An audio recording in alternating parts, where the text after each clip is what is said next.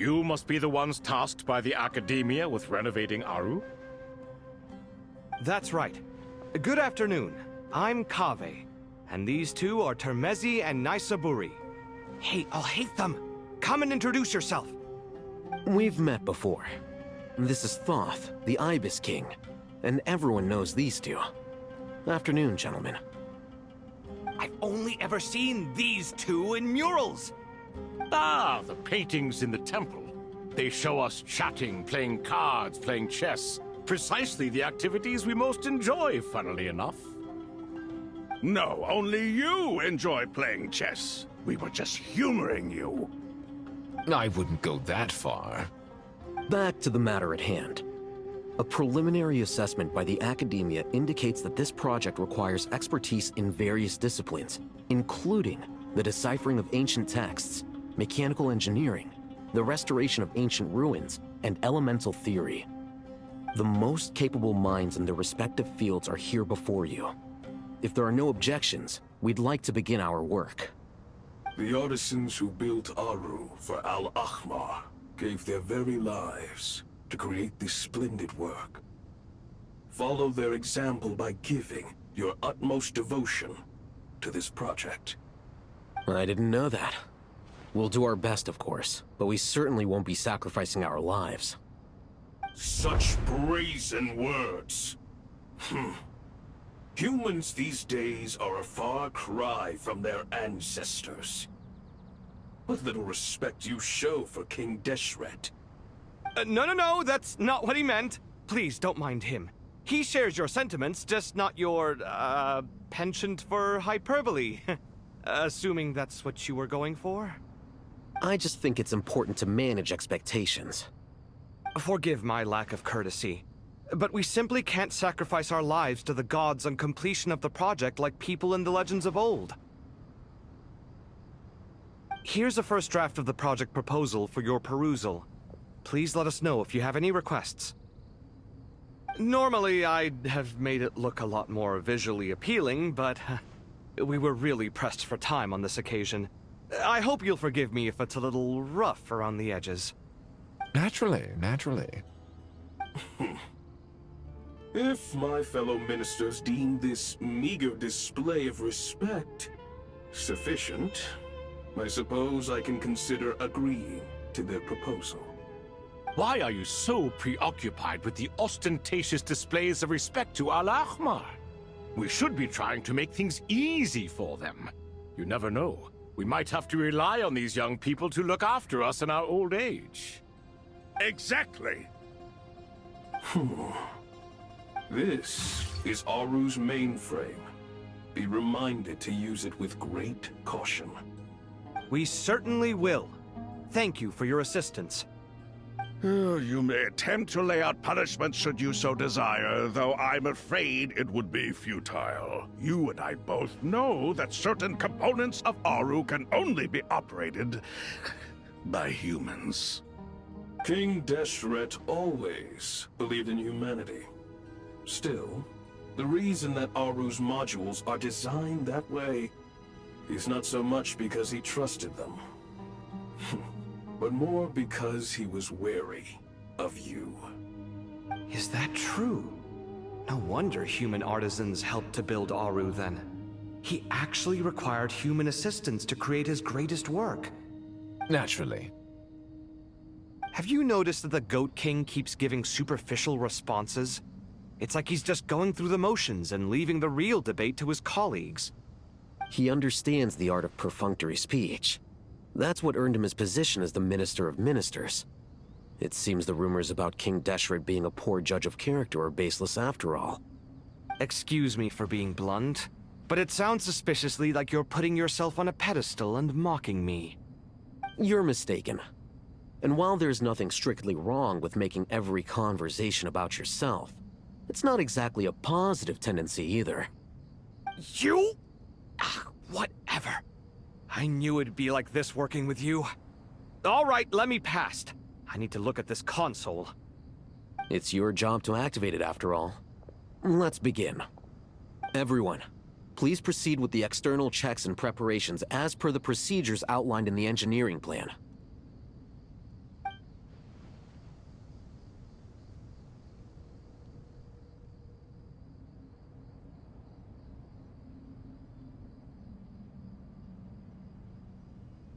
Hello there, youngsters. Whoa, the Ibis King came to life. What do you mean, came to life? I've been alive the whole time! You did say we could start our research, right? Are you having second thoughts now? I've reviewed the proposal. The work you're planning to carry out on this grand device is ambitious in its scope. You have ample confidence in your abilities, I take it? I wouldn't say I'm feeling hugely confident, but given how bad things are, I'd rather at least try something than sit around waiting to die. You are the top scholars of your day. I trust you are aware that there are countless links between Aru and the Akasha? Aru and the Akasha? But... I thought the Akasha was the Academia's greatest technological accomplishment, created years ago by the Dendro Archon to help her people access knowledge. And you too? Do you not know either? You've read the instruction manual, right? You tell them. An instruction manual? The Akasha has an instruction manual? The Dendro Archon is a kind and thoughtful god indeed. It used to sit on a shelf in the corner at the House of Dana. Not the most popular read. If the manual is to be believed, Aru was in fact the original inspiration for the Akasha system. what? But there are so few records about Aru anywhere. And practically none of the scientific expeditions into the desert had anything to do with it. Ah, but this is something you could not possibly have known. You may have heard many stories about the desert, but what is the most important aspect of history? Consider this a quiz. Anyone from Vahumana present? I'm from Vahumana. It's, well, veracity. Precisely. And a large part of veracity is the chronological order in which events occur. I may as well tell you. In the beginning, Nabu Malikata, the goddess of flowers, descended upon Sumeru. The glory of the heaven was within her. She brought life, oases, and knowledge to this land. Then she created the Jinn, enlightened them, and ordered them to serve her. Two other gods also walked upon this land where wisdom flowed in abundance, and the three met beneath the great green trees. It was the first and greatest alliance. We should speak with reverence of this covenant between the three, which transcended both time and life. For they promised that in Sumeru, wisdom would be shared with all. All the great changes in Sumeru's history began with the goddess of flowers. For King Deshret's sake, she pried into the secrets of Celestia, and for this was burned to ashes by the flames of wrath. So grieved was King Deshret by her passing that he lost all interest in state affairs and devoted himself instead to the knowledge that she had brought back. It was after learning of the technology from that floating island in the sky that he first conceived of Aru. And so, the Akasha was inspired by Aru, while the basis for Aru itself came from Celestia's technology. Well, if the two share a common technological origin, then connecting one system to the other is an entirely feasible idea. Unbelievable. Have you no reverence at all for celestial technology? No, I do, but there's no time for that. The schedule is too tight. Blame it on the deadline. Perhaps you could try coming up with our cutoff dates. You know what it's like having to turn around 5 different drafts in one day? I wouldn't wish it on my worst enemy. Yeah, also, Sir Ibis King, you don't plan on getting directly involved at all, do you? Yes, well, you strike us more as having come to give a popular science lecture. Or, wait, does this count as more of a first-hand witness statement? Neither. Anyway, this sounds like far too much work for me. Still, if Aru is so powerful, why didn't King Deshret use it for more ambitious ends? Because it was never fully completed. King Deshret had grand plans, but he perished before they could come to fruition. In the beginning, his wish was to create something that could rival the very world itself. The Lord of Flowers sacrificed everything for that ambition. What he desired, she bestowed, and thus was knowledge brought into the world. Her courage and sacrifice had to be honored with the most splendid of monuments, or King Deshret would surely have deemed it a grave injustice. And that monument, built from knowledge and technology, etched with a sacrificial and courageous love, even in its unfinished form, it deserves to be treasured. At that time, King Deshret said the following to the Lord of Dendro. Since we share an eternal covenant, I shall never be your enemy. Hence, the fruit of wisdom from the heavens is not to be devoured. Remember, it is not that I lack the power to become the enemy of wisdom. Yet you and she have taught me much and shown me kindness. For this, I cherish you both. In the end, Aru was only used to store a portion of the souls. It was but a primitive form of the masterwork the king had envisaged. His final hope for Aru was to return to the past, when she yet lived. So the point you're making is, King Deshret was both powerful and ambitious, and he only ceased his imperious ways out of affection for the Goddess of Flowers and the Dendro Archon. You could see this as an act of mercy, but you could also see it as the sentiments that lay between these three gods placing constraints on him.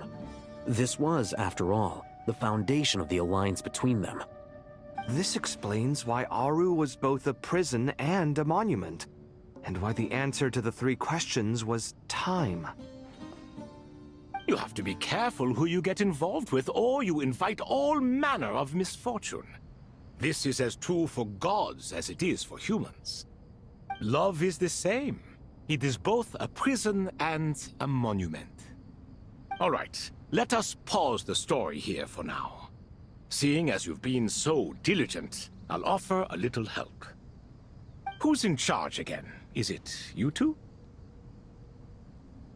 Ah, yes, me and him. Now then, close your eyes. Wisdom hides in the space between the tangible and the intangible. It is to convey the incommunicable through the simplest of mediums. By the power of King Deshret, I shall grant you a glimpse into the unseen secrets that lie at the threshold of existence.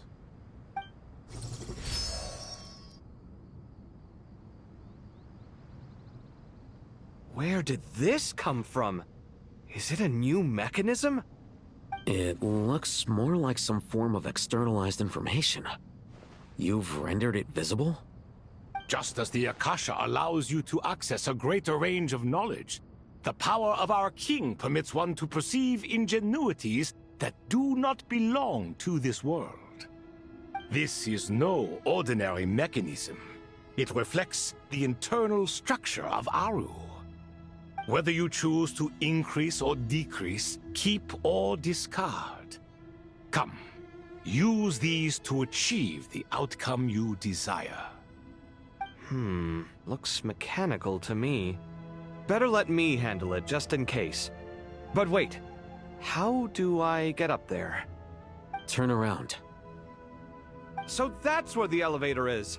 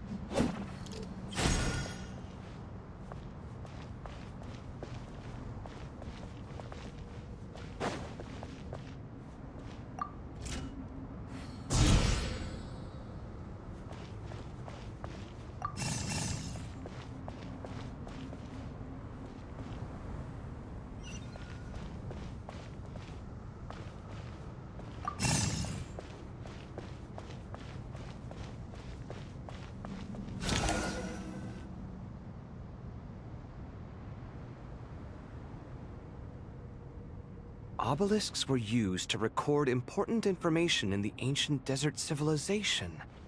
Hey, Al-Haytham, there's some writing here I'll need you to decipher. I've sent it to your screen. Do you see it? Got it. It's a little blurry, but I should manage. Take a look and tell me what it says. Oh, and I'll send any other similar text directly to you from now on. Let's start with this one. It's a variant of an older script. Herein lie verses written for the Yellow Sands. Looks like cultural information from the age of King Deshret. If so, I suggest you delete it. Words thrown together merely for fun. I had no idea Aru kept a record of this. Well, as long as you're certain that this is strictly private information, that's fine. It is unimportant. All right, well, I guess I'll start now.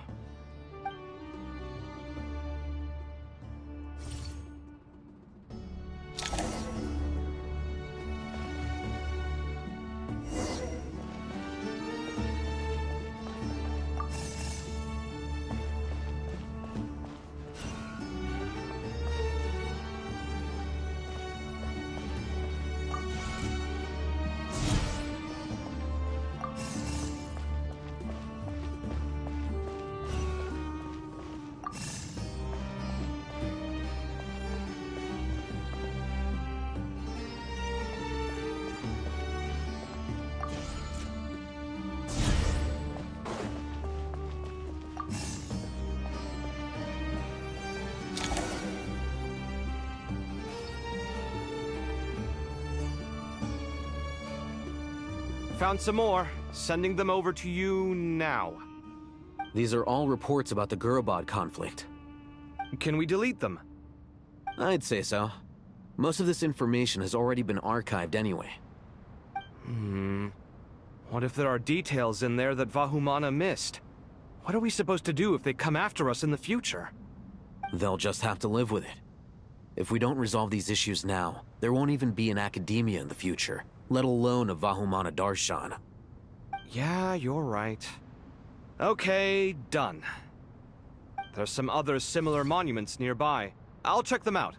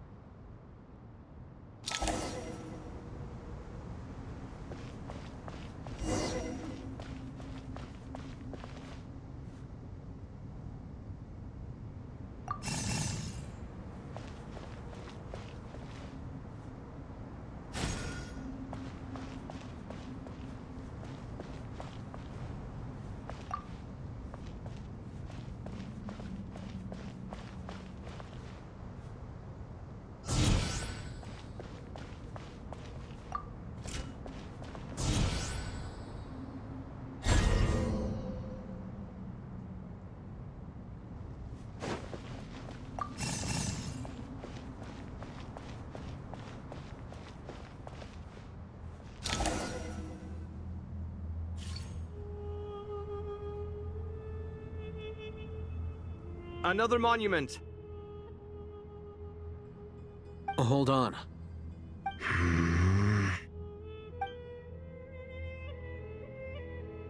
You're still reading it? How long is it?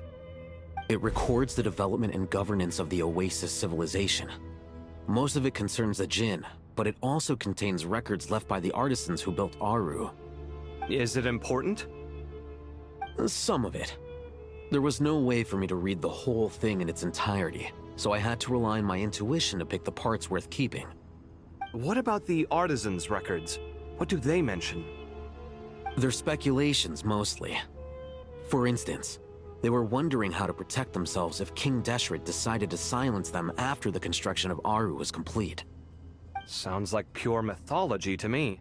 Surely that kind of thing didn't really happen. The records do emphasize that this was merely their conjecture based on various myths.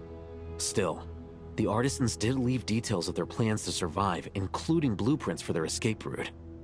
Even that got recorded? Okay, well, I'll make a copy of this first before I delete it. Is that truly necessary? You won't be needing those. No, the blueprints are important. I want to keep them as a memento.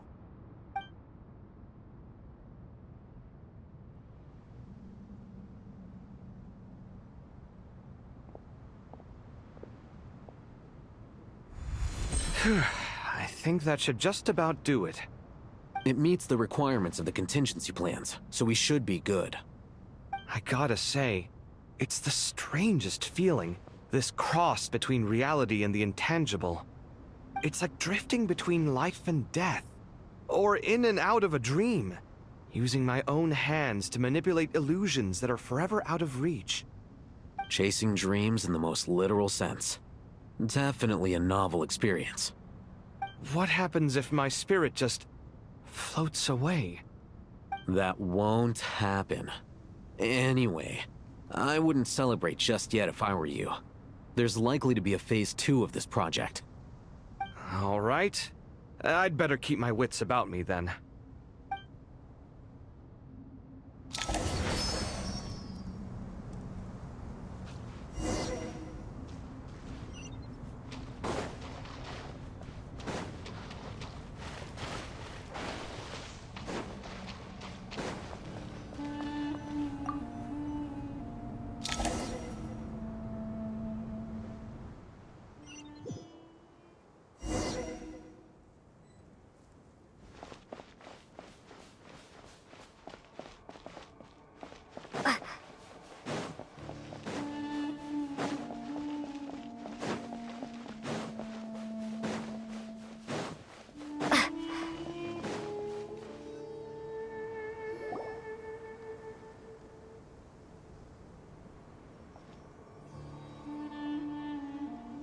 Traveler from afar, do you worry for the fate of Sumeru as well?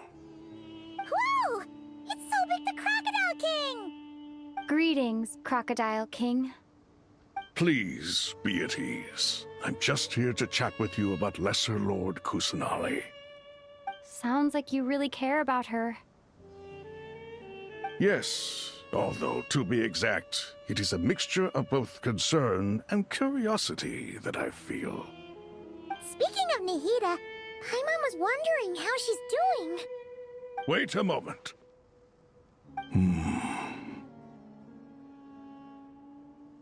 What is it? I tried calling out to a pep, but there was no response. This can only mean that she is focusing all her energy on taking care of Lesser Lord Kusanali. All the gods who served King Deshret seemed super surprised to hear that Apep agreed to help Nahida. Guessing she made a bad impression on you or something. Are you aware of the history between her and our king?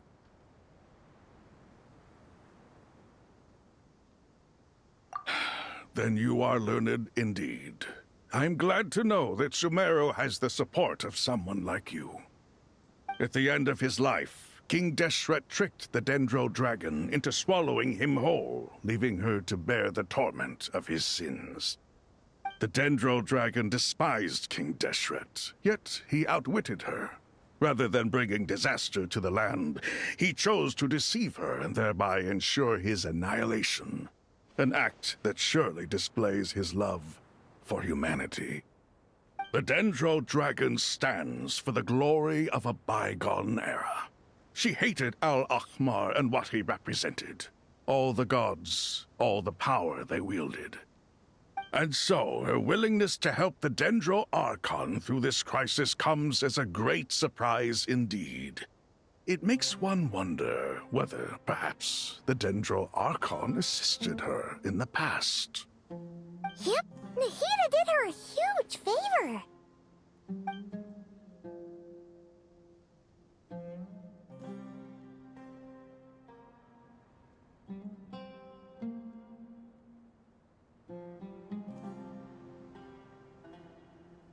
So Lesser Lord Kusanali put an end to the Dendro Dragon's many long years of torment. As much as she loathes the Seven, Apep knows kindness when she sees it. No wonder she was willing to make an exception. Yeah, that's the sense we got from dealing with her too. She is not incapable of coexisting with other living things. Rather, she actively chooses to avoid coexistence. And this despite the fact that she symbolizes life itself. How ironic. All of this being said, I wouldn't expect too much from her if I were you. Nothing will change her hatred towards humanity and gods. We'll keep that in mind. Anyway, how much longer do you think Nahida needs to stay with the Pep? For all we know, the Fatui might still be in the desert. Just to be on the safe side, why don't we grab anyone who isn't busy right now and go look for her? I'm alright, Paimon. Huh? Was that Nahida's voice? It seems the treatment was effective. Since when do my deeds require your evaluation? Ah! Here will do just fine. I had no intention of taking you any further. One ought not expect greater generosity than they have earned. You always hide your kindness away like an oasis within a sandstorm. Only those who make it through the swirling winds can know just how beautiful that oasis is, and how much hope it brings. You dare appraise my being? No, I'm expressing my gratitude. I want to thank you for sharing your precious life force with me.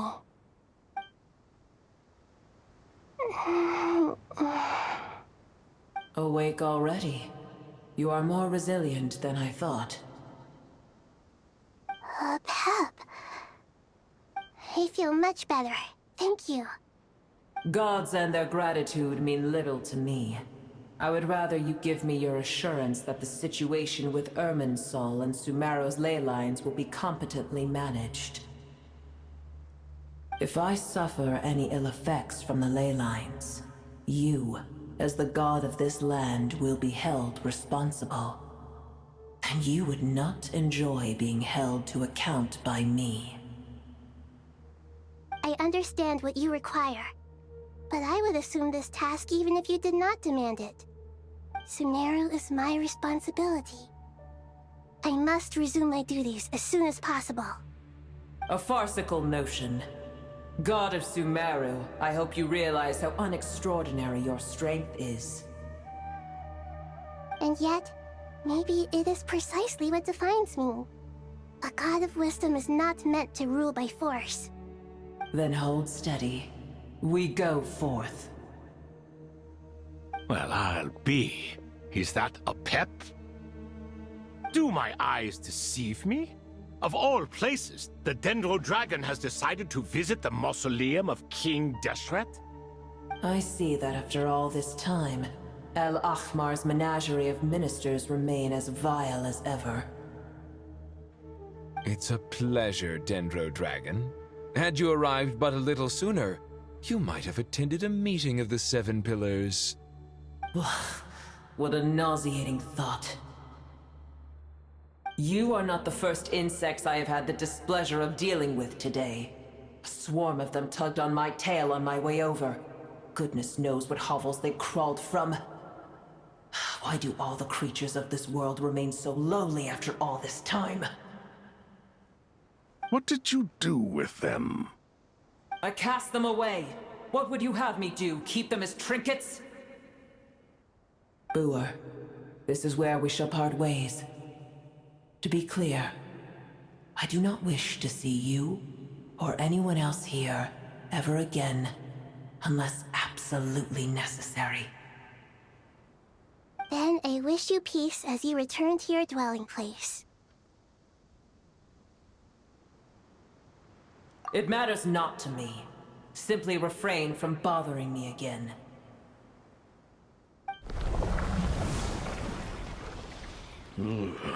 A force to be reckoned with. At times like this, I feel glad that she has no interest in any of this. Hold on, just hold on, okay? We're almost there. We made it. Huh? Wait, that voice!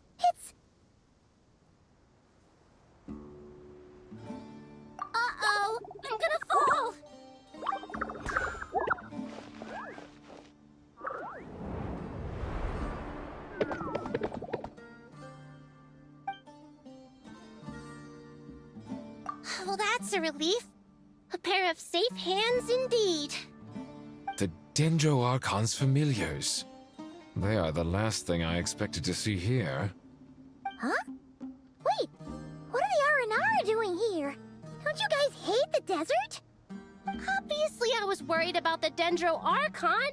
I've been supporting them with my Pari powers the whole way here. Oh, you seem pretty nervous. Is it because there are too many people around? Not just people. It's all these non-human beings, too. It's hard on them. I can't believe you made such a long and dangerous journey just for my sake. I appreciate your support so much. Thank you all. I'll have to ask everyone to wait while I help our new arrival settle in. Once I'm done, I'll gather everyone to discuss our next steps. Traveler, Paimon, shall we find a place for our friends to stay? Awesome! Let's go! Well, first I have some questions.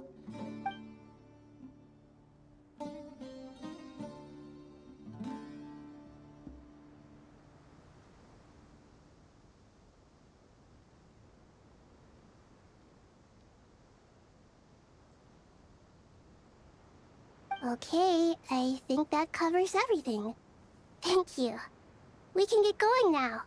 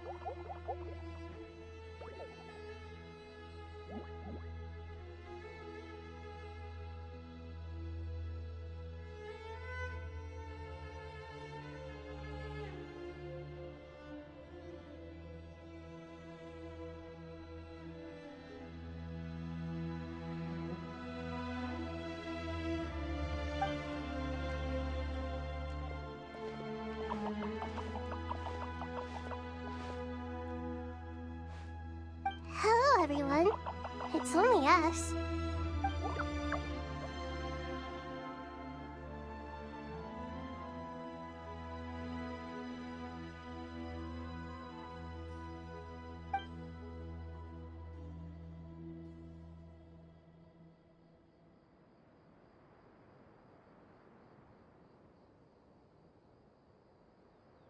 It must be very tough for you coming all the way out here. Especially since you don't like the Voluka. Is everyone back in Purana doing well?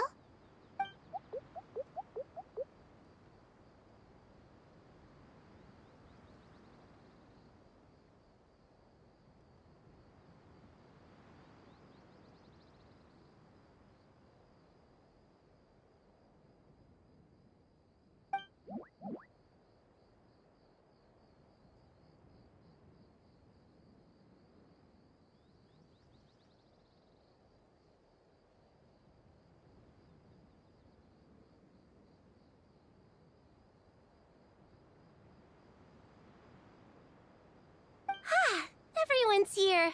Good. Are you okay? You look like you were about to pass out back there. Then you're forgetting who I am.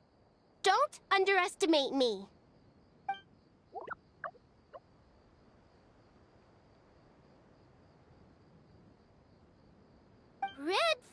Oh, excuse me! Are you comparing me to Paimon?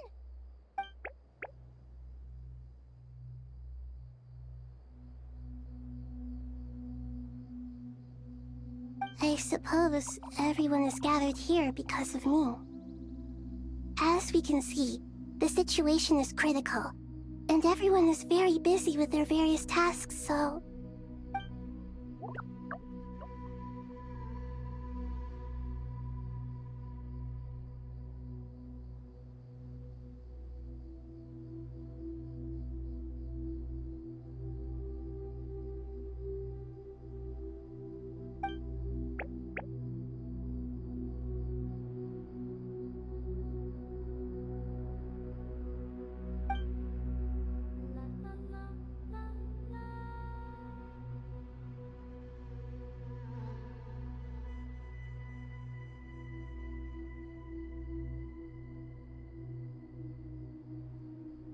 I can't thank you enough. Right now, we're focused on restructuring Aru, processing excess information, and helping restore everyone's confidence. I'm sure you'll find it all very straightforward. I can help too! Just let me know where I'm needed.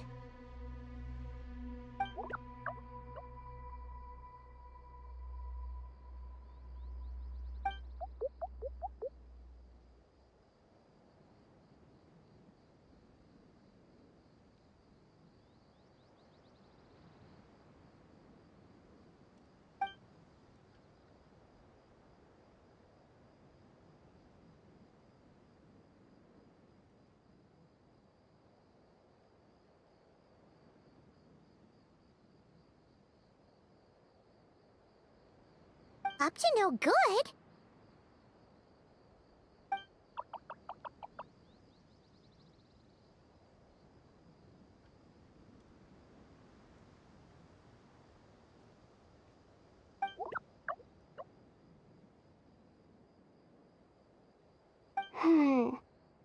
That definitely sounds suspicious.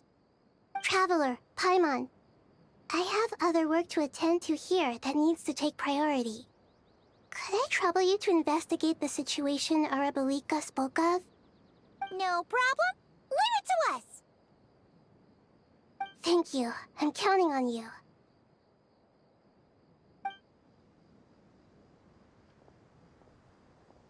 There's one other thing.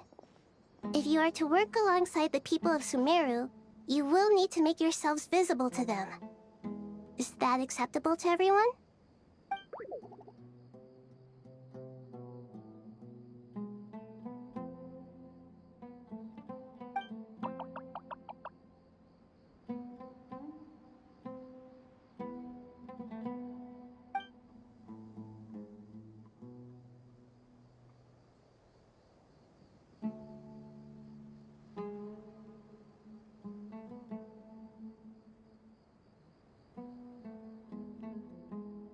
There's nothing to fear. No one here will hurt you. But if you do feel afraid, don't worry. Just call my name and I'll be there.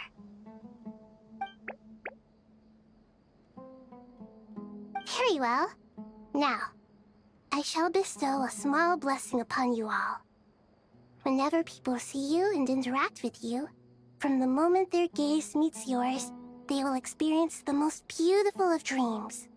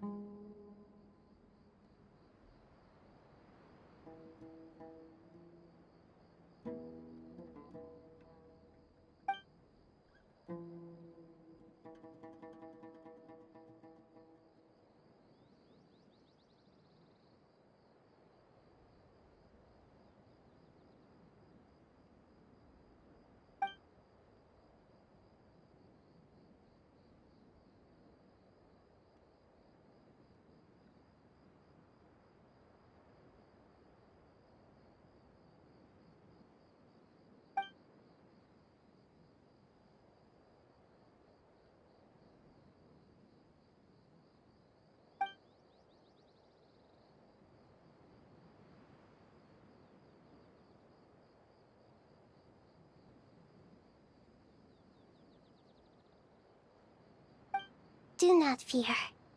We will face it together. This too shall pass.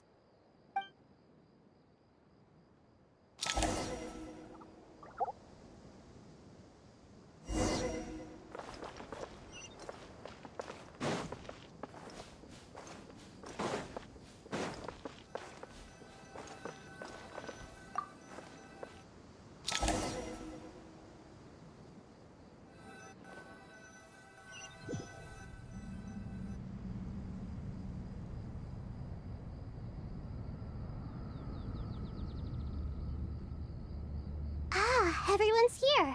Wonderful. Dendro-Archon, you're back.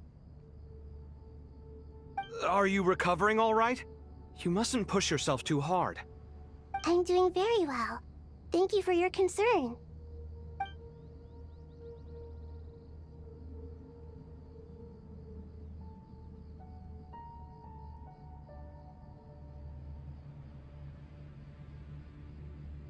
I see. Using the power of Aru to reboot the Akasha and gain access to Irminsul. It's a sound plan, although... I regret to be the bearer of bad news, but with the state that Irminsul is currently in, it's impossible to access via traditional means. Even the Akasha won't change that. Alas, we had feared this may be the case. What about non-traditional means? Non-traditional means? Are you saying... Desperate times call for new measures.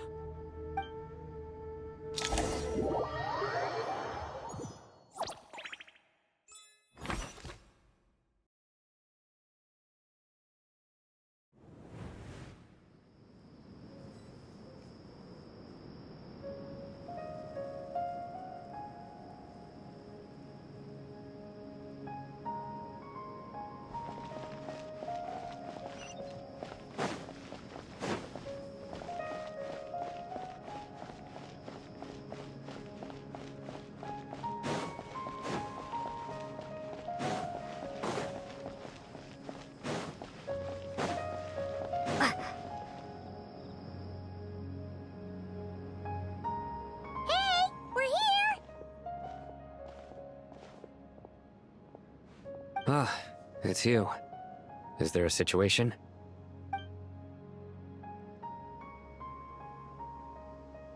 The Aranara have good intuition when it comes to people. In other words, there may well be a traitor among us. Given everything that's going on, I'd be more surprised if there wasn't. Miss Nefer, as a professional intelligence broker, I trust you have a solution? Not one that I'm willing to volunteer. What's in it for me?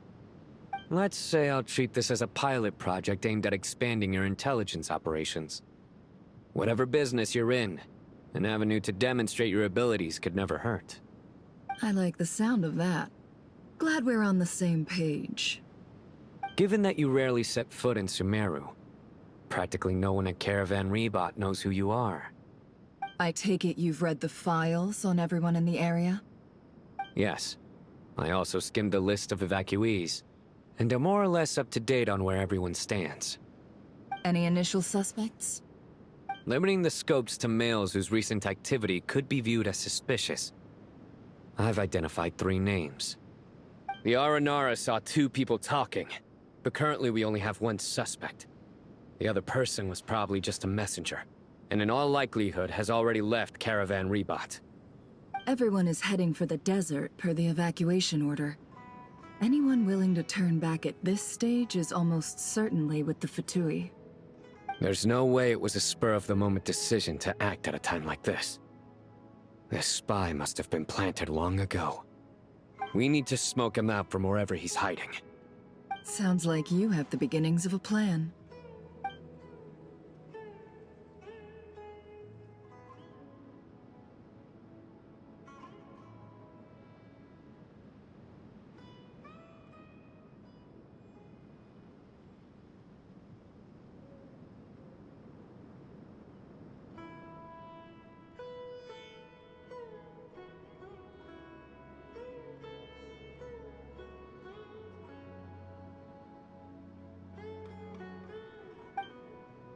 I see. Your suspicions are well-founded. I'd be watching him too if I were you. So far, we still lack solid evidence that he's been bribed. He hasn't made any recent purchases that would indicate he came into some cash. Then let's get closer to him to confirm before we make our move. I can handle it. I'm not based in Sumeru, so barely anyone at Caravan Rebot knows who I am. And you're certain you've never encountered this person in Nodcry? I'm certain. Besides, it's extremely rare for me to have had any direct contact with Sumeru mercenaries besides Jet. There's no way he could have seen my face before. Sino, stay out of sight and wait for my signal. If he raises any red flags, I'll bring him toward the main road. Understood. I'll take it from there. Excellent. Well, it's a pleasure working with you.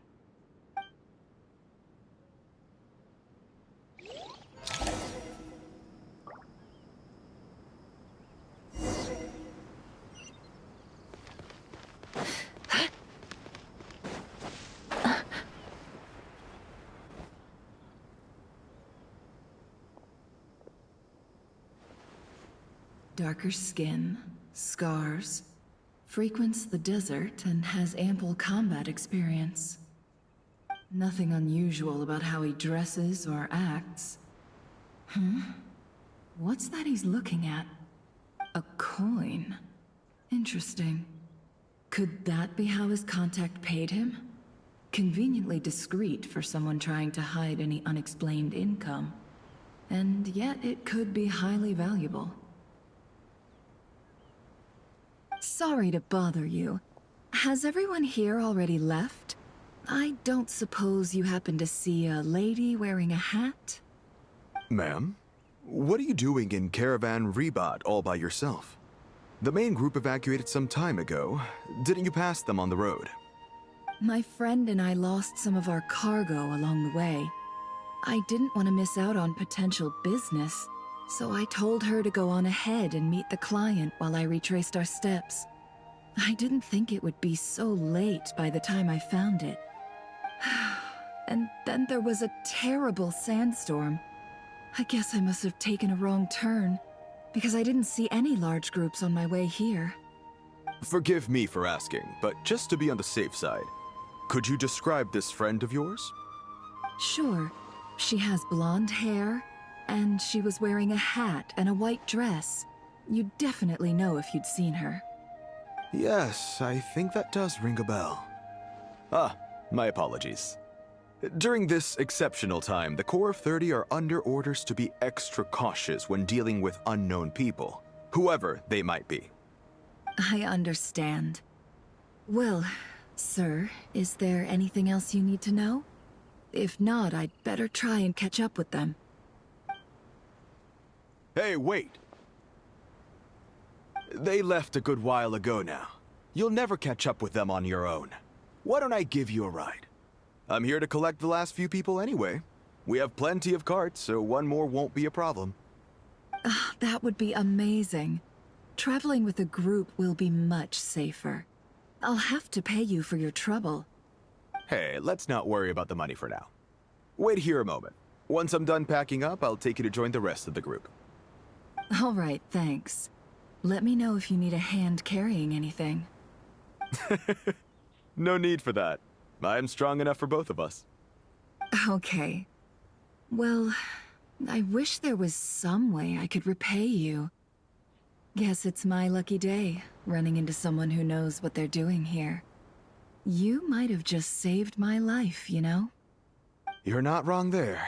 I mean, what kind of cargo is so important that it's worth risking your life to get back? I hope for your sake that it's priceless. Actually, I suppose I can tell you, since you've been such a big help.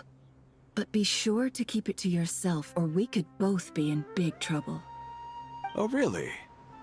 Sounds mysterious. We're in the antiques business, you understand? Some of our goods aren't acquired through the most legitimate means. We have to be very discreet when we're selling them. That's why I had to go looking for the missing cargo alone. Ah, No wonder. Well, ma'am, in that case, it turns out that maybe there is something you could do for me. I'm all ears.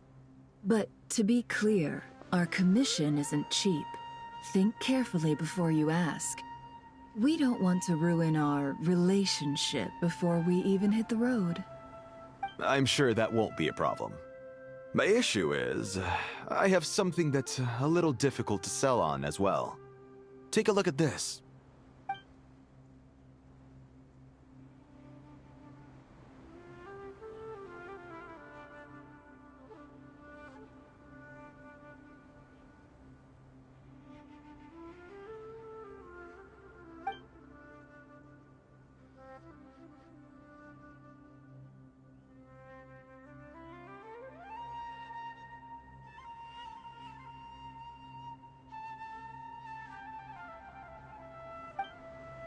Pure gold. That's quite something. How'd you come across it? Dig it out of some ancient tomb?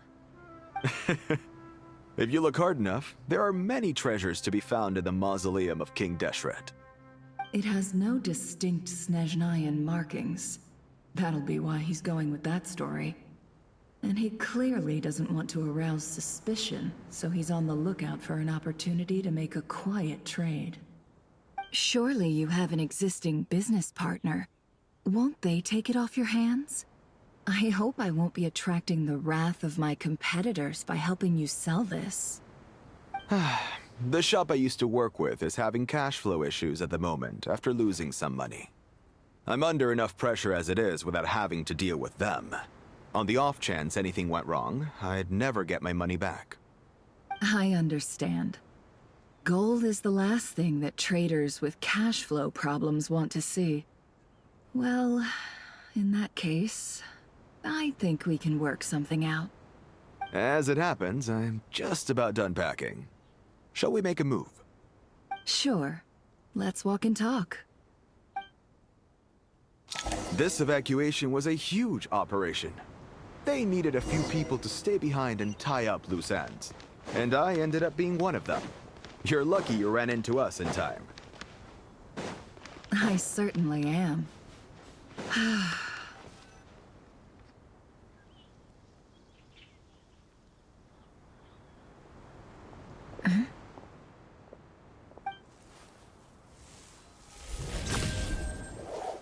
Hands where I can see them. General Mahamatra! No, wait! What are you doing?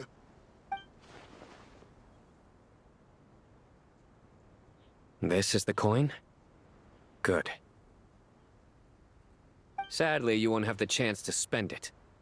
Nicely done. Looks like Sumeru's Matra are a well-oiled machine nowadays. Unmarked gold coins are quite difficult to trace. Thanks to you, we have secured the evidence. Here's what's gonna happen.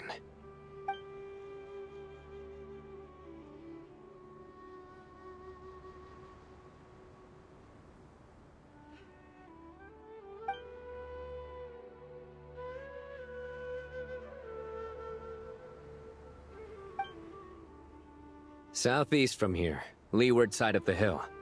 That's where he's meeting his contact. Great work. Candace tells me your interrogation skills are highly effective. Hers are quickly catching up. She's improved a lot in recent years. Looks like it's over to you for the next step. Because I'm quickest on my feet? Because you know how to trail a target. Plus, it'll be easier to monitor their activity from the air. Fine. I'll be quick. One more thing. The Traveler just brought a message from the Dendro Archon. Once you're done with this, we're to meet up at the mausoleum of King Deshret. Got it. Will do. Are you sure you'll be okay on your own? Gee, I don't know. Maybe you should come with me. Okay. Then Paimon's coming with you. Really? You do know this is a stealth operation, right? Meaning, you have to be quiet? Paimon? Are you sure about this? Well, Paimon at least wants to give it a shot. Like everyone says, if you never try, you'll never know. Besides, being the best guide into that has to count for something. This should be a piece of cake. Fine. Join me if you want. But be warned, if anything goes wrong, I'll have to gag you and shove you into a bush. No need! Paimon will be super careful. Promise! Good. Then what are we waiting for? Let's go. Ah! Coming! Coming!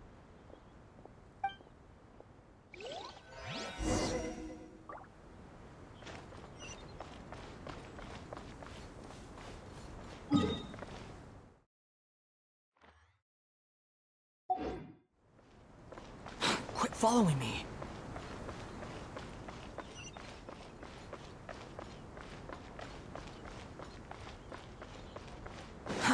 Too slow.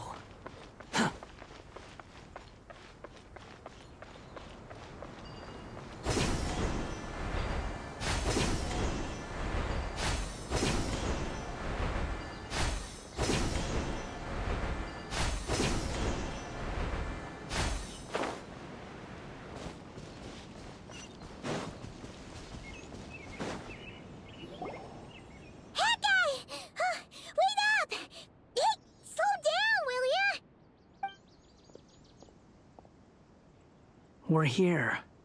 Now, we wait. Okay, yeah, cool. Cool. What's on your mind, Paimon? Huh? Oh, nothing? I thought all you cared about besides being a guide was food and sleep. Why the sudden urge to go on a dangerous mission? What's that supposed to mean? Paimon's been on plenty of dangerous missions before. But never on your own. You hardly ever leave the Traveler's side. Just saying, I'm kind of at loose ends right now. So if you did want to share, I suppose I'd have to listen. If not, suit yourself. Makes no difference to me. Hat guy? Do you think Paimon is useless? What? Where's that coming from? When we were in Notcry, Paimon suddenly realized something. Even though Paimon's with a Traveler every single day, whenever we face real danger, she can't do anything to help. Paimon doesn't get like this very often. She just got really scared when the Traveler got kidnapped that time. What if she never came back? What would Paimon do then? And the more Paimon thought about it, the more useless she felt. But Paimon doesn't want to be a burden. Paimon wants to be a friend who's actually useful. Does that make any sense? You know, that feeling of just being completely useless and... Oh, Paimon probably sounds so ridiculous right now. You asked the right person. Boy, do I know that feeling. Oh, hat guy. I'm not gonna try and encourage you. What I will say is this. When you start doubting yourself, you have two choices. Give up or change. You have to make the decision to move forward. Otherwise, no amount of consultation from other people is gonna help you. So ask yourself, what do you want? To get stronger? To learn more? Whatever it is, go do it. You won't have any regrets if you can at least say that you tried. Oh, all right. Something's not right. Shouldn't they be here by now?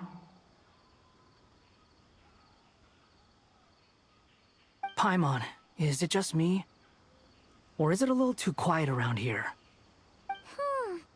Should Paimon take a look? We'll give it another hour. If nothing happens, we head back. Okay.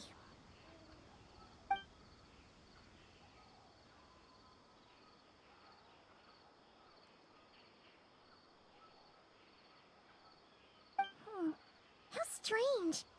We've been here for ages. Where the heck are they? Have we been stood up?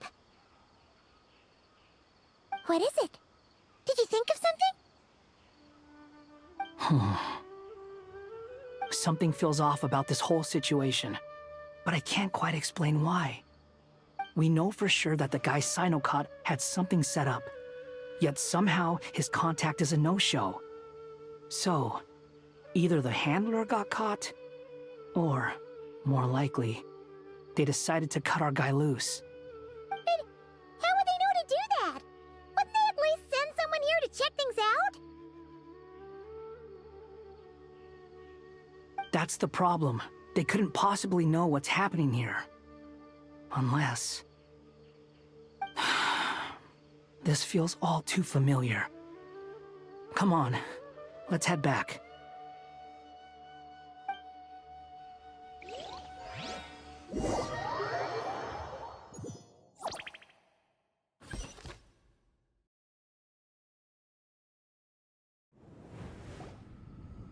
Even though this isn't a formal meeting, I'd still like to start by saying how grateful I am to each and every one of you. Thank you all for coming here and standing by our side. Shesipank and Bennu are currently assisting the scholars with the maintenance of Aru. Please forgive their absence. As for Hermanubis, may he rest in peace. We remember him with great fondness. There have been times when I imagined what it might be like to meet you all. Now that it's really happening, I feel quite emotional. Time has taken many things away, but that which remains is all the more resilient. I must say, there is one thing that rather surprises me. You appear to be in good spirits, Lesser Lord Kusanali. But even so, I can sense that the life force given to you by the Dendral Dragon has far from fully resolved the problem of your vitality. Oh no! So even a Pep's power didn't work? Don't worry, Paimon. It worked very well indeed. The issue is how closely I am tied to Irminsul. Until the problem with it is resolved, there is no way I can fully recover. Sumeru has undergone tremendous changes during your absence. When gods pass away, inevitably, people's faith in them grows weaker. You must have sensed it already. Your power is not what it once was. Regrettably, this is true. I too have grown weaker due to the effects of Irminsul. Right now, we're all in quite a sorry state. Then what do you suggest?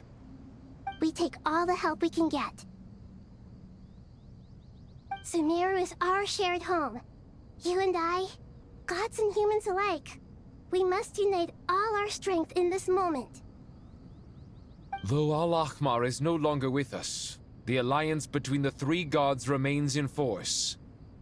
Regardless, as subjects of our king, we have a responsibility to support Sumeru through this catastrophe. Not to mention that it was the people of Sumeru who released us from this prison of Aru. Times have changed, and the people of today possess greater wisdom than those of the past. You really know how to give a rousing speech, Goti. Now then, let us learn more about your plan.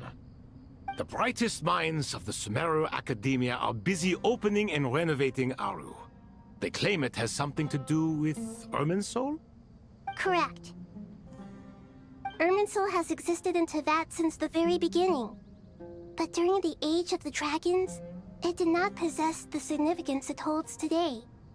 After the heavenly principles arrived, the power of the Light Realm was divided into elemental energy, and Irminsul was refashioned as a device that records and preserves all information. Since then, everything in this world has been inextricably linked to it. As the Dendro Archon, I have a duty to protect Irminsul. To Sumeru, it is both a national treasure and undeniably a major threat. Teyvat has seen many upheavals in the last few years.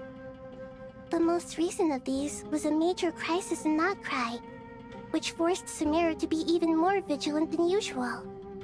I made sure to monitor all the pathways through which an outsider could potentially transmit themselves into Irminsul. But despite my efforts, a major problem still arose within. I still believe that someone has actively invaded Irminsul. But rather than taking any of the pathways I referred to, the intruder chose instead to utilize the most direct route. And the only one that cannot be protected against. By entering Irminsul through death. I see what you mean. You cannot simply stop all deceased souls from returning to the ley lines because of a potential invasion that could occur at any time. That's right. As important as it is to guard against external threats, I couldn't allow myself to stop the souls of the departed from finding peace. Please, understand how difficult this predicament was for the Dendro Archon. Defense has never been an easy task. After Irminsul was invaded, my authority was quickly restricted. Soon after that, the tree began denying access to any connections. I'm sure you feel responsible, but you are not to blame. No one can predict every possible disaster. There will always be trials and tribulations for the world to endure. But the people of Sumeru should not have to endure this. We must find a way to break through the lockdown and connect to Irminsul. And this is why you need Aru. Yes. The only thing in Sumeru capable of rivaling Irminsul in terms of overall function and performance is Al-Akhmar's legacy, Aru. All I managed to do before falling into a coma was make some minor adjustments to Irminsul. Using Aru is a last resort, and a move that comes with enormous risks. The Scholar's initial plan was to borrow Aru's power to reboot the Akasha, then use the Akasha to connect to Irminsul and investigate. Unfortunately, Irminsul has suffered far greater damage than they first thought, rendering that plan futile. To rise to the challenge, we had to resort to more extreme and far costlier means. This has led to a number of new contingency plans. To reclaim Irminsul, our brightest scholars have made further modifications to Aru with multiple goals in mind. I thank you all for giving them your blessing in this endeavor. Human wisdom has clearly improved over the millennia. You have not only our support, but that of the Jinn, the Aranara, and the Pari. Together, we will do everything in our power to save Irminsul. By the way, when you spoke earlier of an intruder, it almost sounded as if you knew who you were dealing with and what they were capable of. Well, since you ask...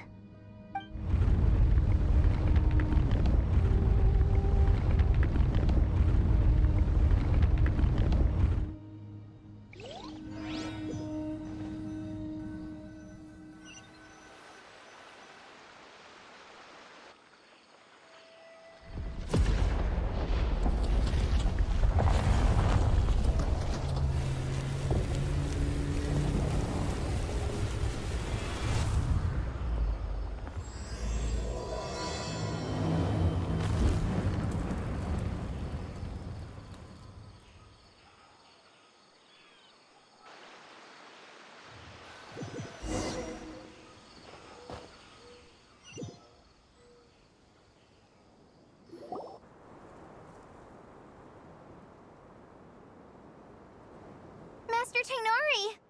What is that? Is this... Irminsul? How did this happen? What's going on inside?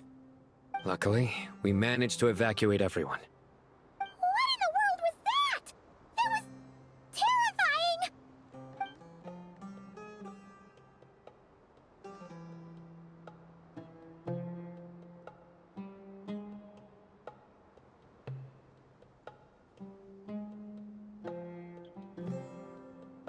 Oh my. I understand now, Dendro Archon. You make yourself quite clear indeed. Not once over the millennia has Irminsul been so terribly afflicted as this. Please continue, Dendro Archon. Irminsul's root system is what comprises the ley lines. In the past, it has always been hidden away, going unseen by the general populace. But now, an evil intruder is making it reveal itself. It has become a tree of unbridled greed. A clear sign that a deranged experiment has advanced to a new stage. Blasphemy. From where I stand, an experiment in the name of blasphemy sounds rather improper. But, if we are to honor Dottore's will, this is what we must do. The birth of this tree proves to me beyond doubt that this incident is connected to him. But to explain the situation in full, there is someone I need to tell you about.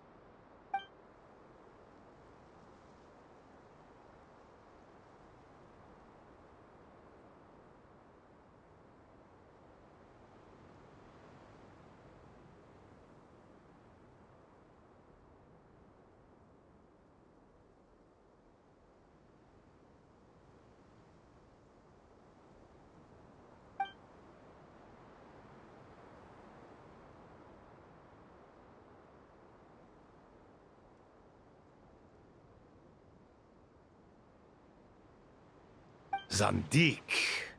So it was him. I saw him in the desert once. A man of supreme arrogance. So this is where it has taken him. But didn't Dottore die and not cry?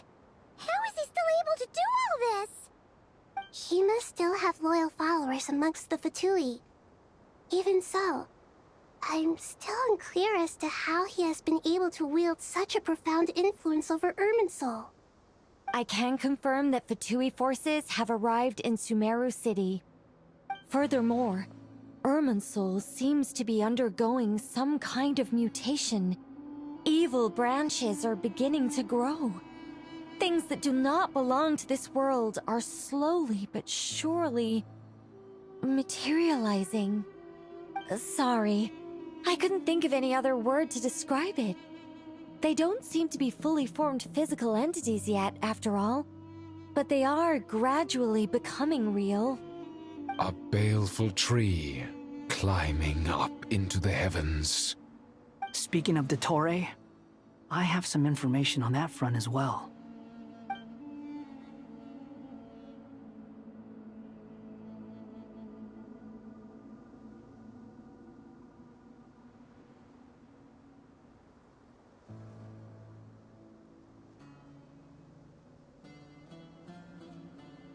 I didn't think it was wise to state this out in the open. But my theory is, the mole wasn't cut off after he was caught. They wrote him off from the beginning. You mean, the Fatui never intended to follow through with him? Then why plant a mole at all? It's hardly a conventional strategy, and the rationale behind it is pretty twisted. But as it happens, I know someone who works exactly this way. And when it comes down to it, his goals are very simple. He just wants to confuse people, so they can't figure out what he's up to. He's been a collaborator of Dottore's from the outset. That fact alone confirms that Dottore is involved with this somehow.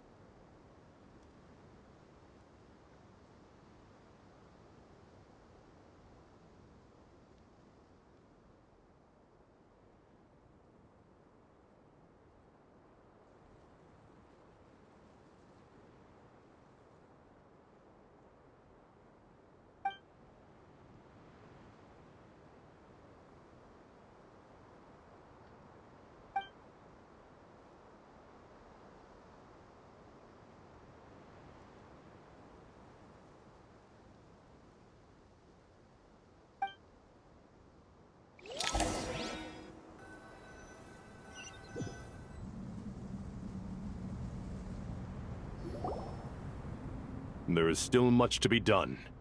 Everyone, please remember our core strategy. As per the discussions, the following groups must act immediately. Mr. Alhaitham and Mr. Kave, the next phase of the Aru renovation project must begin right away. Godspeed to you both. We'll give it everything we've got. The plan looks feasible, but the implementation will require certain resources. General Mahamatra Sino and his team will help to procure the materials required for modifying the terminal. No problem. I've already spoken with Sethos and Hat Guy, and they've agreed to assist me. This kind of thing is best left to the fleet-footed, right, Hat Guy? If it's efficiency you're after, we're the right people for the job. Following up on the elemental energy amplifier we discussed, Ms. Dory, I assume you're the one most familiar with the status of this project. Aside from the Dendro Archon, of course.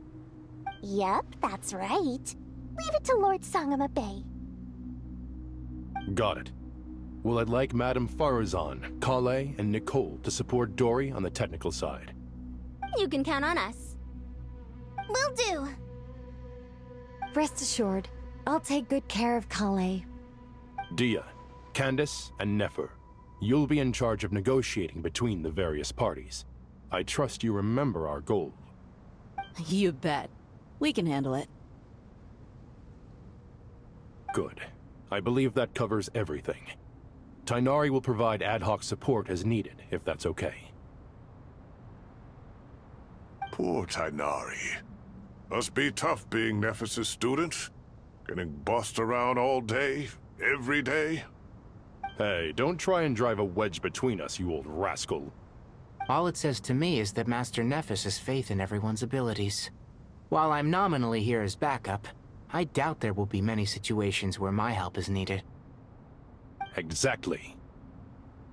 Finally, Traveler, you and I will head to the border between Sumeru and Natlan. Once that task is complete, I'll be asking some of you to accompany me to the Eternal Oasis. The Eternal Oasis? I thought that was just a legend. So it does exist after all. Regarding your trip to Natlan, under normal circumstances, a meeting between our two nations would be a far more formal affair. Unfortunately, Sumeru is all but completely cut off from the outside world at present. So regretfully, we won't be able to give the Pyro Archon Mawika the grand reception that she deserves. My apologies for the inconvenience.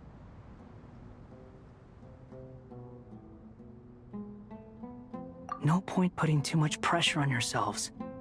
That goes for everyone. Right. Especially you, Dendro Archon. I'm sure you're still feeling quite weak. Don't worry about me. The Dendro Dragon's life force will sustain me.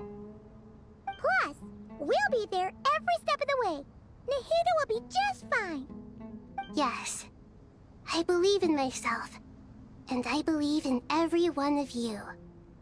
Well, time to get going.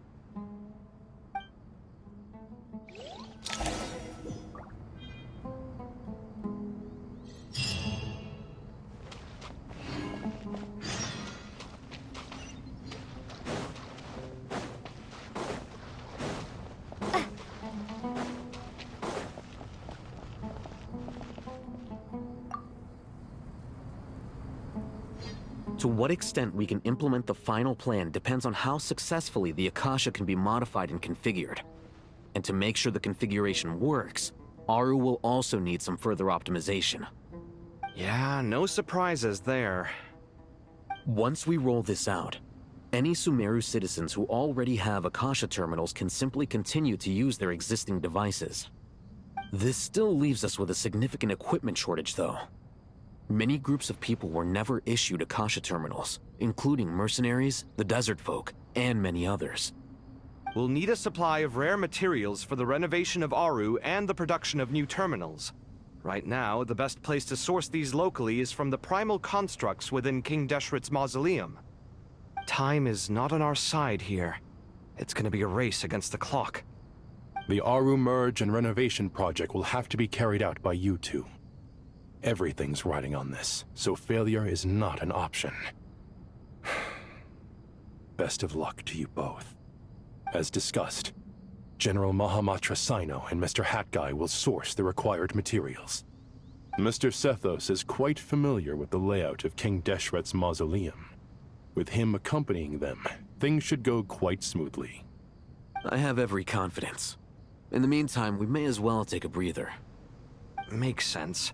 There's not much we can do until the materials arrive. Get information and stay close. What is this, boot camp? Knock it off. It's just Sino being Sino. You know what he's like. Everyone clear on our mission objective. Look at the excess primal constructs, dismantle them, and extract the required materials. And King Deshret's 7 pillars agreed to this? If they're just sitting there doing nothing, we might as well put them to use. Thoth's words, not mine.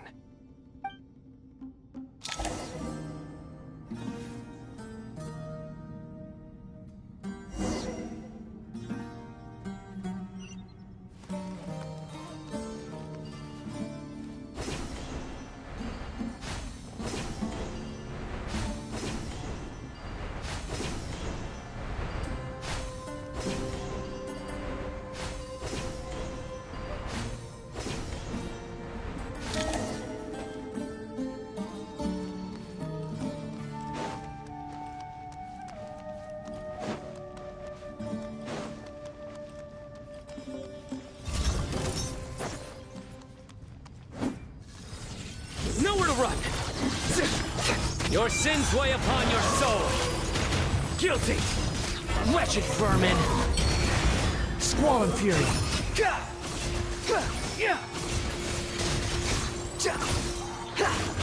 Quit following!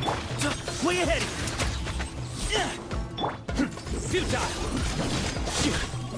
Move or be moved!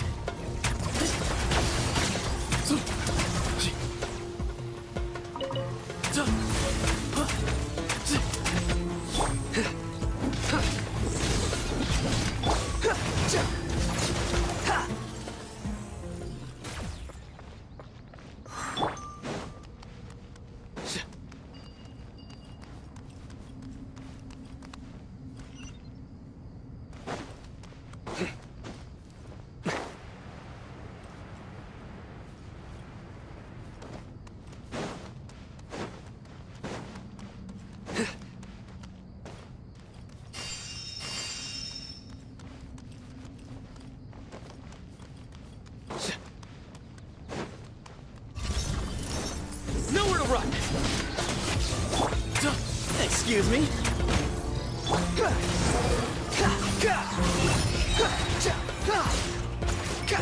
Unsightly insects! Behold! Through me, justice is served! You stay condemned! The wind rises!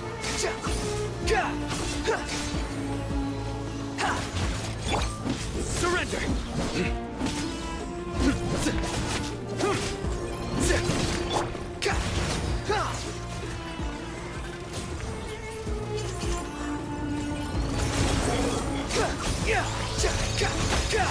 Sage's wisdom! Nowhere to run! Squall and fury! Wretched vermin! These devices should still be usable even though they're broken down. Let's take them back for the others to review.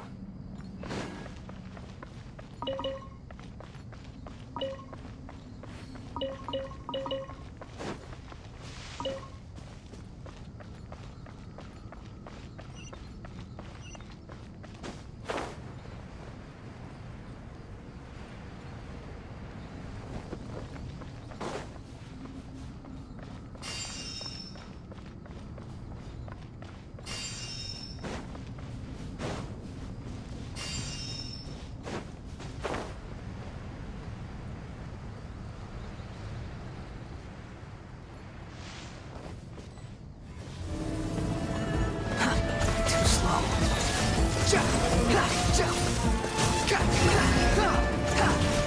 Your sins weigh upon your soul. Guilty. To Al-Akhmat! The wind rises. Yeah.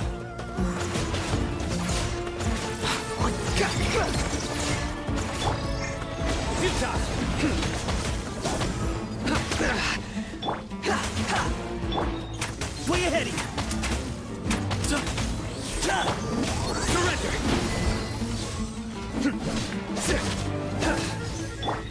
Give us a space. Behold. You dare to gaze upon me? Futile.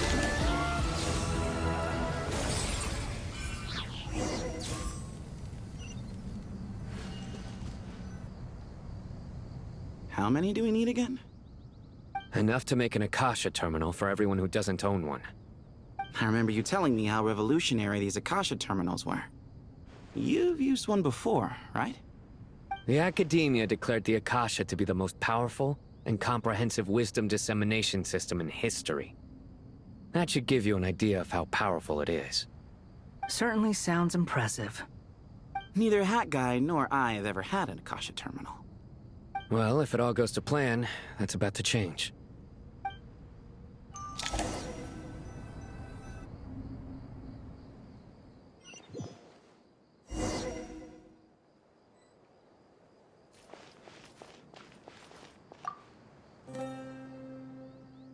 Oh, goody! Thank you so much for handling the delivery. What a long way it was.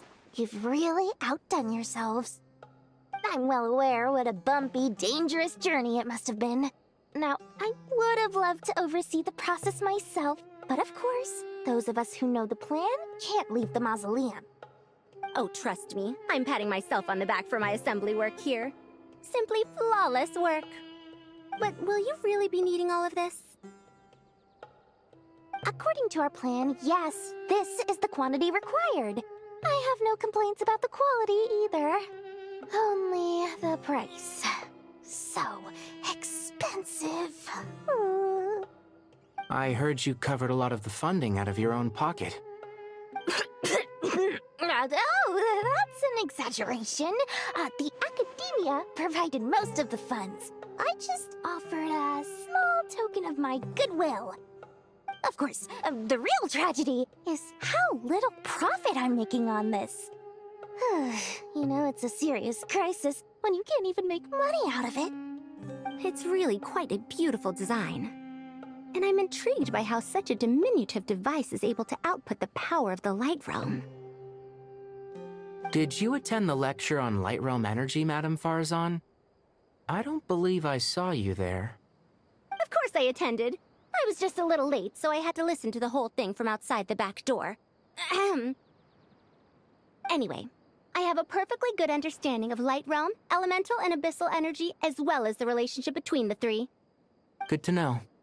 Master told me in private that the conversion process between Light Realm energy and elemental energy involves highly classified knowledge that shouldn't be disseminated too widely. But even so, the scholars still shared said information.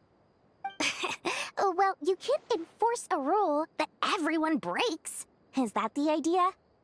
At first, the Dendro Archon was reluctant to explain it in great depth for safety reasons. Later, she came to terms with it, and simply informed my master that we would all have to face the question of survival together. To protect someone from such dangers means keeping them in the dark, but for someone to know and embody the wisdom within, they must understand its very essence. It's an information hazard. We're exposed to danger just by knowing the facts, and just like bait, it lures us in by offering us the solution to our problems. But if you're not careful, you'll end up pursuing it down a dark path. A tricky problem. But today, this big problem has been broken down into many smaller, more trivial ones. What do you mean? Ah, I get it. For instance, you and I share secret knowledge, while she and I take on the risks of life, death, and fate. Something like that? Hey, what? That is not what I call a trivial problem. Well, as they often say in Vahumana, an event that is monumental to the individual is negligible in the grand scheme of history. Generally, the fate of the individual is an insignificant affair. Being from Amorta, where the subject of our research tends to be a lot more personal, I have to disagree. It's hard to dismiss the individual as insignificant. In other words, the big problem of survival has been broken down into many small, interconnected factors, and each one of us represents one of those factors? When the same secret is shared with a group of people, the same fate binds them together. Most people would find this unimaginable, but to us scholars, this is the path that has always beckoned to us. Sharing knowledge is a good way to fight against fate. I will always believe in that. All right, I think that's everything. Thanks a lot. But don't go anywhere just yet. I'll still be needing you to calibrate the equipment.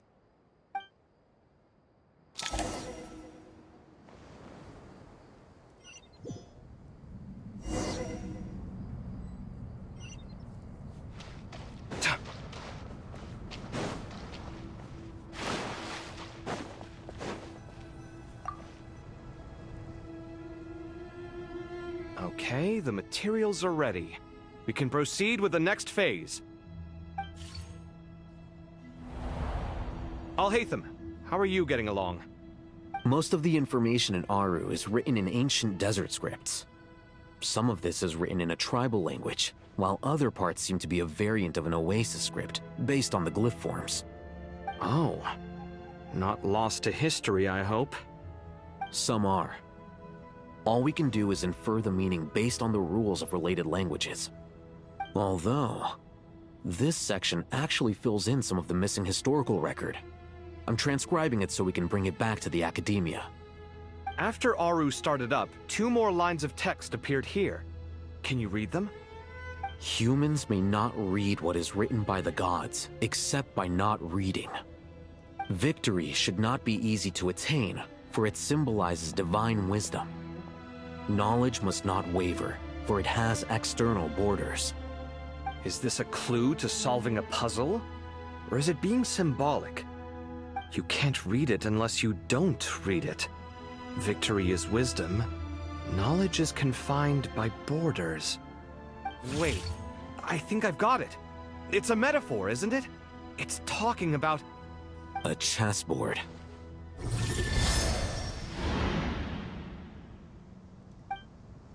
You were right.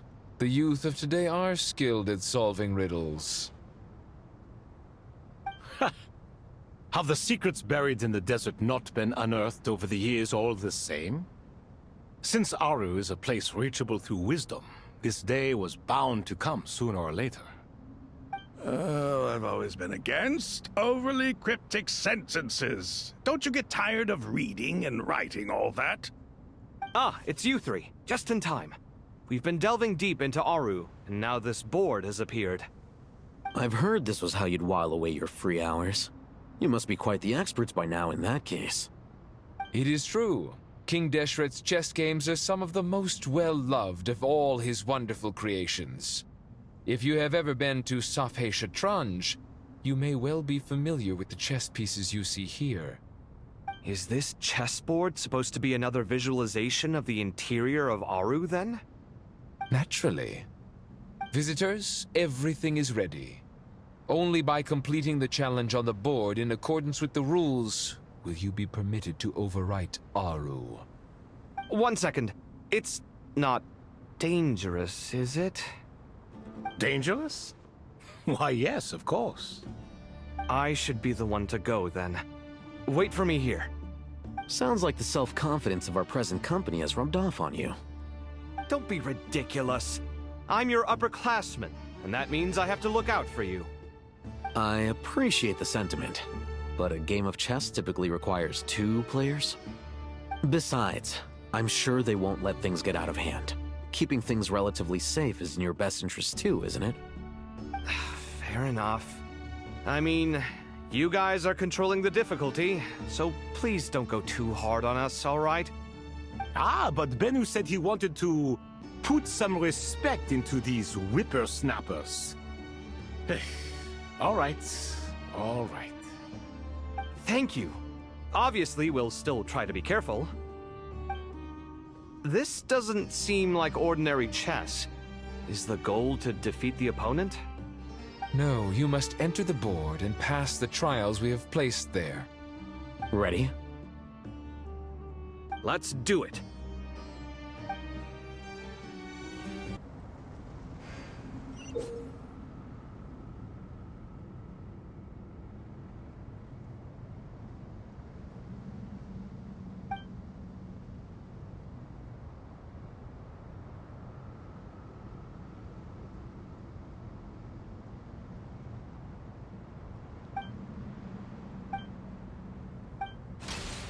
The first trial is posed by me.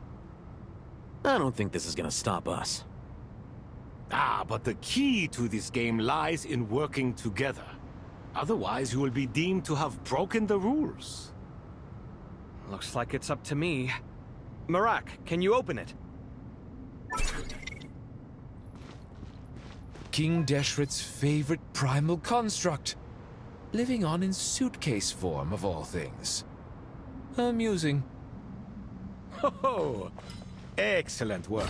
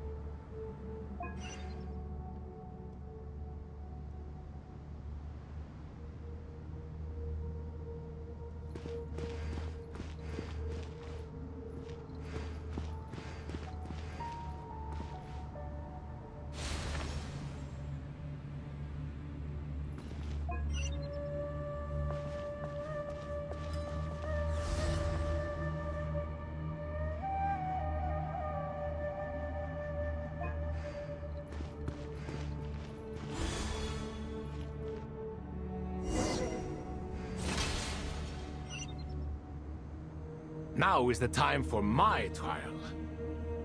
Now, don't be nervous. I'll make it nice and easy for you. Really? Thanks in advance. We appreciate it.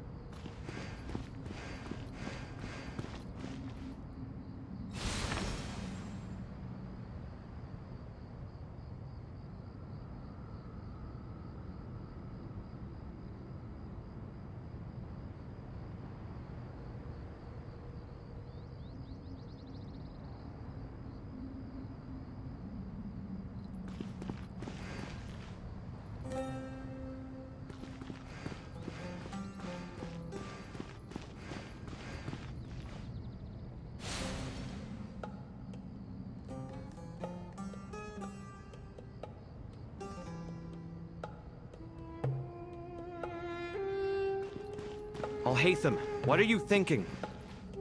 If you don't want to wait, you're free to leave. I never wanted to wait in the first place! The chessboard gave me no choice. If you say so.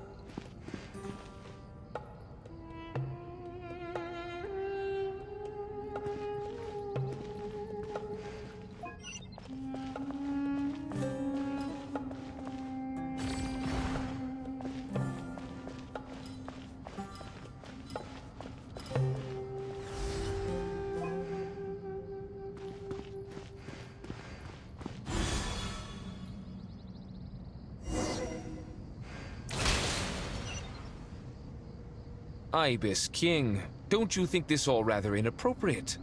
You may as well be handing them victory on a silver platter. Do not expect me to follow your lead. Ha! Suit yourself.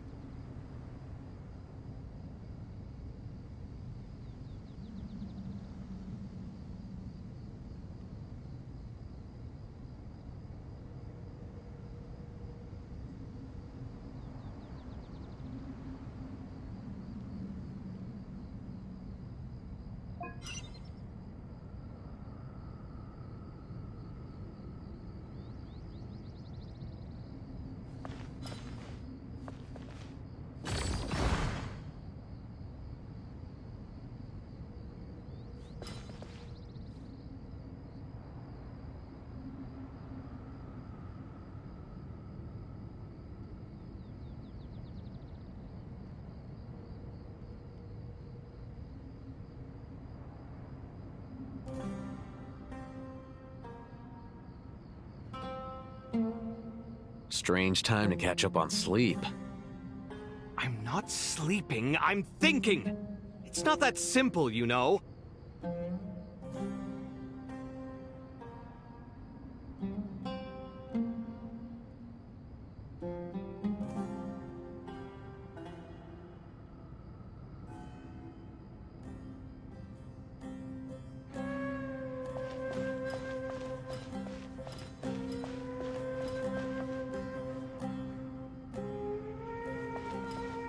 Strange time to catch up on sleep. I'm not sleeping, I'm thinking! It's not that simple, you know.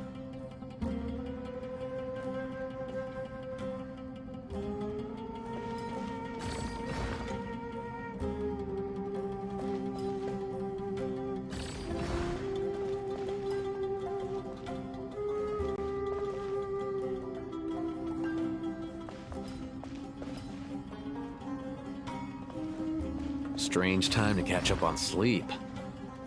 I'm not sleeping, I'm thinking! It's not that simple, you know.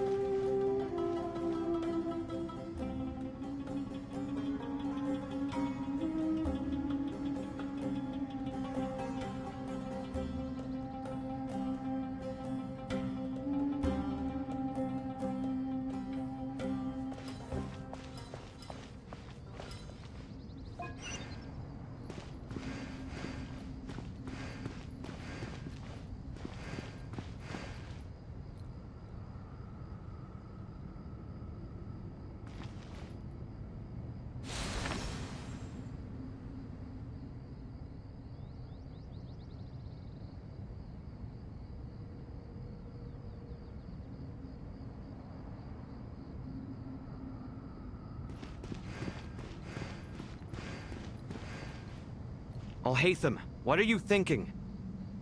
If you don't want to wait, you're free to leave. I never wanted to wait in the first place! Chessboard gave me no choice. If you say so.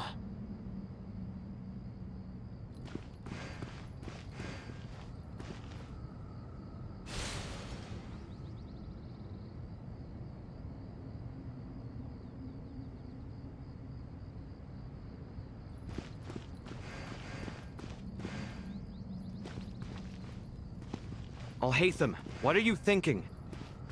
If you don't want to wait, you're free to leave. I never wanted to wait in the first place! Chessboard gave me no choice. If you say so.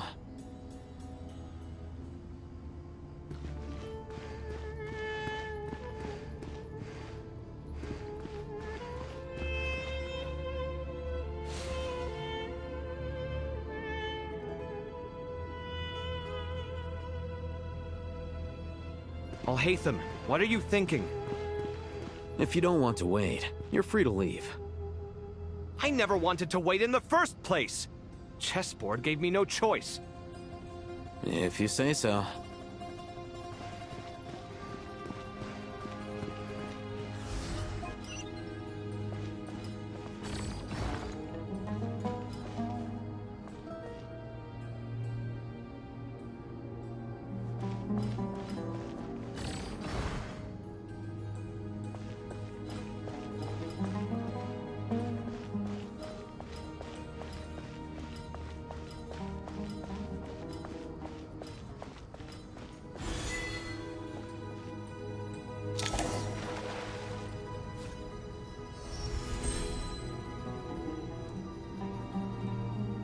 Done. Finally. It's over. But seriously, that was incredible! Standing on the chessboard felt completely different from standing on solid ground. And also... Oh, sorry. I'll save my thoughts for later. Thanks to the three of you for helping us out with this. Is it just me, or were you giving us quite a lot of guidance along the way? We made but a humble contribution. You lived up to our expectations. Bravo! Our aid was not given for naught. In addition to the existing functions, I'd like to ask you for another favor.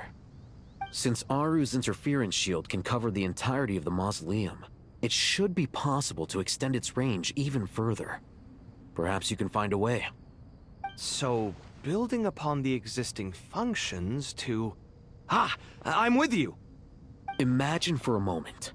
What would the ideal outcome look like if this function were compatible with the devices? I agree. This is the best solution possible. Please, everyone, we beg you to help us. Me, oh my! Well, since you ask so very nicely, I suppose... Goti? Kroko? What do you say? Naturally.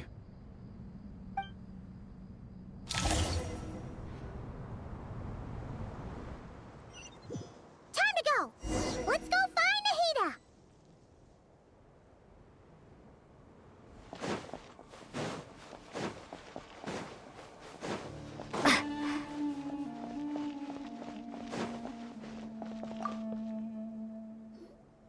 There you are. Miss Nicole truly is an angel. She shows great wisdom in guiding others, and she has already sent word to Natlan on our behalf.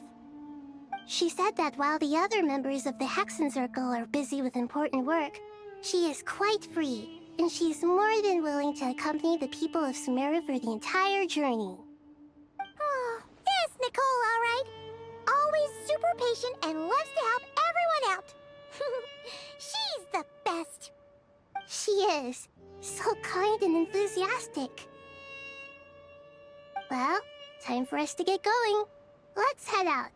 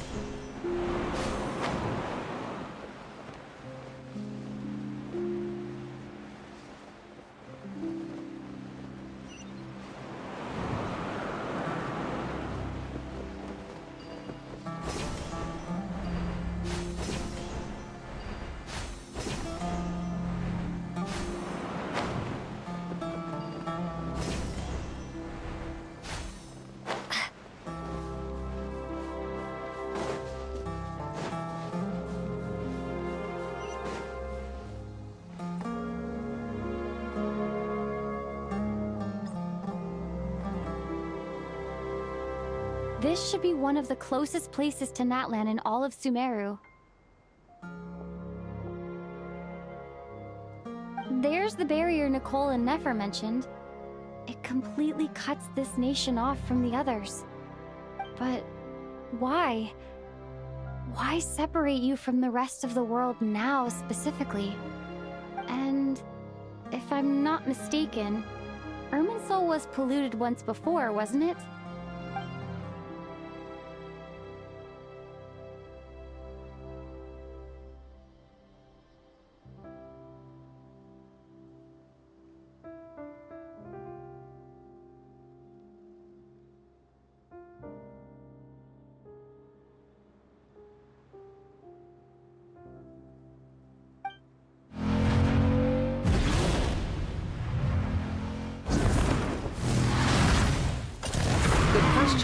I'm wondering the same thing myself. That voice. Moika, you got here pretty quickly. Hello, traveler. It's been a while. Hello there. Hello, Dendro Archon. Moika, I apologize for asking you to meet at the border on such short notice. I also apologize for not being able to greet you in person. The form in which you see me now is one carried by the Traveler. The real me is inside the mausoleum of King Deshret, and I am reaching out to you with my mind from here. Irminsul has been infiltrated by the Doctor. We must be on our guard, as he can spy on information in the world from within the tree. Fortunately, there is no record of the Traveler in Irminsul, and you are still within Natlan's borders. My records will be preserved in the Night Kingdom, rather than the ley lines. As long as the Night Kingdom remains disconnected from the ley line cycle, the Doctor has no way of knowing my movements. Exactly. So by meeting each other in this way, the meeting essentially never happened. No wonder Paimon didn't come. You were concerned that her activity would be recorded by Irminsul. The Natlanese have heard about the situation in Sumeru. With the borders sealed off, merchants have been forced to stop their shipments. It's pretty serious, and you're the ones bearing the brunt of it. I'd like to address the question you raised at the beginning. I can offer a brief explanation, although it will sound rather cruel. I don't reach this conclusion gladly, but Irminsul predates the Heavenly Principles. It existed long ago, when the dragons of Natlan were at the height of their power. So even when the people of Sumeru became ill because of pollution, it was not a critical issue from the perspective of Irminsul itself. As long as it continues to function normally, the barrier will not be activated. But this time, the Doctor's invasion has directly affected the tree. That is what caused the barrier to deploy. The Heavenly Principles established a rule that when Irminsul is plunged into grave danger, a portion of power will be reserved to isolate Sumeru. That way, even if Sumeru is destroyed, the outside world at least has some time to catch its breath. We'd certainly need it. The Heavenly Principles created almost everything that exists in Teyvat today. To them, preserving the existence of the world and its inhabitants takes priority over protecting Sumeru. Meaning, protecting Sumeru now falls to you. Yes. My own power may be limited, especially compared to yours. But that doesn't mean that we're just gonna sit around and wait for the end. If necessary, I will utilize any and every means at my disposal. Nicole of the Hexen Circle didn't say exactly what this meeting was about. But after hearing everything you've said so far, I think I can guess where this is going. That's right. Nahida and I discussed it at length. We both know how presumptuous this is, but... You need the Pyronosis, don't you? Yes, you guessed correctly.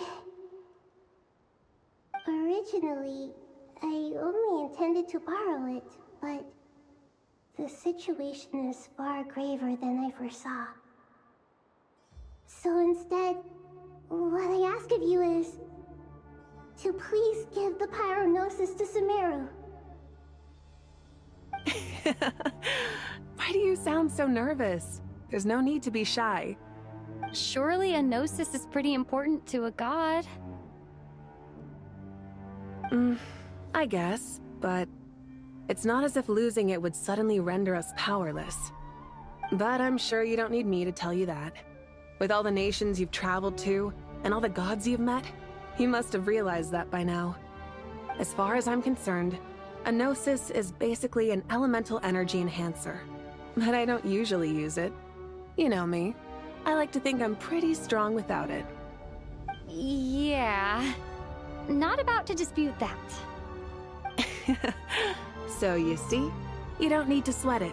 Here, take the Pyronosis. Uh-huh. Just like that? Uh-huh, just like that. To tell the truth, I've always toyed with the idea of giving it to someone who needs it more than I do. I know you accompanied Nahida here to try and increase the chance of success. It's a good thing you did. because your involvement is one of the main reasons you've managed to persuade me. Are you sure about this? Handing over your Gnosis just because of me? I won't try to quantify it, but trust me. Handing over the Gnosis to Tumaini is far from the craziest idea I could think of. Besides, even if you hadn't come here personally, I think I still would have agreed to Nahida's request. Irminsul doesn't just affect Sumeru. It impacts all of Teyvat. I know all too well how difficult it can be to protect the things you care about.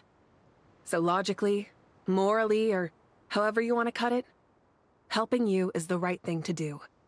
You don't need to tell me the specifics of your plan. Where the Gnosis is involved, the tighter the secrecy, the higher your chances of success. Moika. My heartfelt thanks go to you and the people of Natlan. Don't mention it. But now, for the hard part.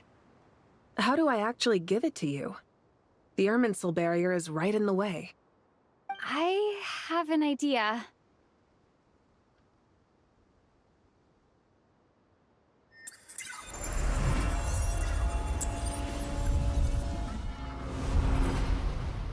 Just as I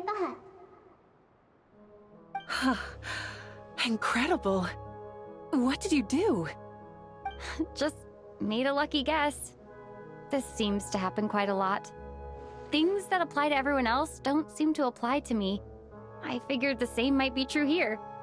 Irminsul usually produces effects based on the records it holds. Since the Traveler is a descender, Irminsul contains no records of her, and thus has no way to impede her. Is that right? You really are full of surprises. Catch. Whoa! Thank you, Moika. Thank you for trusting us with something so important. All right. No need to get so formal. It's not like we're strangers. Besides, there's still one problem. You might be able to pass through the barrier, but I don't know about the Gnosis. Any other surprises for us, Traveler? Let me try something. I have the Pyrognosis in my hand. It feels strangely ordinary. Not particularly heavy.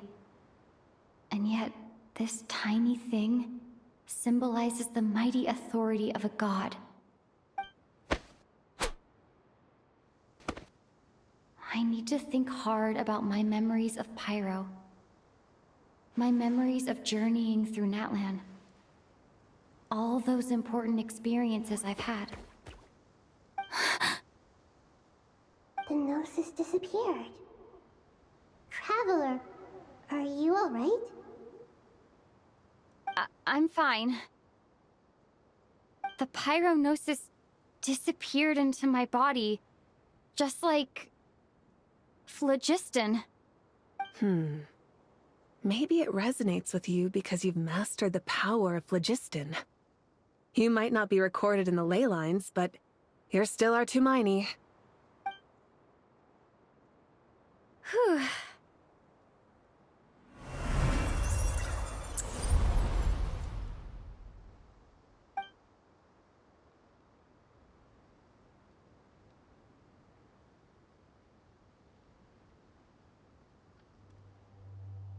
Please allow me to express my gratitude once again, Moika. Pleasure. Well, I've given you all the help I can. The rest is up to you. Good luck. We won't let you down. Yeah, we aren't about to lose.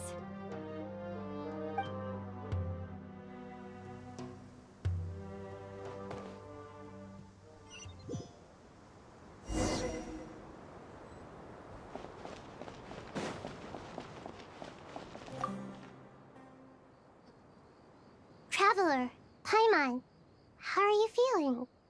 Paimon's a teensy bit nervous, but only a teeny tiny bit. Seems like she's gotten way braver over the last few years, huh? Of course. After all the adventures you've had with the Traveler, I'm sure you've gained a lot of experience and grown as a person. I'm doing all right.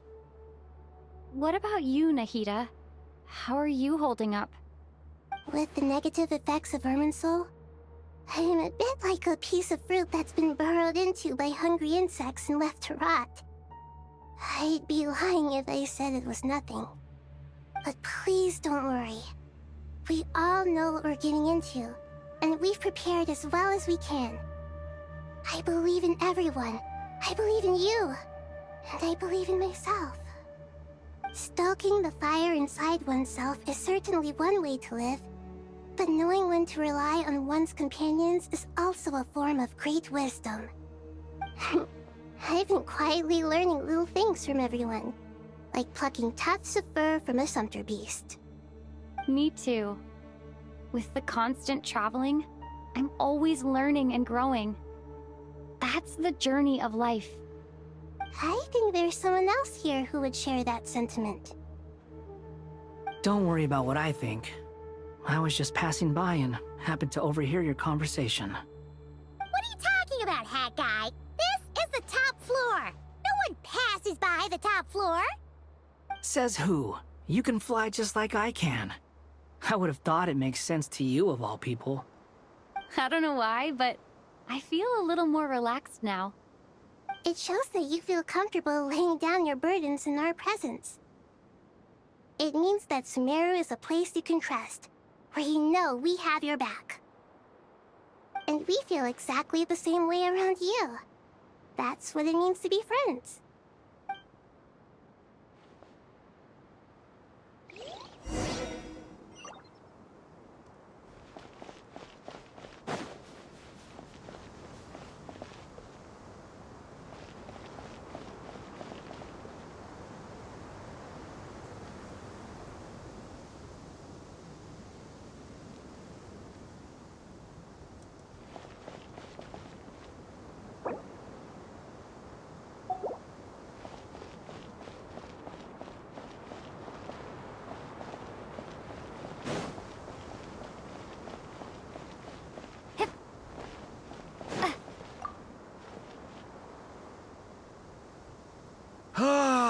It's finally done. Ugh, but I have a nagging feeling that there's something I've forgotten. Oh, there you are. Everything wrapped up on your end?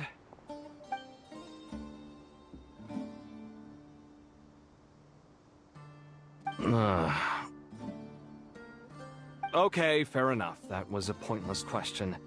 We were working in tandem, after all. You must really be exhausted. Well, it's been a busy day for both of us. When work ends, you clock out. No looking back. Yeah, we're definitely due a break. Probably a little late to start drinking now, though. I'll stick with water. Here, this one's for you. Thanks. You want a bite to eat? I can grab us something. Or wait, I think there's a stove nearby. Let me take a look. Are you nervous? A little, yeah. Unlike you, it seems. How are you not feeling at all nervous? Because everything that happens next is beyond my individual control. I don't worry about things I cannot influence. What do you mean, cannot influence? You're the one who came up with half of the strategies we ended up using. There's only so much I can do. I was only doing my duty. Was it like this last time, too? You mean with Azar and his accomplices? Yes and no. The situation back then was easier to control, but we weren't as prepared as we are this time. So the enemy is stronger, but so are we. I still vividly remember the way you interrogated me in the library after the fact. Where were you when Sumeru needed you most? If your memory is so vivid, you might also recall that it was you who came looking for an argument. You're often the one who initiates these things, you know.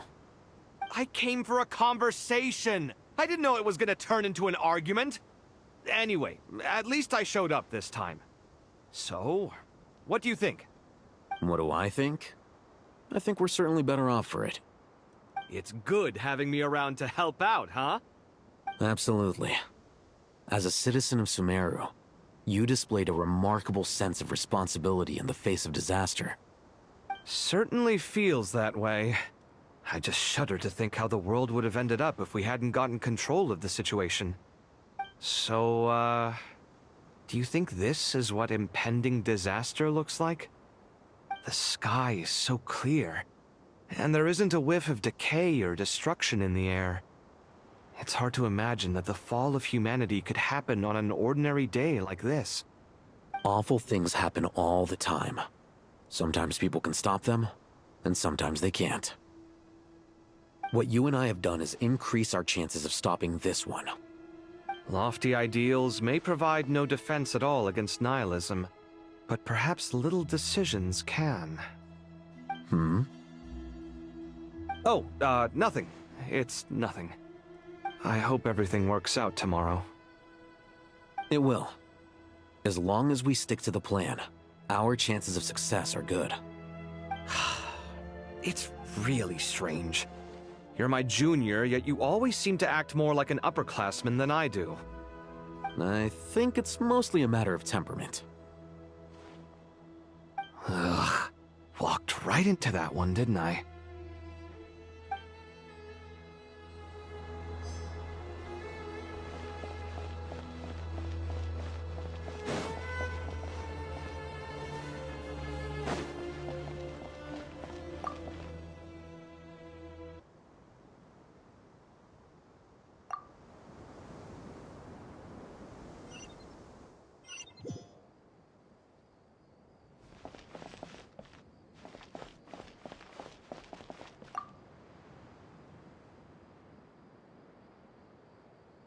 We'll make our move after sunrise tomorrow.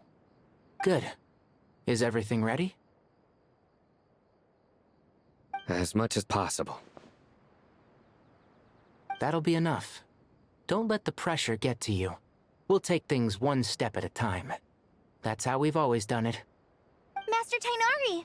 Mr. Sino! So this is where you were. I brought some juice and some water. Would you like some? I know how easily you get dehydrated in the desert, so you should definitely have some water. In which case, I'll have the juice. I gotta ask, though. Who's on juice-making duty at a time like this? Madame Farazan said she was feeling a little nervous, so I told her about the automatic juicer my friend invented. She took it right off me and started making carton after carton of juice. A juicer? Did Sucrose send that to you? Yeah. I hadn't had the chance to try it out before this incident occurred, but I couldn't bear to leave it behind in Gandharvaville. The juice is very sweet. I think so too. Kale, how are you feeling?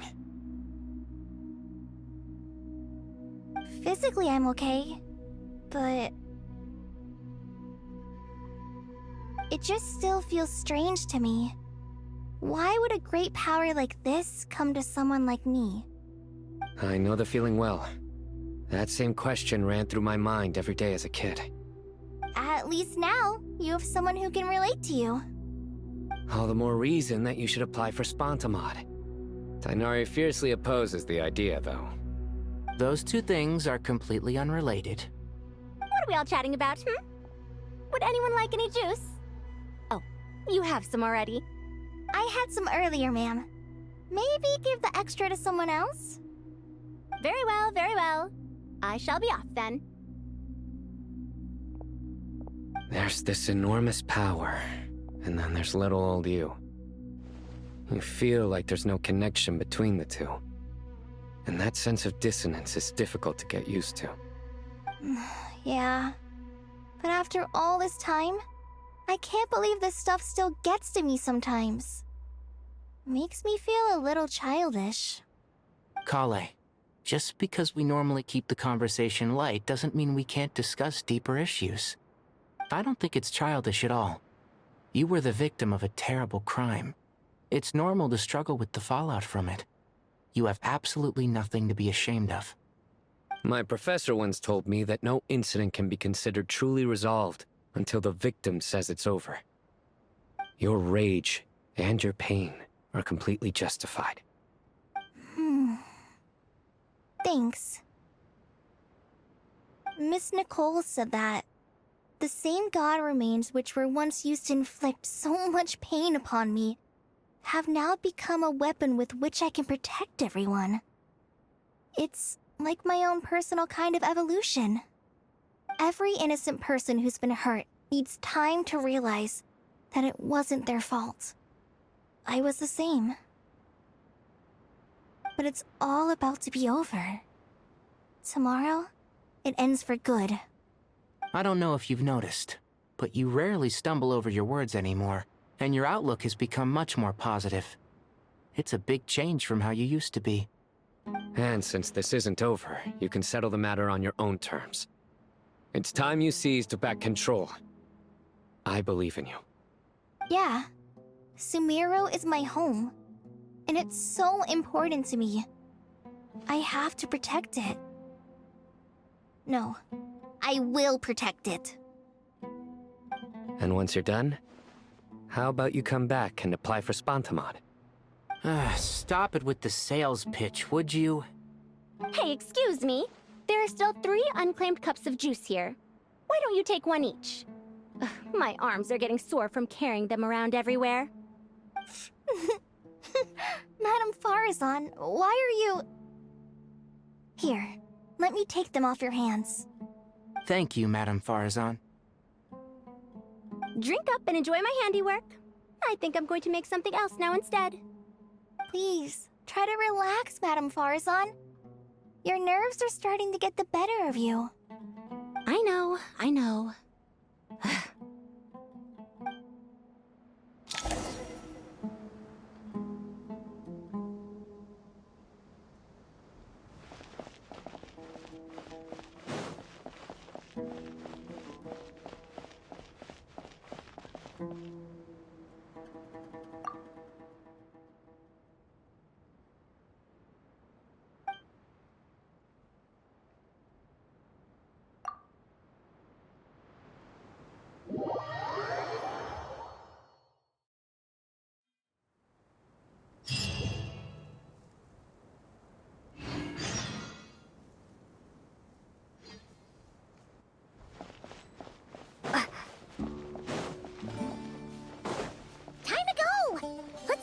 At the mausoleum of King Deshret.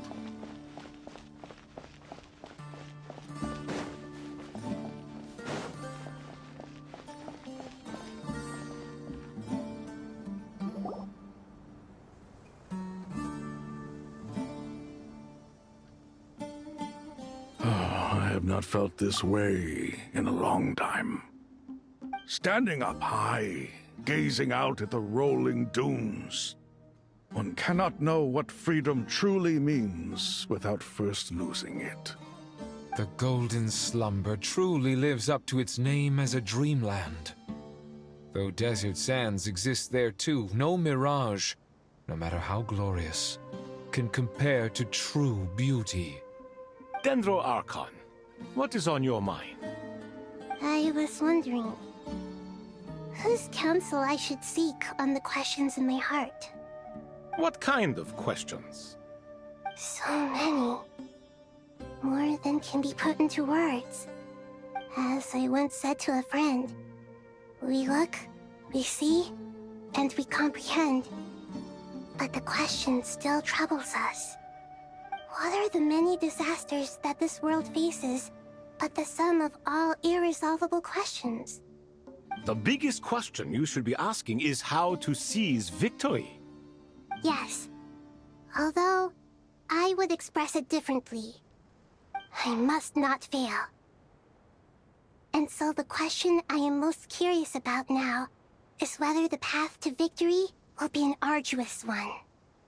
What we declare to be a young sapling, we may, in fact, find to be a towering tree, if we would only cast aside our ignorance and look beyond the veil of time to see her true form.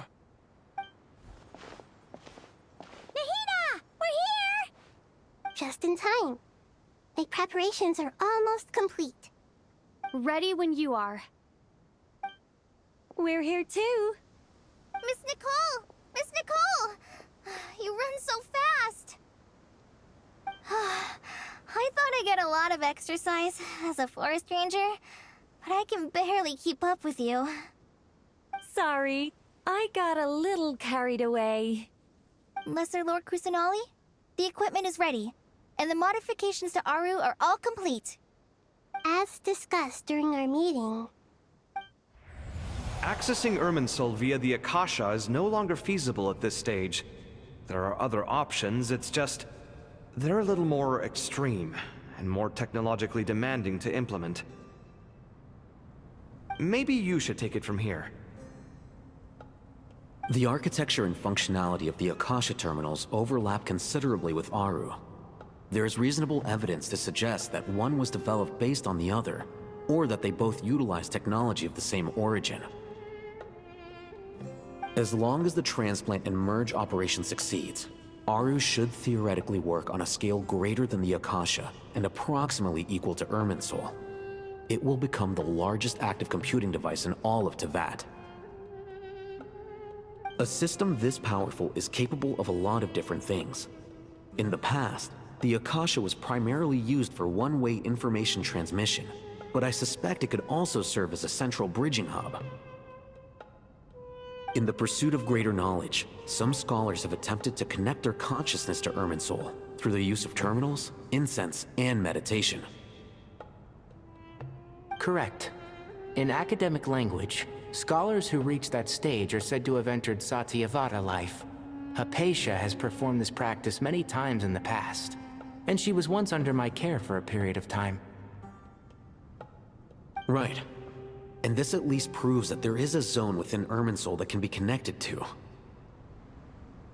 That's right. Providing wisdom to the people is one of the very reasons for Irminsul's existence. I think I understand where you're going. Please, continue. In that case, I'll skip to the conclusion then. We need to further modify Aru, merge it with the Akasha, manufacture terminals, and distribute them to every single person we can reach. Every person? Even the desert folk? Yes, everyone. I've already calculated the amount of raw materials we need. So you mean we're going to get new Akasha terminals? Yes, but this time the people of Sumeru won't be using them to acquire knowledge, just to connect to Irminsul. That's the key. When we evacuated the city, we brought all the important assets from the House of Dana, in case we ended up needing them. Fortunately, this included the Akasha system's main terminal. We've checked all the relevant records, and one thing is certain. Nothing like this has ever been done on this scale before, so... Everyone in Sumeru is part of the plan. Whoever controls the people controls the situation. Since this function of Irminsul was introduced, it has only ever been made available to scholars, who don't constitute a particularly large group of people. But by expanding the scale to include all the people of Sumeru, all the individual connections will stack up to create a significant load on the system. Under normal circumstances, Irminsul would be able to cope with the additional load. But with it already being under strain from other activities, its remaining capacity is limited. Thus, it might be possible to shut it down completely by overloading it.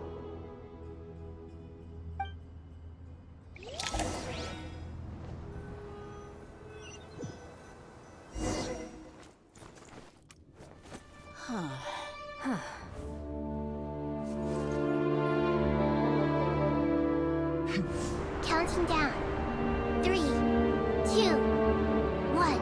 Are you ready? Ready.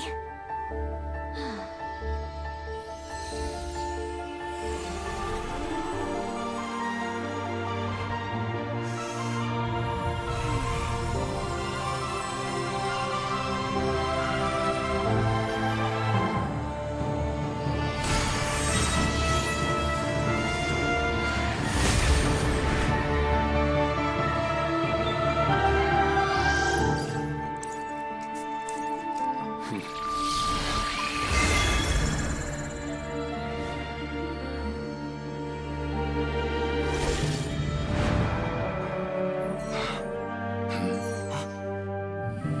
the past, when people sought knowledge, they turned to the Tree of Wisdom.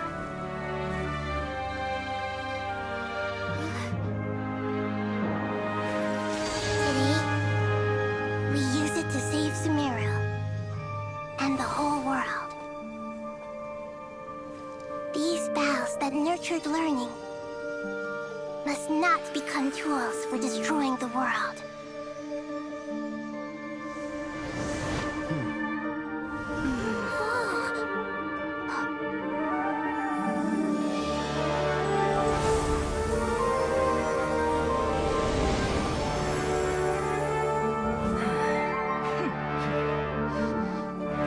Stop. Please stop. End this transformation.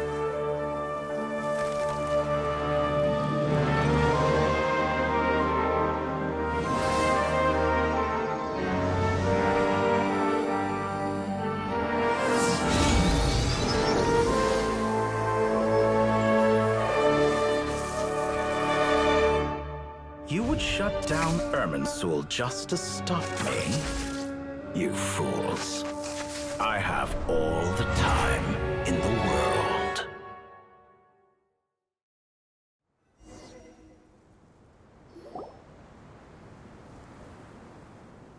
Success! The evil Irminsul tree has stopped growing! Great.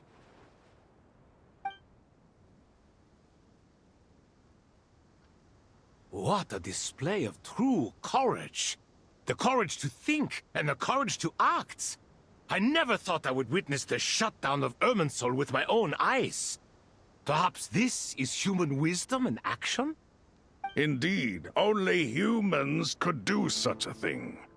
Gods are few and far between. What was once created for spreading knowledge is now used for another purpose. A rather ingenious plan.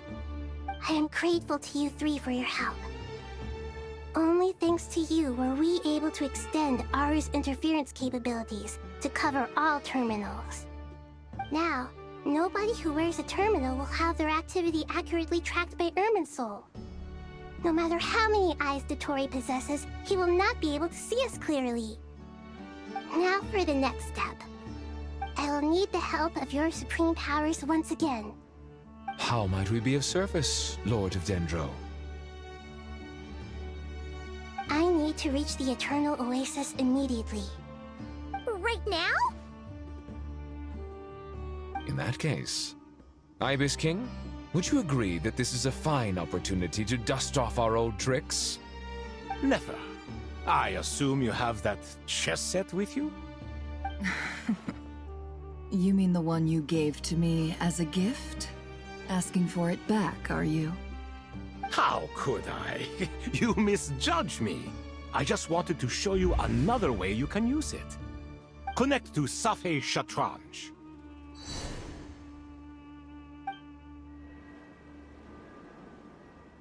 Safhe Shatranj?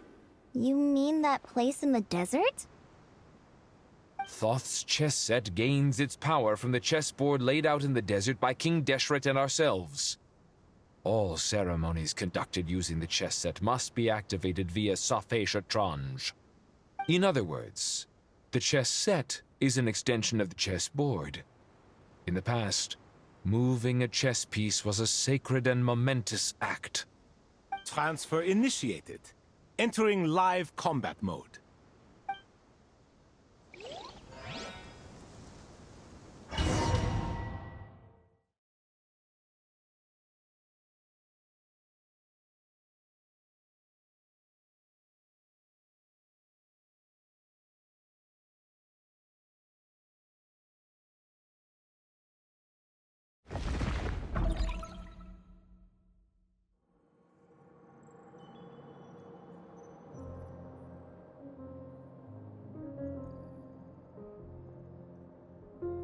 We haven't heard a single word from our spy in the desert. I'm afraid he might have been captured. Never mind. But we spent years turning him. And a lot of Mora. Nothing comes for free in this world, but the loss is not without its purpose. For a small price, we have wasted a precious amount of the limited time they have. Quite a bargain, if you ask me.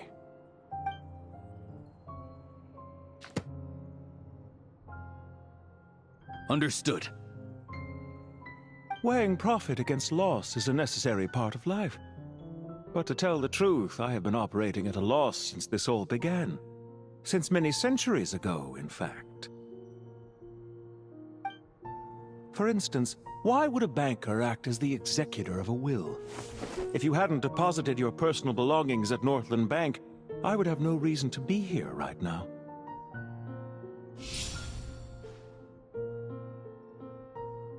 Dottore, I've placed your final data backup into the ley lines as per our contract. I trust we are now square for the safe deposit fees you paid. Is it not a little petty to split hairs like this, given our amicable relationship? I consider sound bookkeeping a matter of principle. Do not forget that you only live to see this day thanks to me. In fact, every day of your life since you met me, you've been living on borrowed time.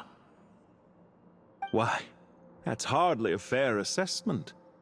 I will concede that my survival was perhaps at your whim, but I became a harbinger on my own merits. Managing money is not like other professions. Mine is not a role I could have acquired based on your recommendation alone, and certainly not one I could have lasted so long in without genuine ability. The information stored in the ley lines is quite comprehensive. Rest assured, I have not forgotten how strong your pride is. Well, I presume you have no sense of fragmentation while talking with me. How could anything possibly go wrong with such strict measures in place? The remainder of your soul was split in two, with one half sent to Nodcry and the other stored in the most secure vault of the Northland Bank. Though I must say, your disdain for the other segments is quite amusing. Zandik is you, and you are Zandik. Zandik created the segments, yet you, a segment yourself, reject him. That is, Zandik, created segments of various ages in his later years. To achieve this, he had to freeze time and part with a portion of his soul. But as constructive as it sounds, it erases my uniqueness. If each segment is equally me, then by the same token, none of them are truly me. A soul living forever in the past inevitably holds different views than he did in his later years. The same thing that completes me also restricts me. You too might ask yourself which stage of your life you want to be preserved at. The day your business failed? Or the day you were framed by a gang and sold off to a medical lab as a test subject? We needn't dredge up the past. This undesirable plan was eventually scrapped. Lesser Lord Kusanali was quite right. I needed an opportunity to eliminate myself. And after that, I concluded that there was no more effective plan than directly splitting the soul. Once the soul is transferred out, you will find that creating a physical body is far simpler than creating a puppet. The other half of your soul suffered a crushing defeat in Nodcry, you know. And yet in the process, I obtained the information I always wanted, did I not? Because now we finally know where the best testing ground truly lies. I once thought your ultimate goal was to ascend to godhood. But as it turns out, that was merely one of your experiments. Experiments take many forms. Most people are too eager for success, too fixated on the end goal. They forget that the experimental process itself is just as important. A suspiciously vacant seat. A new face. I trust you can put two and two together. The reason it doesn't exist is because someone tampered with the record. What can I say? After all your efforts, you really did uncover the world's secrets. So, is the new world you promised a lie? No, it never was. I am glad to be able to control Irmin's soul from within. Now I shall attempt to create a new world inside the existing one. Almost everyone faces the prospect of death, but not a single person has ever been able to experiment unrestrained in the afterlife through sheer force of will. I am the only one to have overcome this enormous challenge. Would I not be letting the world down if I didn't make the most of the opportunity to experiment? Clearly, the dividing of your soul did not affect the magnitude of your ego. Out of all the versions of you that have ever existed, this you is the most insane and the most radical. Is that why you chose to work with me? Which was it then? My insanity? Or my radicalism? Could I call myself a venture capitalist without a suitably ambitious plan to invest in? Yours happened to fit the bill quite perfectly. Well then, I must say, while I am surprised enough that you showed up at all, what surprises me more is that you chose to present yourself as my former subordinate, and not as the banker Pantalone. Why make things harder than they need to be? Exposing my true identity in a situation like this would only serve to destroy diplomatic relations between Snezhnaya and Sumeru. I daren't imagine the consequences. Showing up in the name of the original antagonist gives you the recognition you rightly deserve, while also being sensitive to Snezhnaya's predicament. It was an easy win. As for why I'm here, if you're suggesting that your credit is in the negative, I won't argue with that. Many people say that about you. I'd argue that a significant factor in your willingness to cooperate is the fact that you have but a few years of life left after my death. Living and dying together has a way of binding two parties together rather closely. Is it not true that a relationship should be judged by both the positive and negative returns it yields? So some of what I said actually made it into your head after all. It's true that I hope you don't die too soon, but don't you find that a strange thing for me to say? After all, you've already had quite a long life, especially for a human being. Let's not pretend that you're any more innocent than I am. Are we not the same in this regard? We both despise the existing laws of this world, and neither of us enjoy being under anyone else's control. Is it really so greedy to want the world to operate by a new set of rules? Of course not, my dear friend. And as I've said before, mutual interest is the foundation for the most reliable of relationships. You can attest to that. I just hope there never comes a day when I have to work too hard to prove that. Regrator, sir. People have been spotted approaching Sumeru City. How strange. Despite your access to Irminsol's data, it appears the soldiers noticed before you did. They must have found a workaround. Well, Dottore, I trust you know what this means. The fact is... They're coming. They'll breach the city gates any moment now. But even so, I would say Irminsol is a wonderfully convenient thing on the whole. If you do manage to create a new world, perhaps you could plant one outside my office, too. I'll consider it. What do you need me to do? Stall them? The experiment will take time. Stall them for as long as possible. Very well. But you're really asking for the moon here. Have you heard this story? There was once a guilty man, kneeling in the center of a church while an angry mob outside waited to bring him to justice. He pleaded with the gods, begging them to grant him one final request, the chance to finish confessing his sins before he was sentenced. Many suns and moons passed, seasons changed, and still his confession continued, as if he intended to speak until the end of time. Are you suggesting I worship you as a god? Or were you hoping that I might confess my sins to you? Certainly not the latter. That would make my life miserable indeed. For someone who despises them so, you never seem to have any objections to me creating or becoming one. At first, I thought you'd be furious. Concerned I would terminate our partnership, were you? Not at all. You had reasons why our partnership must continue. Don't you find people's attitudes toward gods amusing? A god descends from the heavens and people worship it unreservedly, blindly following whatever rules are given to them. And yet, when they see an ordinary person gain godlike levels of power by virtue of their own hard work, they treat him with nothing but suspicion, even if he is a compatriot. Is that supposed to be a compliment? No. I was just thinking. I pity the man who would call you a compatriot. There's no need to be so self-critical. I know it's a little late in the day to be asking this, but how have you been keeping? I'm flattered that you would take the time out of your busy schedule to consider my well-being, Doctor. The part of your soul that went to Nodcry caused quite a stir, sending our organization back to the drawing board on numerous fronts.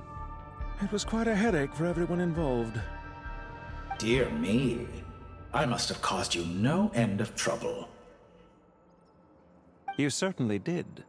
I had the rare honor of being summoned before the Tsaritsa with Pulcinella to answer for myself.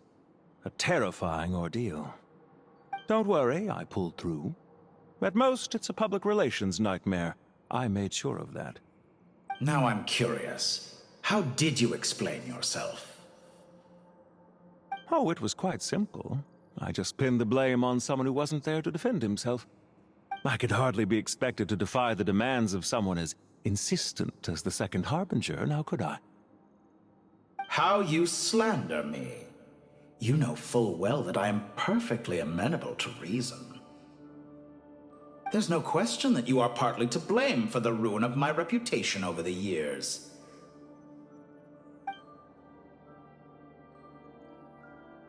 Do you have anything lined up for when this is all over?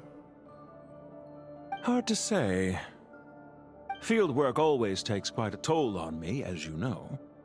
Once I'm back at Snezhnaya, I'll start with a well-earned cigarette. Why are you so eager to ruin your lungs after I went to the trouble of replacing them for you? If you have an issue with it, feel free to try to stop me.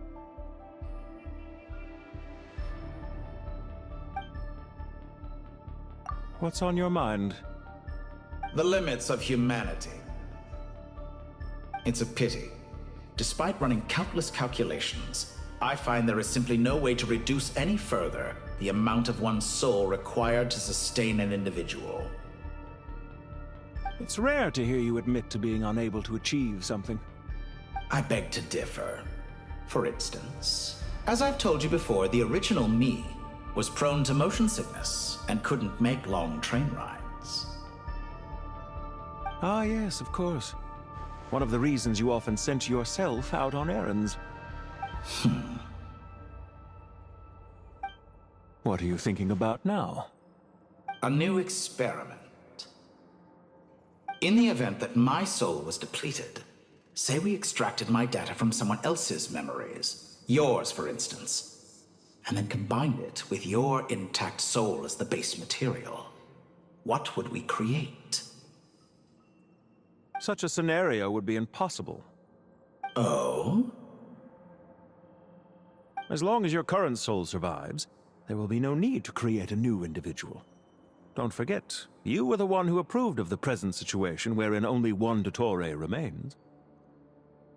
And if you ceased to exist, who would be capable of performing this experiment?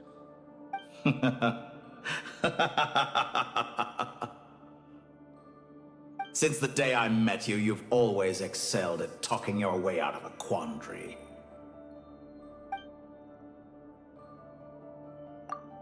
Isn't it a little too early to be saying goodbye? Not that I wish to keep you from your business, of course. Very well. Let's leave the conversation there for now.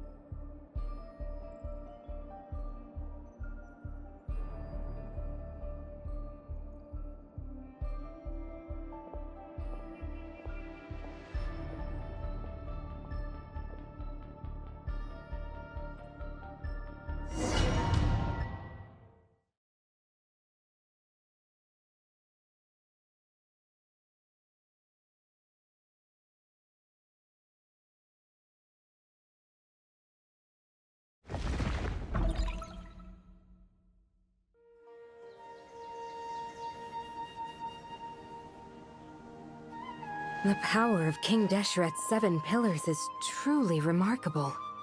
With just a chessboard, you can move an entire unit across the material plane. Yeah, sets us up for a much easier fight. Really makes my day. The last time we stormed the city, it involved a lot more running around. I wonder how many people can say they stormed a city twice in their lifetime. I was just thinking that. I've definitely had more than my fair share of unusual experiences in my life. This is my first time here, actually. We never usually leave Gandharvaville. I hope this will be my last time. Does everyone have to chime in? Can't we just fight? What an amusing comment, my dear lady. Yet humans often alleviate tension via small talk, do they not? Whoa! Why is Candace's shield talking? Because the image on her shield is one of me. And I, of course, can appear wherever I wish to. Huh. Well, la-dee-da. Isn't that fancy? Could I get in on this? You wish for your gauntlet to speak? Why, certainly. Ahem. I think you'll find that it is I whose image is carved hereupon. Thanks. Definitely feel stronger now. You're welcome, my lady. I am glad to lend you my power. Cyno, what's the situation? There are troops stationed at every entrance. As we expected. A frontal assault will suffice. Everyone, stick to the plan. We'll take the main entrance. You head for the House of Dana's side door. Move out.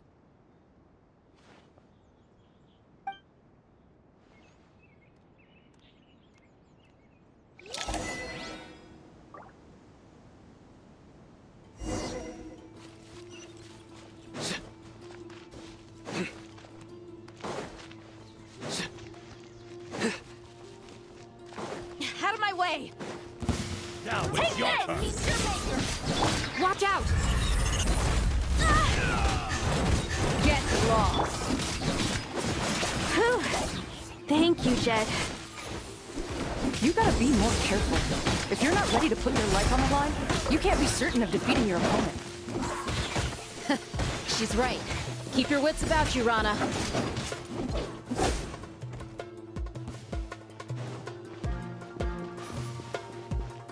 Do your work! Hear my prayer! Through me, justice is served. You stay condemned.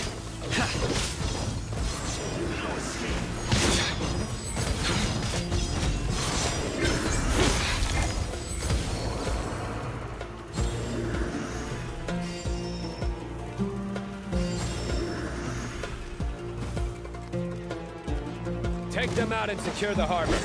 Reinforcements will arrive by water. Consider it done. Show no mercy!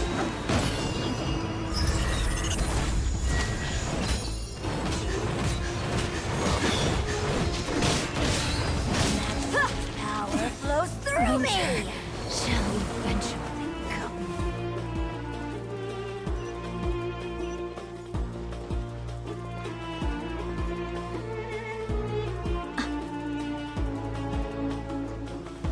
Looks like we're in your time. Let's get it on! Your sins weigh upon your soul. Your penance is due.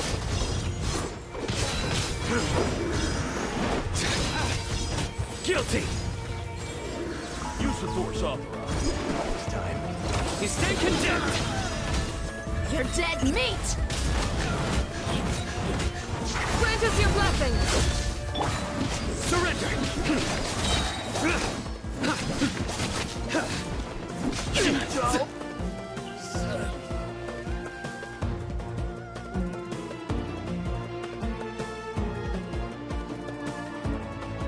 Waterway secured.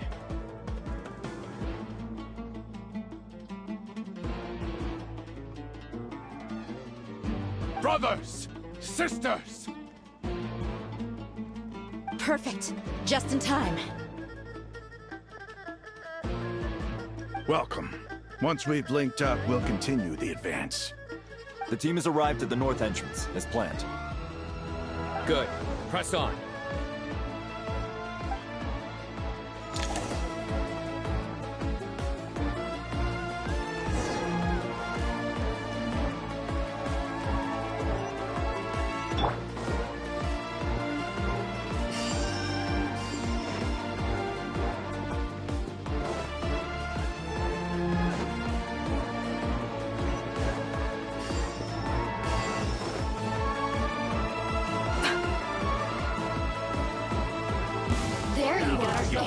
Through me, justice is served. Look alive! Hi! Do your work!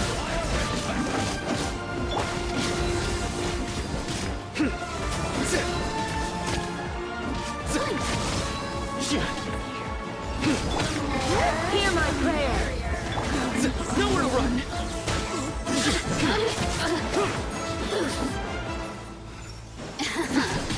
Let me amuse myself.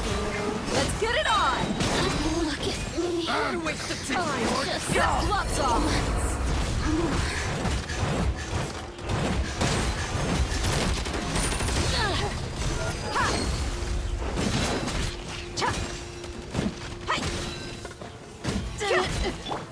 Futile!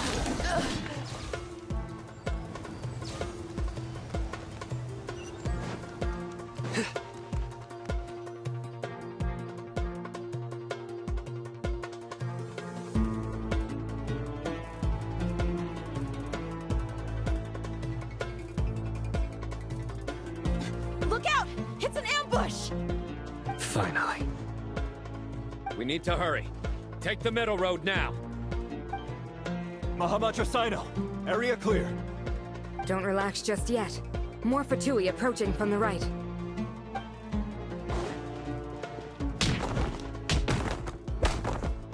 Irminsul cannot track our movements. If necessary, we could split up. Don't worry. We'll wipe them all out. As you can see, our people came raring to go. Good, good. How are things with the Traveler? Can Tainari keep her safe? Don't underestimate Tainari just because he's a forest watcher. He can handle it. All right. You know that's not what I meant.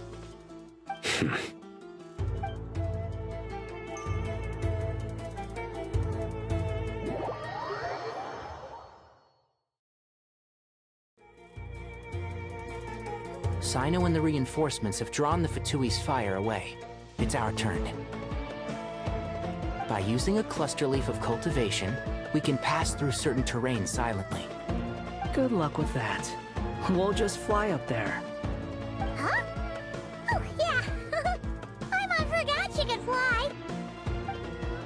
Ready? Ready.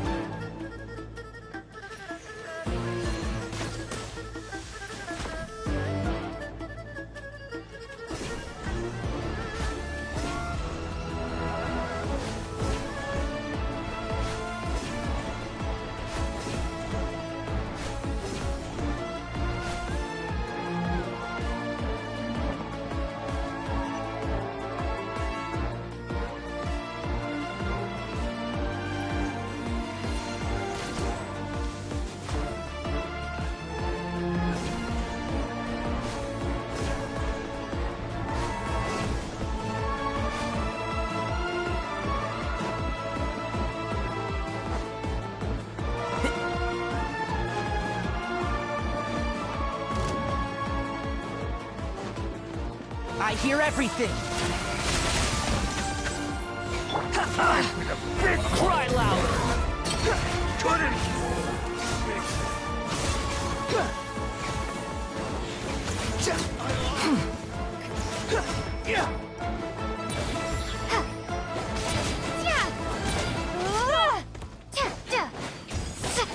So quiet.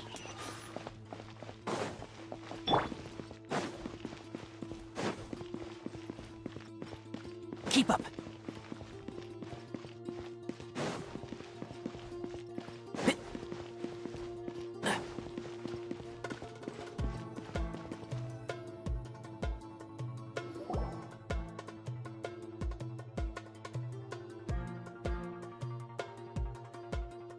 Fatui soldiers up ahead.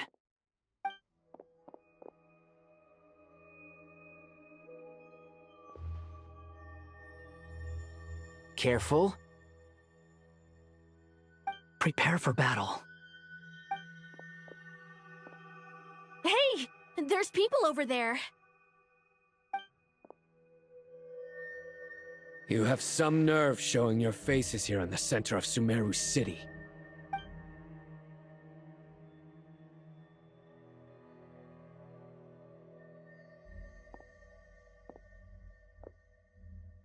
You're right on schedule. Well, this guy sure as heck isn't your average Fatui sergeant. They've stationed quite a few people nearby. It definitely looks like they were waiting for us. But something feels off. Everything about this guy feels too deliberate. I highly doubt he's just a subordinate of Dottore's. And he's no mere sergeant. Whatever his rank is, it's high. Much higher than we thought. So you've been waiting for us. But it looks like you're geared up for a conversation, rather than a battle. Very clever, General Mahamatra Sino. I know you're the one in charge of this siege, and I look forward to making a deal with you. A siege? Sumeru City belongs to us! Historically, yes. But things can always change. We have quite a sizable force with us, you know. For instance... There's a Fatui ambush at the north gate. Can you handle him? We can for now. Yes, I'm quite sure both sides can hold their ground for the time being. The battle has not yet reached its climax. But what happens next? Do you enjoy watching bloodshed? Surely some of those here are people you count as friends. Once a war begins, some people must die. I doubt you wish that fate upon anyone you know. Wait a second. It's a trick. He's not even there.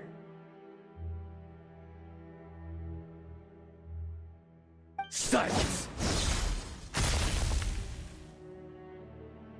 He disappeared. What was that? A ghost? Curses! He was never there to begin with. That was just a shadow projected there to lure us in. Enough talk! Attack! I apologize for being unable to accompany you at this crucial moment, but I am compelled to leave for reasons beyond my control. Please excuse me. Sumeru's General Mahamatra is quite ruthless. It's a good thing I wasn't there in person. Your illusion held them up for a time just fine. But now that they have seen through it, they will realize you were just a decoy. Decoy or not, what matters now is that they will be heading your way imminently. Not imminently. They are already here.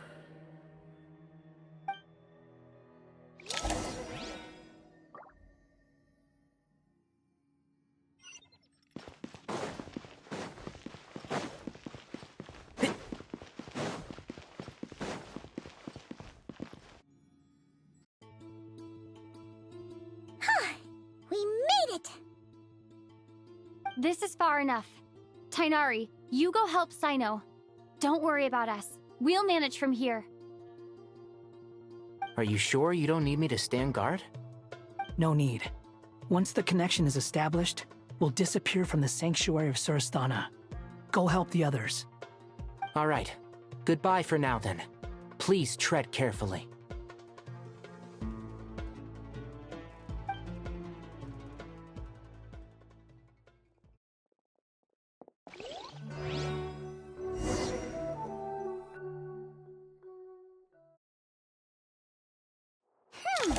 Now where's the interface Nahida mentioned?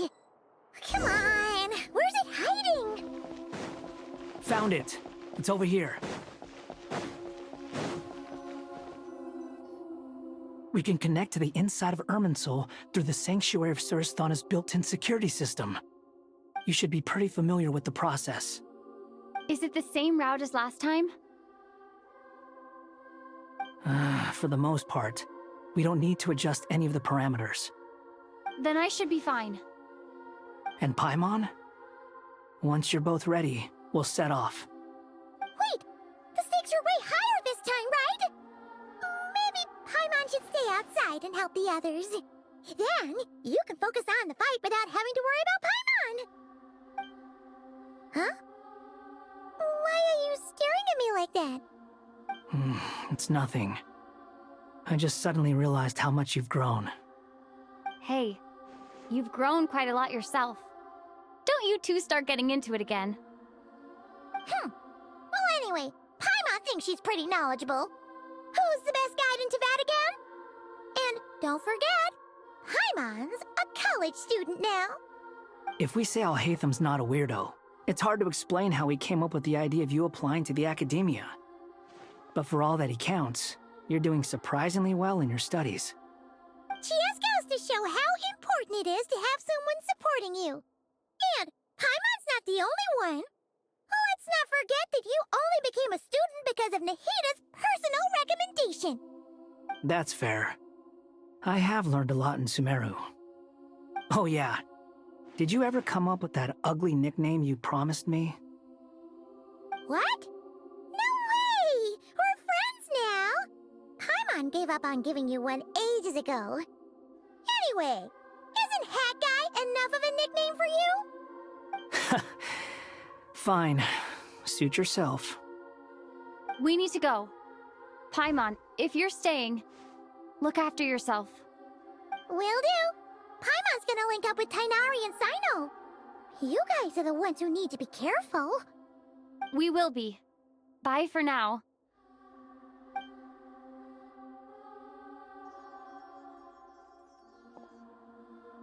Initiating connection.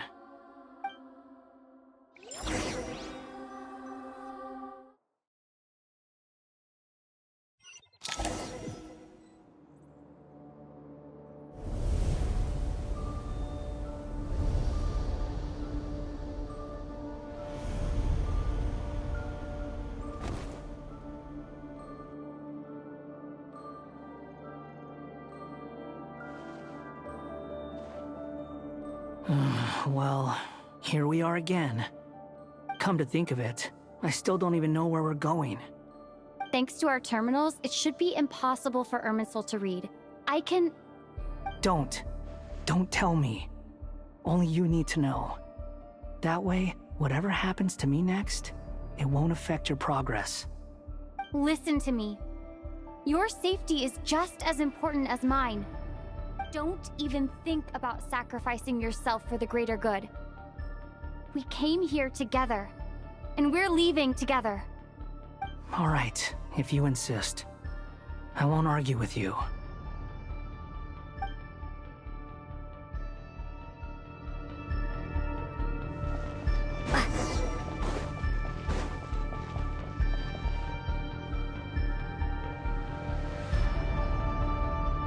This place looks so different from how I remember. It's unrecognizable. It's a complete mess. Like someone's turned the place upside down.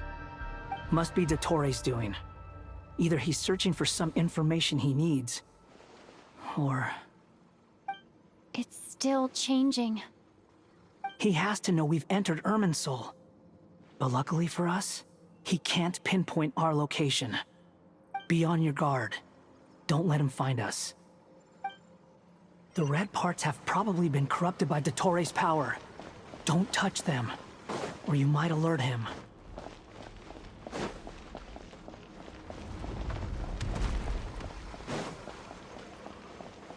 He's looking for us. Tread carefully. That wall could be a problem. Fortunately, it looks breakable. Give it a shot.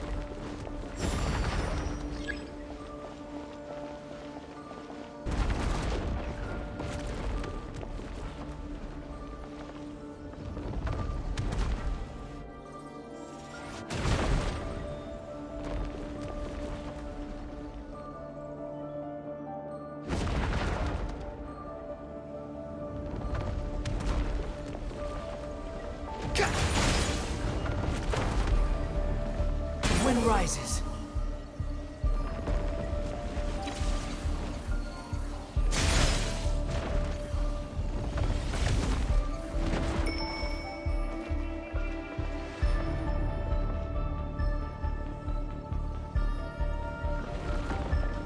Behold!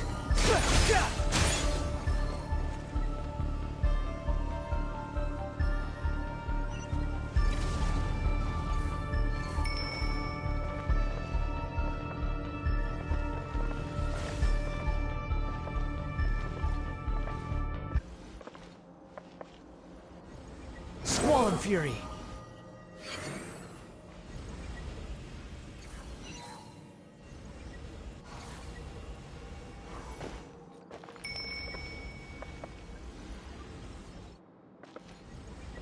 The wind rises.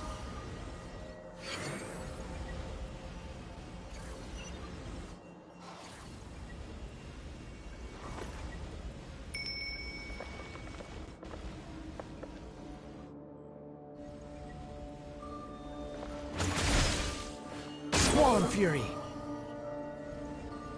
Huh. The same old trick again? Are you kidding me? Let's handle it just like we did before. This cheap trick isn't gonna stop us.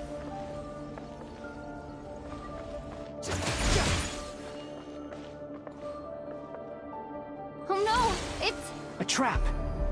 Is that why he was using the same trick over and over again? To get us to lower our guard?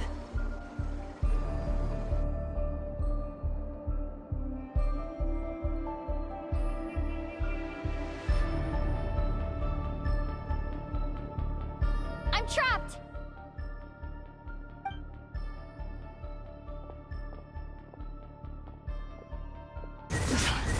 Why won't this thing budge? Hello? Hello? Can you hear me? Nicole? Is that you? Yes, it's me. I'm monitoring your progress from inside the Eternal Oasis, and I have to say, this terminal is simply marvelous. It makes tracking you so much easier. I couldn't see anything at first, but now that you two are inside, I can use your location with support from the terminals to get a partial view of the situation inside Irminsul. It's not the clearest image, but it's better than not being able to help at all. So, here I am. I can't intervene directly, but I can help to guide you out of the jam you're currently in. So please, just follow my lead. Dottore in his current form is a blight upon both Irminsul and the ley lines. Pay attention to your surroundings. There must be sources of his contamination nearby. The corrupted Is that one of them? Precisely. Take it out. Good work. But we're not done yet. Stay close, and let's see if we can find any others like it nearby.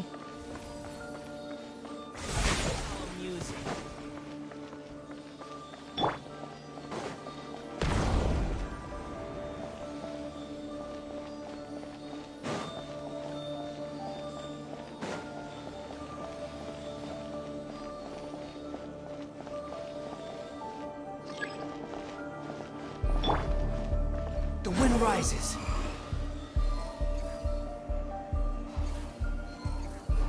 This must be another one.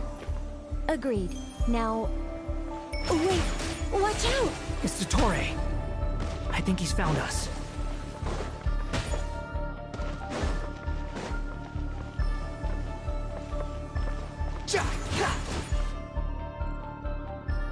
The seal is broken. Quick! Get out of there!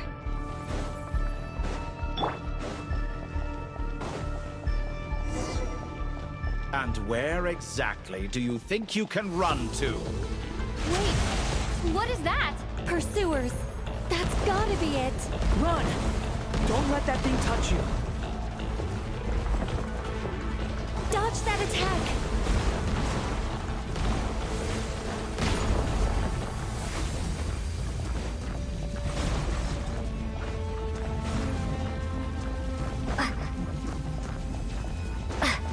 There's more than one path. Which way do we go? To the left. Trust me.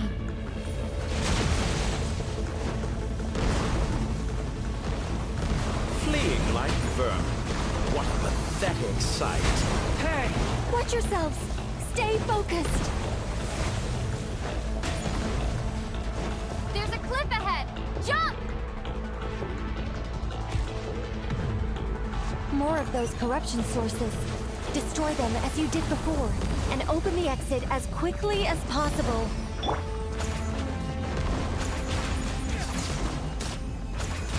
They're relentless. Is he trying to wear us down? You'll just have to destroy these too.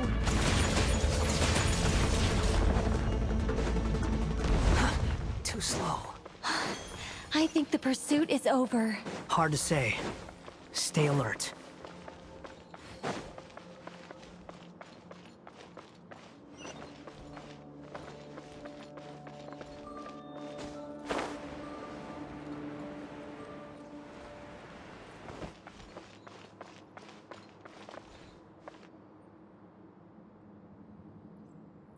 Whew.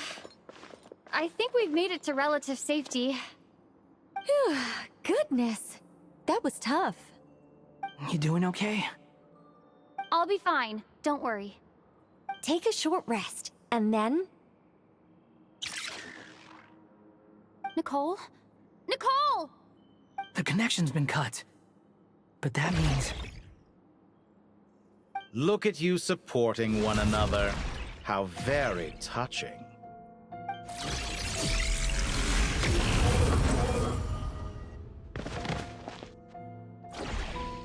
Dottore! Took you long enough to find us. You're more useless than I thought. Oh, really? I think I deserve a little more credit for my methods than that.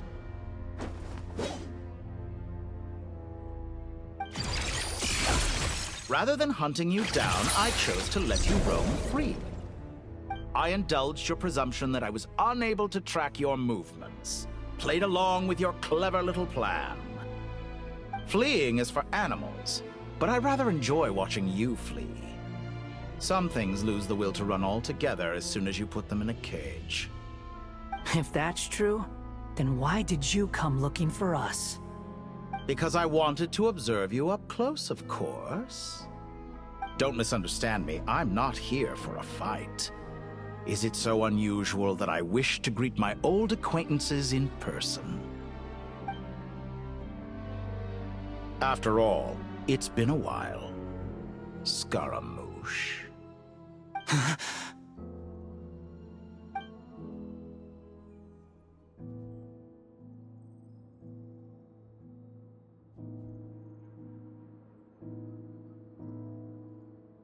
Why are you so afraid?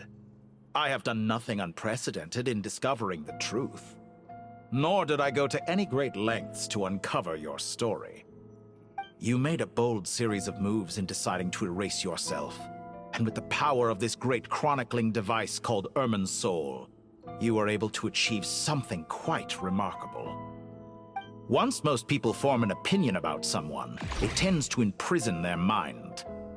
Yet you managed to erase every trace of your existence. A novel take on death indeed. However, this meant that you stood out to me all the more when I saw you in Nodcry. I didn't even have to go looking for you. Just the sight of you was enough for me to intuit the truth. For someone in my position, connecting the dots was a trivial affair. It would have been more surprising if I hadn't managed to piece it together. You seem very pleased with yourself for figuring it out. I'm sure you'd even be more delighted to learn the full extent of your crimes. That would hardly be necessary. Besides, isn't there something that concerns you more right now? Something that fills you with dread? Let me put your mind at ease. I have no intention whatsoever of restoring any of the records you deleted. For one thing, it would be exceptionally difficult. But more to the point, I doubt that the prospect of losing your current life is all that frightening to you. Because in your case... the cruelest twist of fate is that you'll never again have the chance to make up for any of your mistakes. Isn't it? Dottore?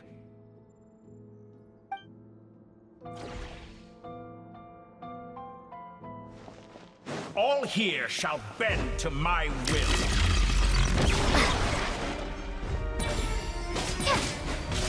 Swollen Fury!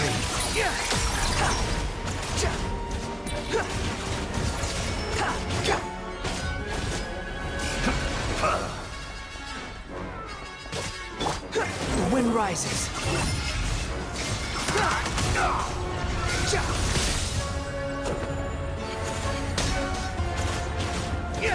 I'm afraid you'll need to do better than that to take me down. I expected you to have grown stronger. Ah, how foolish of me. I forgot that you lack any means to increase your power. You will pay for everything. Will I now?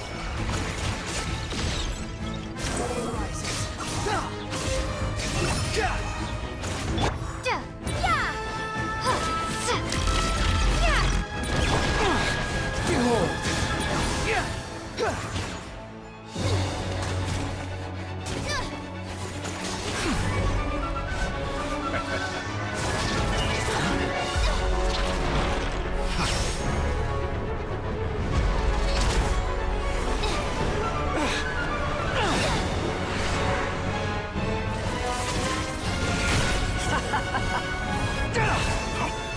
Does the prospect of death amuse you? I could ask you the same question! I'll distract Dottore. You focus on the mission. Got it.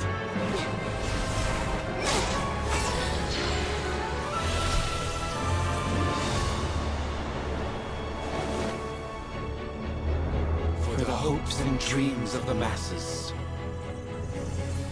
Open the secret door on this enchanting night. May wisdom's light eradicate ignorance and darkness, and hereby fulfill our ancient vow. Commence data extraction.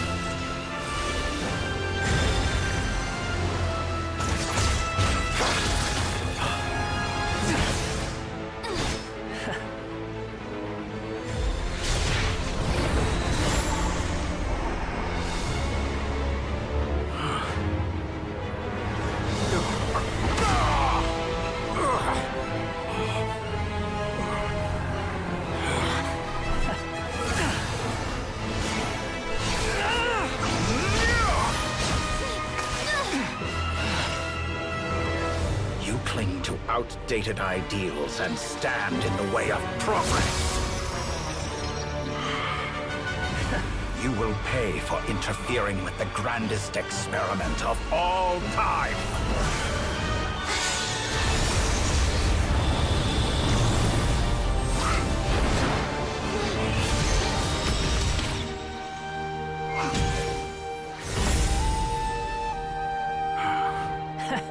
Good timing. Dottore, as clever as you are, you fail to understand wisdom. Wisdom takes many forms, but the path you have chosen eschews them all. Huh.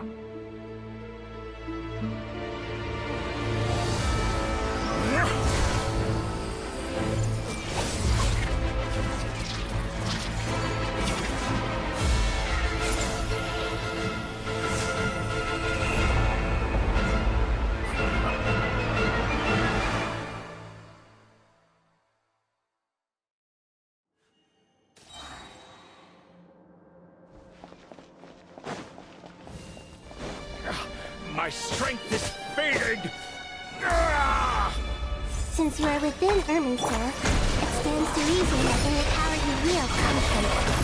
Extracting the information from Irminsul just to strip me of my power. I will find his weakness.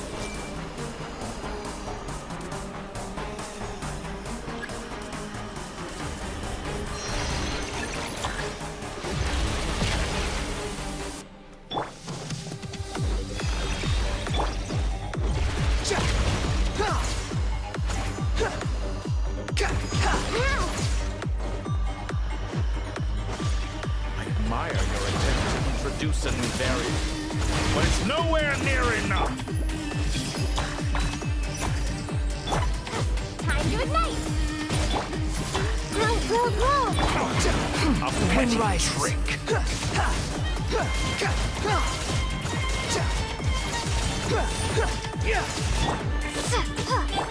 This may hurt a little. Fortune burn!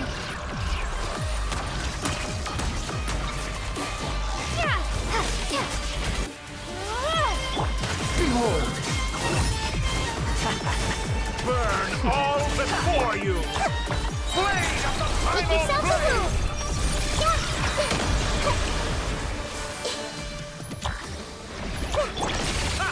You won't destroy. You're so close!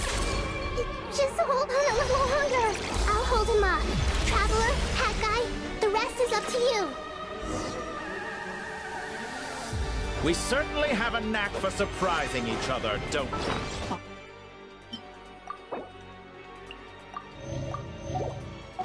I'm just getting started. It's time! Say your prayers! The enemy offensive, but watch your back!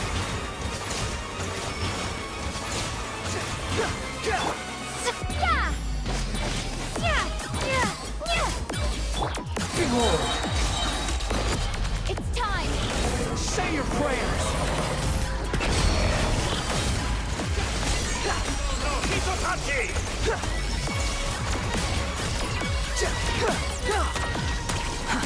Too slow. Time to ignite! It's time! Say your prayers! The primal blade! Behold!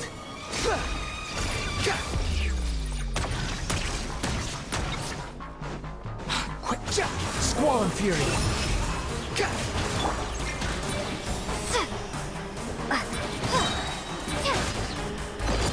It's time! Say your prayers! Finally!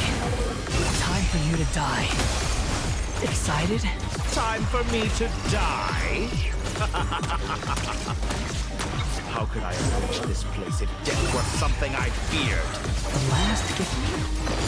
It's time! Say your prayers!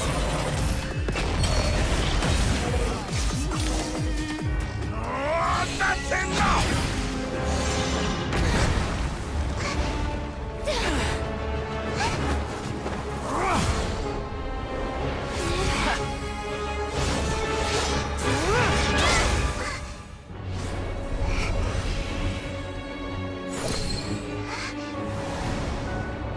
It's all yours. Do with it as you see fit.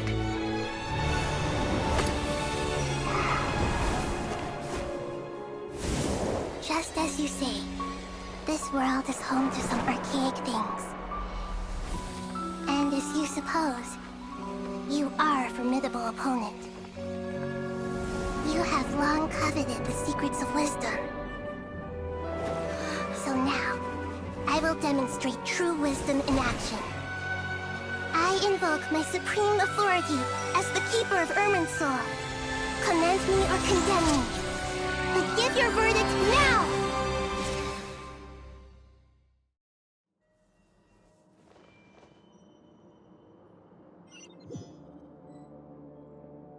Blessed One of Wisdom, Mahakusaladhama, are you certain that you wish to exercise your authority to destroy Irminsul? It represents both your roots and your finest accomplishments. You truly intend to abandon the very thing you have always fought for? This is my decision. Irminsul has been corrupted beyond redemption. Irminsul is the original tree of Tevat. It is the means by which the heavenly principles maintains fate itself. The 7 Archons should honor and revere it, for their authority was bestowed upon them by the heavenly principles. It is precisely because I honor and revere it that I fight for the humanity it exists to protect. Wisdom is knowing how to weigh the options and make the right decision. If you truly care about the fortunes of this world, then it is me you should seek to preserve. Planting a seed begins the chain of cause and effect. Since you have become a great tree yourself, why should the loss of another tree be anything to fear? Till we meet again, Lord of Dendro.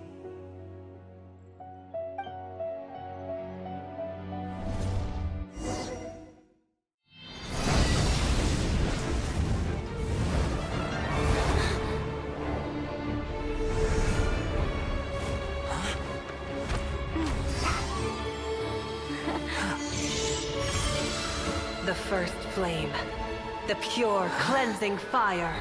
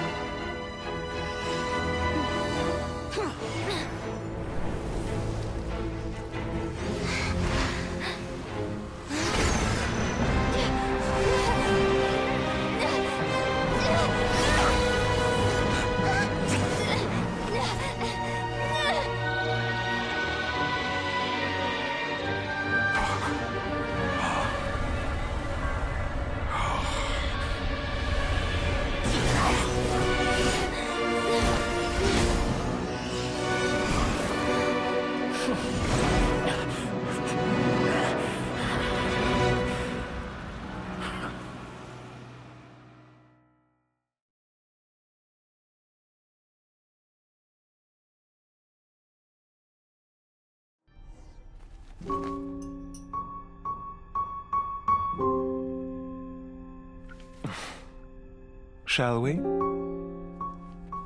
Where were we? I was suggesting that you needn't perform when signing a contract. You're only sitting here because your bank demanded an evaluation of the trustee. So you told a story about a young scholar from a merchant family in Sumeru? I told a compelling tale, didn't I? The post-expulsion story is far more captivating. The human experiments or the elixir of immortality? The part where you die. Ah, yes. My favorite part. The 35-year-old Segment thought of himself as Dottore, reserving the name Zandik for the original specimen. Of all the segments, he was the most selfish. After his expulsion, Dottore searched for a new direction. He joined the Fatui, studied Elazar in great depth, secured resources. He was rather fortunate in his career. Zandik turned to Conrian technology and successfully created his segments. But this was not immortality. Even with backup segments, his body would still age. Still, thanks to Snezhnaya, Zandik found the ideal base for his experiments. Then a perfect partnership materialized at a crucial moment. The year that both parties realized they needed more time. Fortunately, Zandik succeeded. In a miraculous turn of events, he gained the extra time he needed. I seem to recall it differently. All right, it's true. No matter how much elixir he took, Zandik remained human and continued to age. Then, on the morning he turned 85... Help me up! Call for help! Sure. Surely he would be rescued, Zondik thought. But to his surprise, no one helped him. Zondik was too selfish for that. Don't forget, you're one of us. Yes, and we're all waiting. Waiting for me to die. Pantalone arrived for a meeting and happened to witness what followed. He found it unsettling. I never said that. But the Zondiks were unfazed. It was a rare opportunity for self-dissection.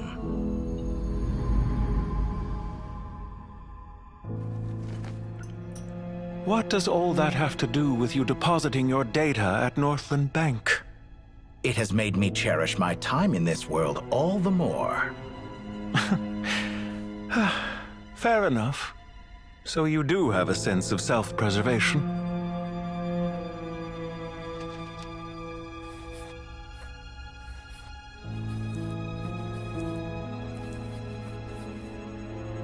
What do you mean? You're hardly normal, and you don't cherish life. You just don't want to admit defeat in the limited time you have. Even so, don't I deserve an interesting ending? I'm counting on it.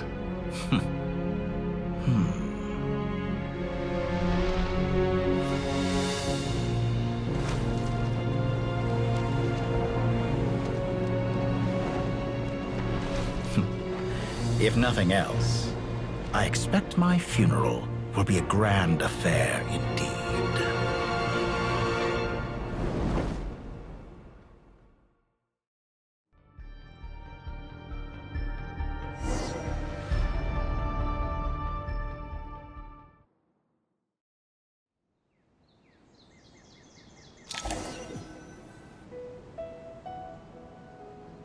What a magnificent fire. In Snezhnaya, we light fires to ward off the cold. Fire, it seems, is antithetical to ideas such as cold, frozen, and unchanging. Perhaps it has always been that way. From the beginning, fire has been used to drive away wild beasts and warm the body and mind. You could say it's a form of treatment. One that cures the human heart of mortal fear. Mortal fear? Something you haven't been acquainted with in a long time, by the sounds of it. Whereas you, I'm sure, must know the feeling quite well indeed. I remember when we first discussed the Elixir of Immortality. You claimed that extending your lifespan was about buying more time. But was that really the truth? You fear the prospect of dying a wretched end in this world, don't you? Of course I do. I'm only human, after all. And while you may have forgotten it, you cannot deny that you too were once human, Dottore. I do not believe that there is no such fear in your heart. Perhaps you are right. But I abandoned it long ago and devoted myself to my experiments. I have felt no fear since. From the very beginning, I never thought you could win this game. But still you came. Contract in hand, to honor our agreement. Because I am a reputable partner. And as we have discussed, experiments are about more than results alone. The process is equally important. I have come here and completed my creation, and I do not regret my decision. I'm afraid your journey ends here. After I die, there will be no one to make the Elixir of Immortality, and your remaining stock will only last a few more years. How then will you prove that you didn't perish in this incident alongside everyone else? When I feel optimistic about market environments, I never forcibly adjust them. They have their own direction, and I myself am one such environment. I have been quite particular about many things in my life. But where the manner of my death is concerned, I choose not to be. You make yourself sound so magnanimous. Oh, but I am. And I hope you will be too. It may have been a long time since anyone told you this, Dottore, but I recognize that you are a truly rare talent. Ha!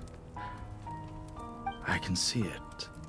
The experiment in blasphemy that I've been performing all this time. It has been a long process, and I do not care about the results as much as people might imagine. If the very goal of your experiment was to explore infinite possibilities, then there was never any reason for it to end. Indeed. Yet now, the experiment has officially drawn to a close. What should I call you? Zandik? Or do you prefer Dottore? Suit yourself. Goodbye, Feofan. This time, that's what it truly is. And don't I know it? Goodbye, Zandik.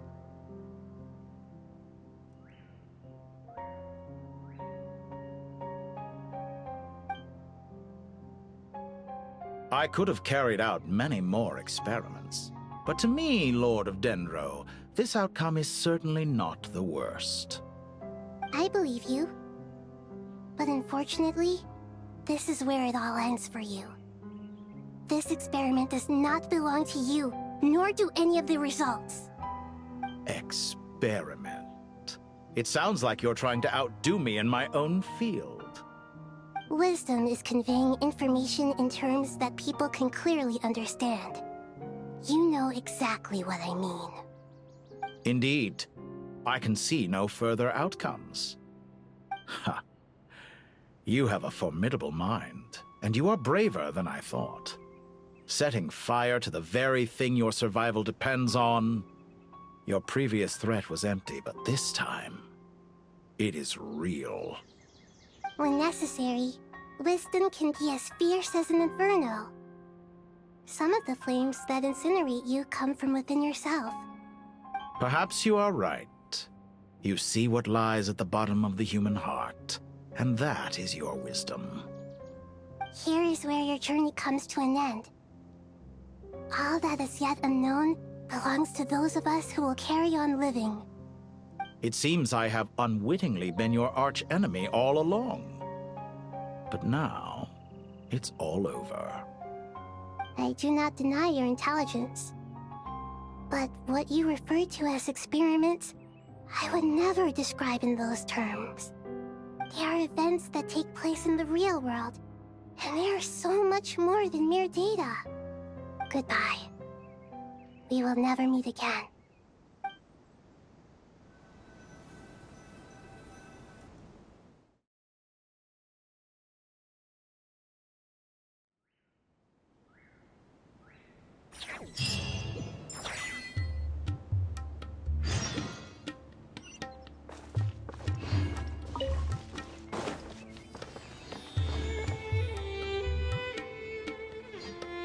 Well, that's the last of them.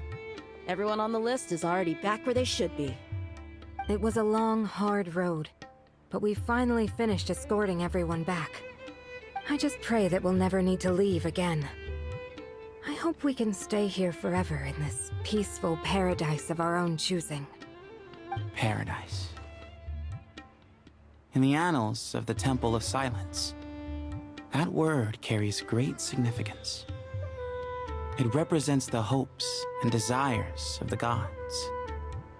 Their longing for a place to rest. I wouldn't think gods need such a place. People always think they're the only ones who can lose their homes. They forget that gods too need a place to reside. As the Goat King once said, "A god without his people shall cease to exist." Gods need their believers every bit as much as their believers need them. Only we can truly understand how much the desert faith has faded over the centuries. But we still talk about the gods as though they're part of our lives. Given the myriad ways in which gods and humans interact, I'd say they really are. How else could Dunyarzad consider the Dendro Archon a friend? Well, that sounds about right to me. Describing them as friends sure makes us feel a whole lot closer. If you told me a few years back that I'd have this many friends, I'd have called you a liar. Belief is a choice, just like friendship. We've made our choices through battle. The right ones, wouldn't you say? I'll be heading back to the Temple of Silence. I heard the Goat King and the Ibis King decided to pay us a visit. How about you? It's back to Aru Village for us. Still plenty of supplies to distribute and people to help. Until next time, old friend. As long as you can find the time, you're always welcome to visit us in Aru Village. Right back at you. Make sure to drop by the Temple of Silence the next time you're free. Word is that 2 of the other 7 pillars, Chesapeake and Bennu, might also be dropping by. Since you're wearing the symbols of their power, it'd only be fitting if you came to see them for yourselves. Dropping by? That makes it sound like they're visiting a neighbor's home. Well, the temple was founded by Hermanubis, so I guess to them, that's exactly what it is. Guess that's true. All right. We'll make sure to find time to stop by. Stay safe on your journey home. I will.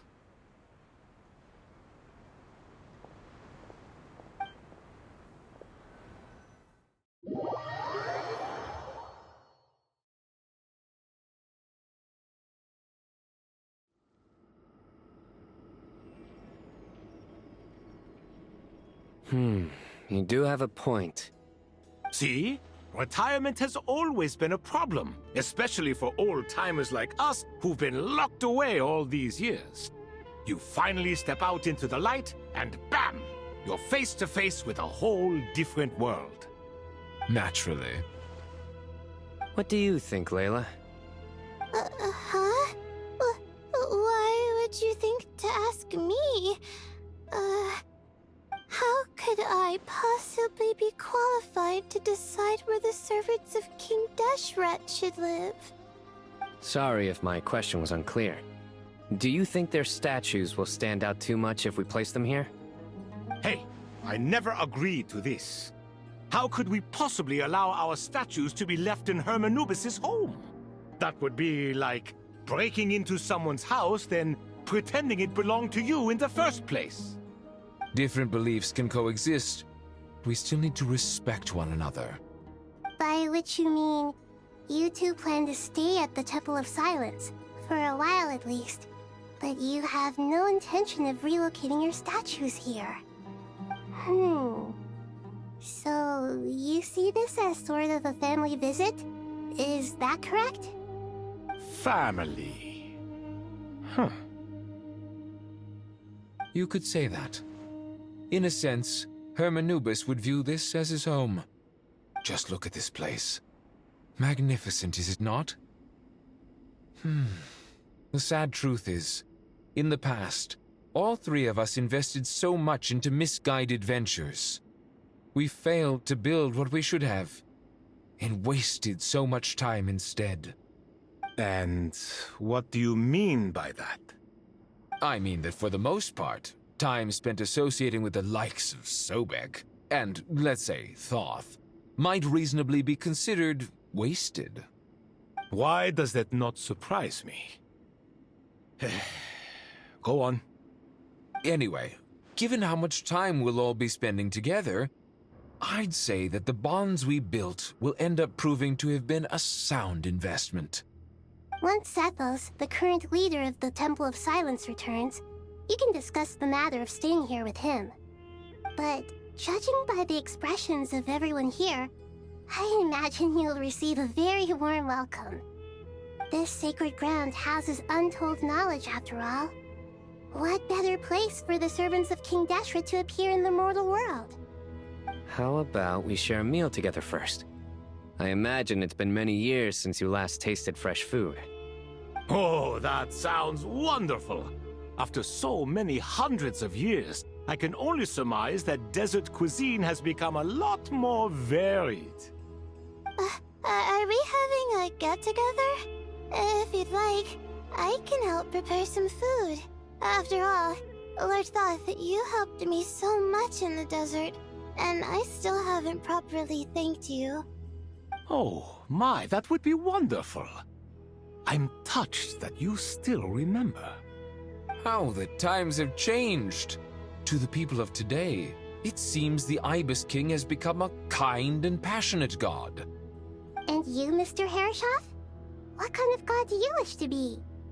To be honest, I haven't given it much thought. How about you, Dendro Archon? Do you have any hopes for your future? Me? I'm very happy with my current life. Forgive my bluntness, but you do not seem to derive your authority from majesty and might, like Lord Al-Ahmar. Clearly your approach has its advantages, but also its dangers, don't you think? I do, but projecting a majestic front doesn't really suit me.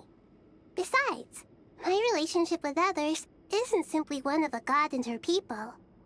Not putting on airs might earn you more adoration. Exactly. Besides, I really like parties where everyone brings their own food, and we all come together to share. You should join us. I'm sure you'll find it fun. Last time when we got together for a picnic near the Avidia Forest, it was quite the occasion. Seeing as you're already here, how about we hold the next one in the desert? Can we do that? Wouldn't Tainari have to transport a ton of drinking water? Don't worry, I can help out. Layla, would you like to join us next time? Me? Sure. The more the merrier. That way we... Don't take this the wrong way. I just think you should know. When it comes to passing the time, chess is more our thing. In that case, Dendro Archon, what do you say? If I were to compete against you, I can't say with certainty I'd win, but I certainly wouldn't mind giving it a shot. Where's Sobek? I'm sure he'd be good for a few rounds. Cards, cards, cards! I'll always prefer chess. I wonder what variant of chess we're talking here. Mr. Thoth, is there some sort of astrological significance to this game? Oh, I'm glad you brought that up. As long as the leader of the Temple of Silence agrees, we can search Hermanubis' place for books to teach you how to play.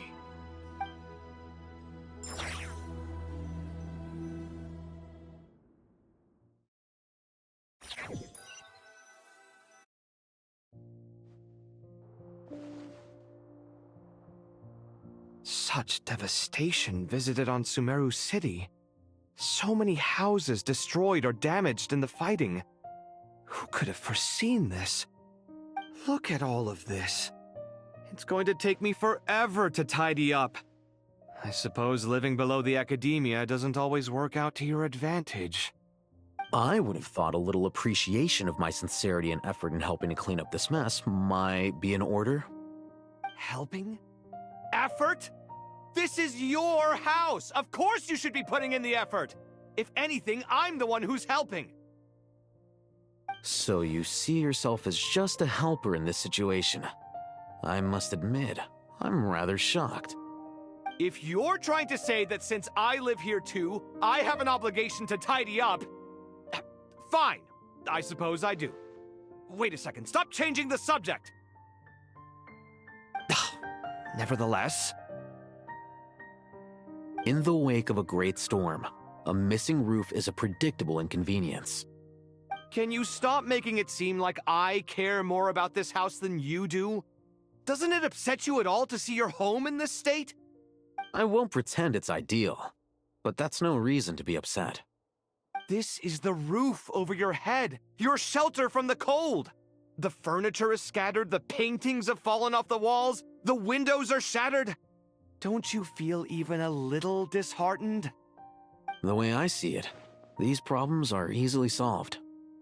Ugh, this is precisely why I hate talking to you about sentimental things. It's like banging my head against a wall. You simply don't understand just how much work goes into making a proper home. It sounds like this is causing you a lot of anguish. You mean the house or the paintings? I mean your sentimentality. Oh, well, yes. But I'd rather not dwell on such things right now. Generally speaking, when anguish becomes the norm, people usually make an attempt to improve their situation. But there are so many people and things in life that are difficult to change. It's not like you can force them. Besides, anguish can be a source of inspiration, and I'm not sure I could break my reliance on it. I'm glad you're able to make yourself think like that. What kind of a response is that? I was stating a profound truth about the very nature of art. Suffering is the cradle of all creation. Even you can't deny that. And I wasn't trying to. I'm just happy for you. Pure and simple. Can't you tell? Happy about what? Happy that you can always find an answer that backs up your views. You... More often than not, life is a process of running into problems and then searching for answers. Yours more than most. Not everyone's so good at justifying things to themselves. It's something that you've been steadily mastering. Huh. What about you, then? What skills have you been mastering lately? Pass me that box. Huh? Okay. You may consider this my progress on the path to mastery. What? Wait a second. Isn't that box mine? Hey, it is! It must have fallen off that shelf. I'll hate them. Those are my paints and inks. Would you like me to put it in your bedroom for you? Huh? I mean, sure, if you don't mind. What kind of progress is this? Does he think he can bribe me? Not that giving me back my own things is much of a bribe. These books on the floor, they're a complete mess. And this one, didn't he say it was an out-of-print collectible?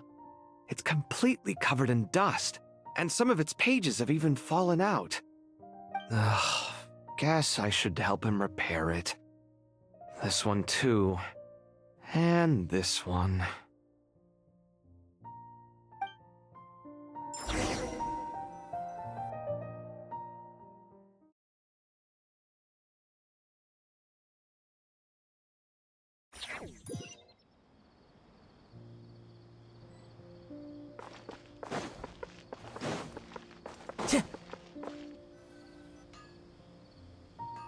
Local subter beasts, imported goods, such a bright future ahead. I can picture the Mora just rolling in.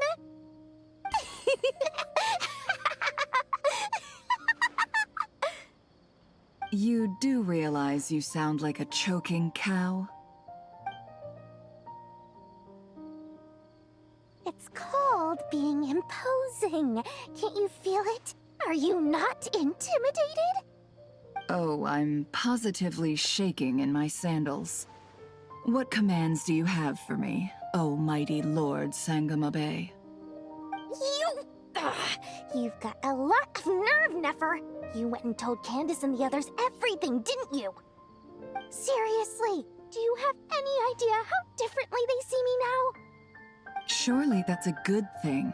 I presume they're more disposed to actually like you now, maybe even view you as a friend. You traded my secret for sympathy! Thanks to you, I've lost every last shred of my mercantile majesty. How am I supposed to make anyone think I'm a big, scary investor now? The dark days of Lord Sangamabe are behind you. Why not take this chance to make a few honest friends? Speaking of friends, since when did the notorious Lady Nefer gain such an admiration for holier-than-thou types? A moon chanter here, an angel there? Who'd have thought it? A coming together of fates, nothing more. No need to throw around accusations of admiration. Forget it. You're right about one thing at least. Making friends is never a bad thing for a merchant. So, I really took a loss this time.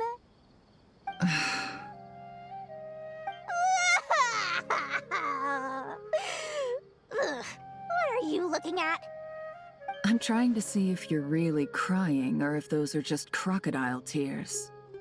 A little birdie told me that when Lord Sangamabe makes money, the tears flow from the center of her eyes, but when she loses it, they flow from the corners. Which is it this time? Ugh, you are so annoying. I'm not talking to you anymore. Nefer! Thank goodness you're here. I've been looking everywhere for you. Huh? Well. If it isn't the House of Dana's very own librarian. What can I offer you today, Miss Katayun? Oh, no. I'm not here to buy. I'm here to bring Lady Nefer a book, and a fascinating one at that. We agreed to meet at the entrance to the mausoleum of King Deshret. One more thing. I bought this copy with my own money. It's not borrowed. Reasoning knows not time of day, but suspense always follows a blizzard. That's quite the mouthful. Huh? Isn't that the one that... It was all the rage for a while. People throughout the city were clamoring to get their hands on a copy. The names inside were all circled. Everyone thought it was a riddle. Don't bring up that book in my presence. I don't even want to hear its name. That thing was nothing but a scam. Surprisingly enough, I've actually heard of this book, though it doesn't seem of much consequence. So, what truth lies behind it? You're from the Vahumana and you're asking me what the truth is? I'd say the actual truth was about the least important part of the whole episode. I brought you this book because it probably has the most interesting backstory of any in the House of Dana's collection, at least in recent years. As for its quality, well, you can judge that for yourself. Don't tell me it's actually any good. You may not know this, Lord Sangamabe, but Lady Nefer has a fondness for books with... how should I put this? Mixed reviews? No eye for good literature, huh? Perhaps she feels that bad books hide interesting secrets? But I shouldn't put words in her mouth. It's probably fair to say she prefers the conversations that books can spark over the substance of the books themselves. Suits my style as an intel broker, wouldn't you say? Very interesting, thank you. I'll return it to you once I'm done reading. And as it happens, I have something for you, too. Incense? I imagine you've already used up the incense I gave you last time. Here's some more. This batch is from Nodcry, so the scent won't be quite the same. Well, actually, I've been saving the incense you gave me. I couldn't bring myself to waste it without a special occasion. But I'll gladly accept this, too. And I promise I'll use it this time. Katayun, you haven't changed a bit.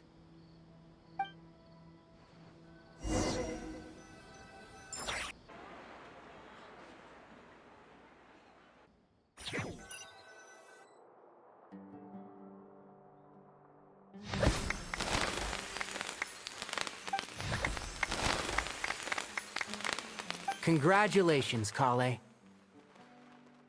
Well done, Kale. After studying for so long, you've finally become a full-fledged ranger. Sure hasn't been easy for you, huh? This really is fantastic news. All grown up. No longer a trainee, but an official forest ranger. Oh, the next step is to secure tenure in the academia. Thanks, everyone. It's true. I'm an official forest ranger now. Master Tainari, thank you for your guidance and support. I wish Mr. Sino were here so I could thank him too. Sino had a matter to attend to at the Temple of Silence. I don't imagine he'll be back for some time. But don't worry, we can celebrate together once he's finished. I'm afraid the party will have to wait. Kale still has some matters to attend to first. Kale? Is everything all right? No, it's not what you think. There's nothing wrong with my health. I just have a few things I need to deal with. I've made plans with the Traveler and Paimon to visit Mondstadt. Master Tainari and Mr. Sino will be accompanying us too. Well, that's a relief. Let's get together when everyone's back. I'm sure you'll be doing even better by then. Of course. I have a feeling you're right.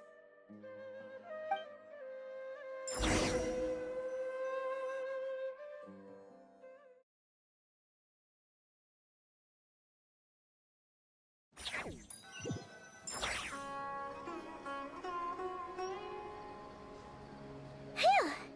After all that catching up on sleep and food, Paimon's feeling full of vim and vigor again. For someone who spends so much time resting, your recovery routine is surprisingly simple. Hey! Paimon's been working her butt off too, you know. She flew all over the city helping everyone out. Don't worry. I saw how hard you worked. Alright, we all know you're the most hardworking person in Teyvat. As long as you're rested and full, that's what really matters. Paimon's been looking around the place, and it seems like the city's already on the mend. But Paimon's been wondering how Nahida's doing. We should check in on her.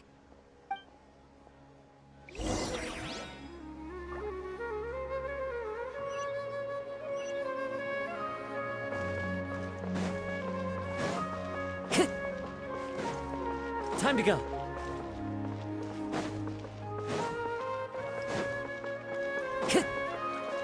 Time to go.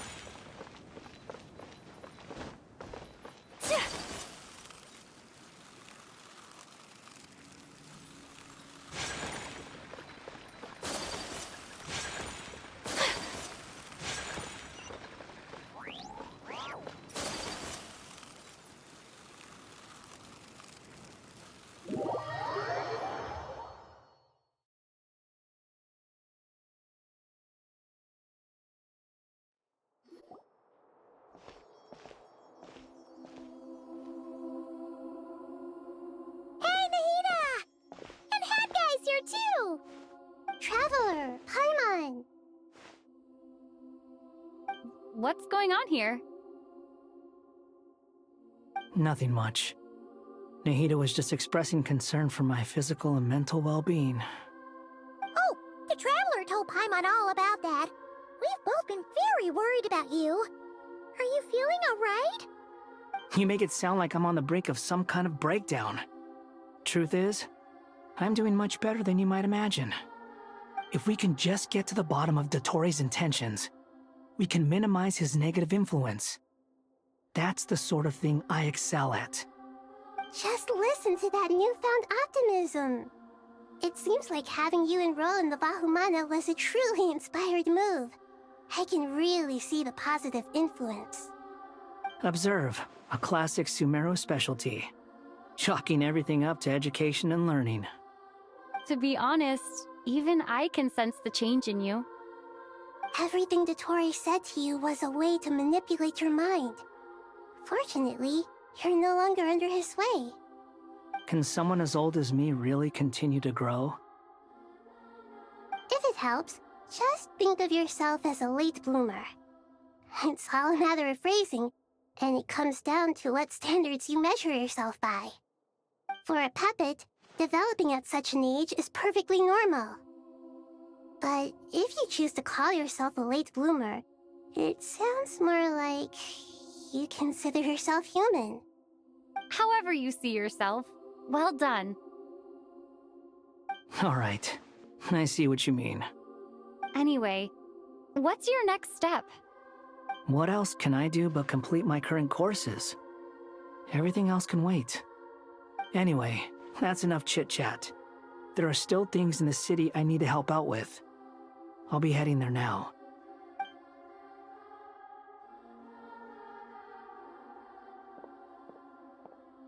I'm so happy that Hat Guy is doing better than we thought. But what about you, Nahida? How are you holding up? The pyronosis burned down the corrupted Irminsul. The flames blazed for 7 days and 7 nights before they finally subsided. All that was left were the parts underground. Now, Aru shoulders the responsibilities that once belonged to Irminsul. The situation was contained before it got out of hand, so Tevat's most vital information has largely been preserved. Irminsul has a strong influence over you, doesn't it? How will you cope now that it's gone? There's no need to worry. Thanks to Nicole's extraordinary talents, my connection to Irminsul has been severed and transposed onto Aru. Angels can do things like that? They can. Such abilities are precisely what makes them so powerful. The goddess of flowers, Nabu Malikata, once claimed that she too could perform feats beyond the reach of mere mortals. In my eyes, much of what she went on to achieve reached such transcendent levels. Her and Nicole really are both fascinating and magnificent. So, does that mean your situation is stable now? Correct. Just imagine that Aru has become the new Irminsul, and the essence of my existence has been bound to it. The wisdom of Sumeru has ultimately converged into a single, unified entity. Should we ascribe this all to fate, or is it merely fortune? Whatever it is, the important thing is that you're okay, Nahida.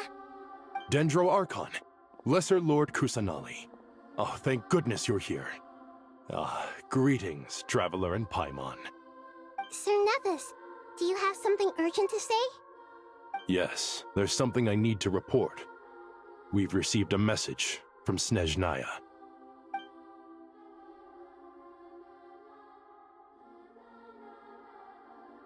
The Fatui Harbinger, the Rooster, sends us his sympathies, along with all the usual pleasantries. His stance is that, following the unrest in Nodcry, Dottore was subjected to internal censure.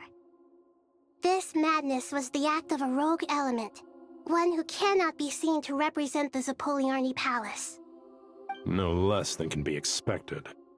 Snezhnaya paid a heavy price working to stop him.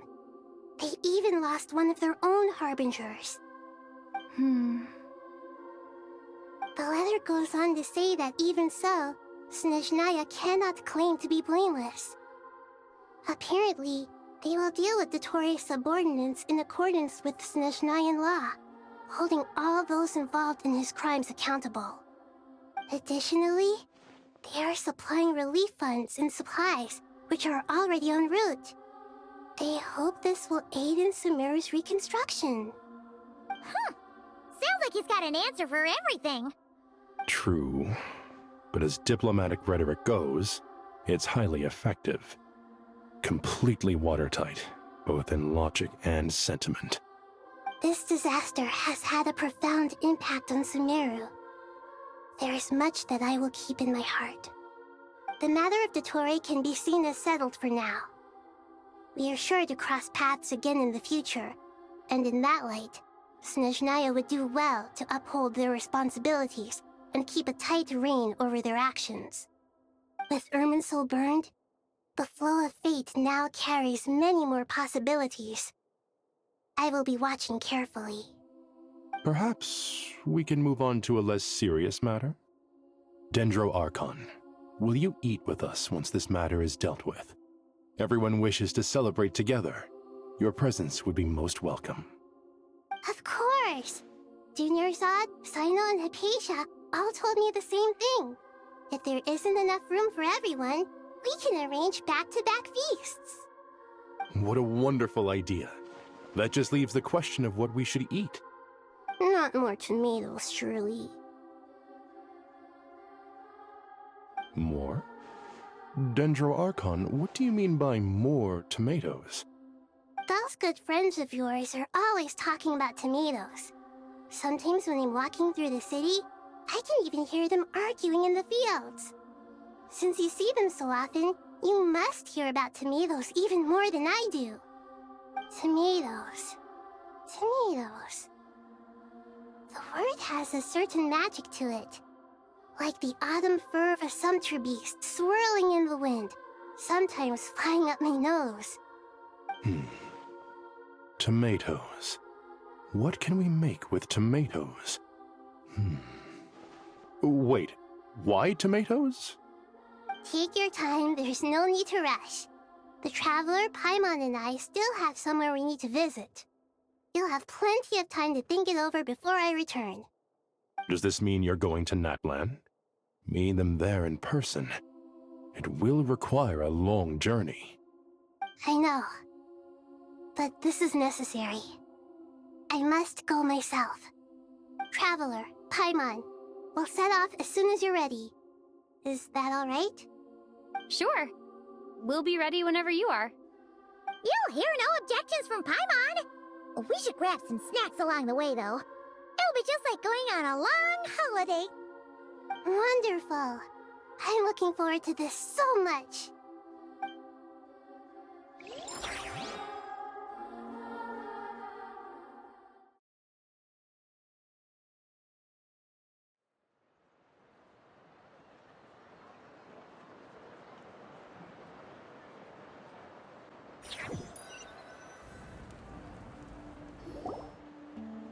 Natlan is such a lively place. It's super cheerful and positive, too. I can see that. There are people outside exercising at all hours. Such a healthy way of life. You came. Welcome, welcome. You must be hungry from your journey. Would you like something to eat? Oh, thanks, but no thanks. We've been eating the whole way here. We had a mushroom platter, Sept's meat stew, butter braised chicken, hot sour pudding. Paimon's positively stuffed. All right, all right. No need for all that detail. I'm starting to get hungry myself. Maybe later then. We can wait till everyone's got an appetite. Then I'll head out for a meal together. Sounds like a plan. Let's find somewhere to sit down.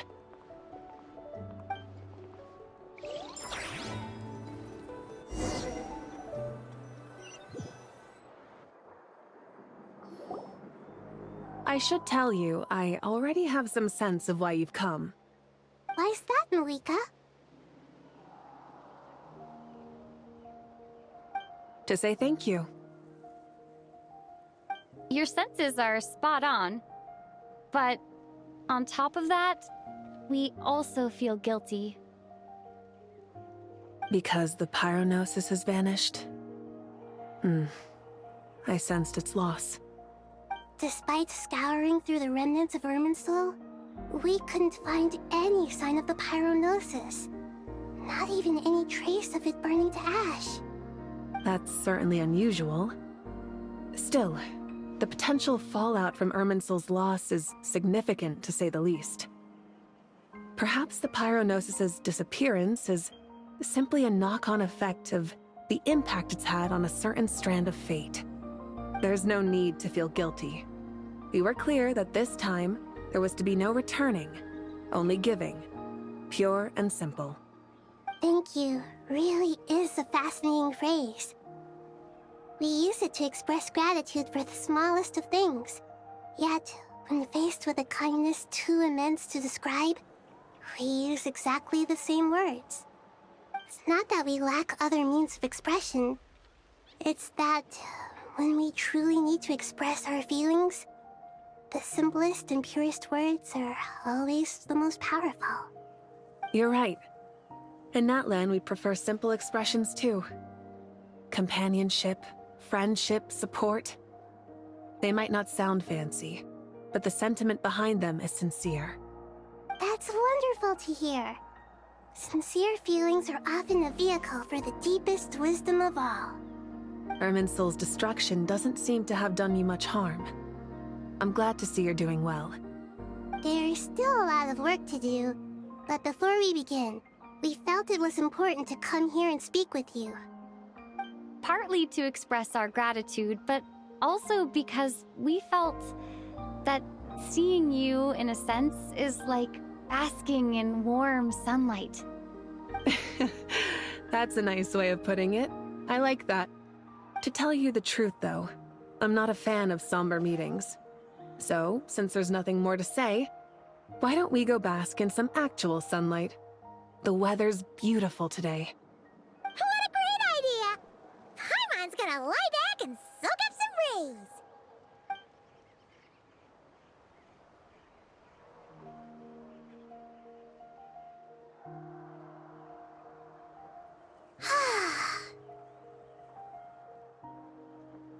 In that case, I think I'll lie down for a bit too before we head to our next stop. And where might that be? Mondstadt. Paimon and I are gonna head back there with Kale and the gang. Long ago, I sensed that the god remains inside Kale had come from the goddess of flowers, but I kept it a secret. Those remains weren't hurting Kale, not as she is now. They simply exist. Besides, I could sense a deep yearning within her. A yearning for an ordinary life. A yearning to hold on to the hard-won happiness she now enjoys. With someone like her, I have a responsibility to keep her secret. She should be ready to face the truth by now. Whenever people meet, there is always the potential to create warmth and kindness. Every child grows up. But even as adults, they are still children in the eyes of certain people. Oh, just like how Paimon sometimes sees Nahida as a little kid. Is that so? Well, anyone who's friends with a kid is probably a kid themselves. Of course! And there's nothing wrong with that. When we get back, we'll actually be hanging out with another of our friends who happens to be a kid. Or more like looking after, in her case. Anyway, we'll always be there to watch out for our friends. Dear Sucrose, when you receive this letter, I'll probably be as busy as always. But busy with wonderful things. That's because I'm no longer a trainee. I'm now an official forest ranger. Impressive, right? Sino said that official rangers sound much tougher than trainees. Though he did say it was already pretty tough to start out with. You probably heard that something big happened in Sumeru recently. Don't worry, it's all been taken care of. We're heading to Mondstadt soon, so if you're free, maybe we could meet up? Plus, it's not just me. A few of us are going. Hey, do you still remember that time we all got together? You know, when we all went to the Windbloom Festival? It'll be just like that.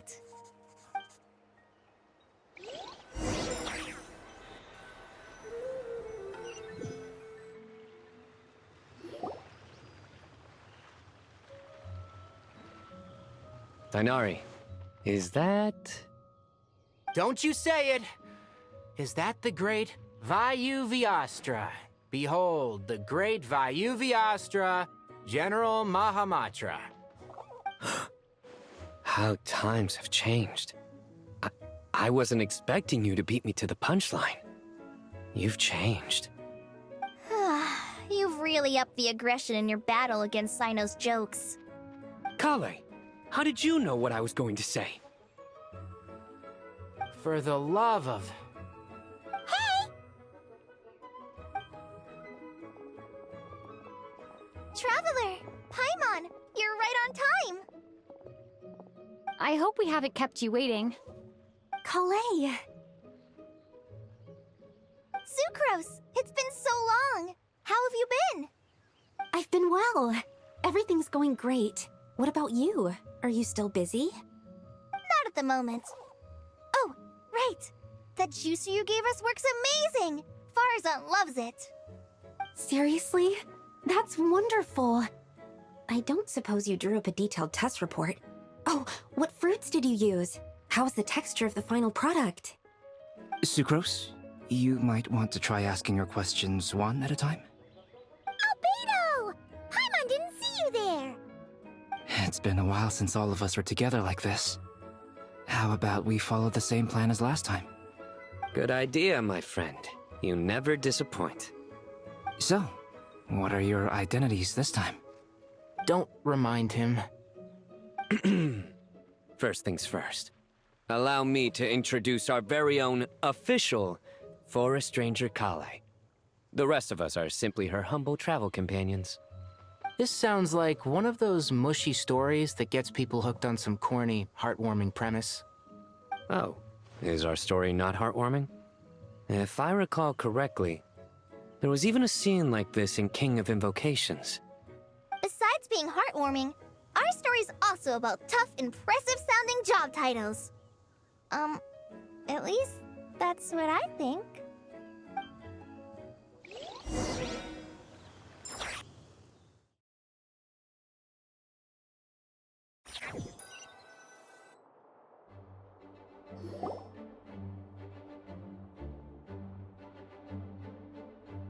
Oh, you're here already? I'm still giving Dottore a little trim. I won't be a moment. A trim? Does Dottore need haircuts too? Of course. It's important to know how to take loving care of the apples of your eye. All of these trivial matters get left to me. It's because I'm an angel, and angels are, in a way, the guardians of all Teyvat. Oh, right! Wow, that's definitely an impressive-sounding job title. What are you writing? I'm just brainstorming some cool-sounding lines. Oh, write them on these card backs. Of course. Clearly, my lines are pretty amazing, wouldn't you say? Miss Nicole. Kale? You seem a little nervous. I was just wondering, who was the person you mentioned who needed their wish fulfilled? Wish? What do you mean? Miss Nicole asked if we could meet up in Mondstadt once everything was over. She said a friend of hers had a wish that needed my help to come true. Well, you never mentioned that before. All we knew was that you'd arranged to meet in Mondstadt. But we thought it had something to do with the god remains. To be fair, everything I told you was true. Anyway, my friend is waiting. Come on, let's pay her a visit.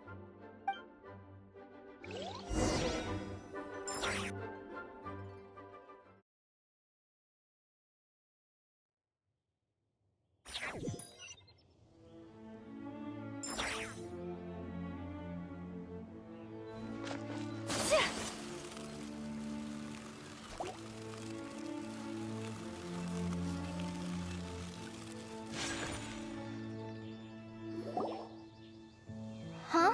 You're... Surprised?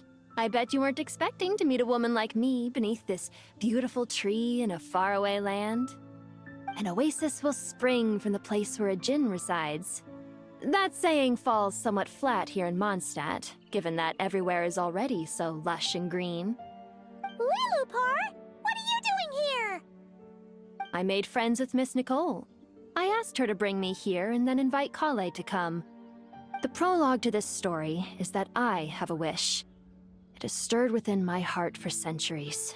Millennia, even. Originally, it was merely Al-Ahmar's lie, but now it has become reality. Could this be... related to the goddess of flowers? My dear young lady, my mistress left her final trace in this world upon you. I can't tell you how glad I am to see you here. And now I have seen you, and peered into your heart. You have experienced hardships and suffered setbacks. The torment an ordinary person might expect to face has befallen you threefold.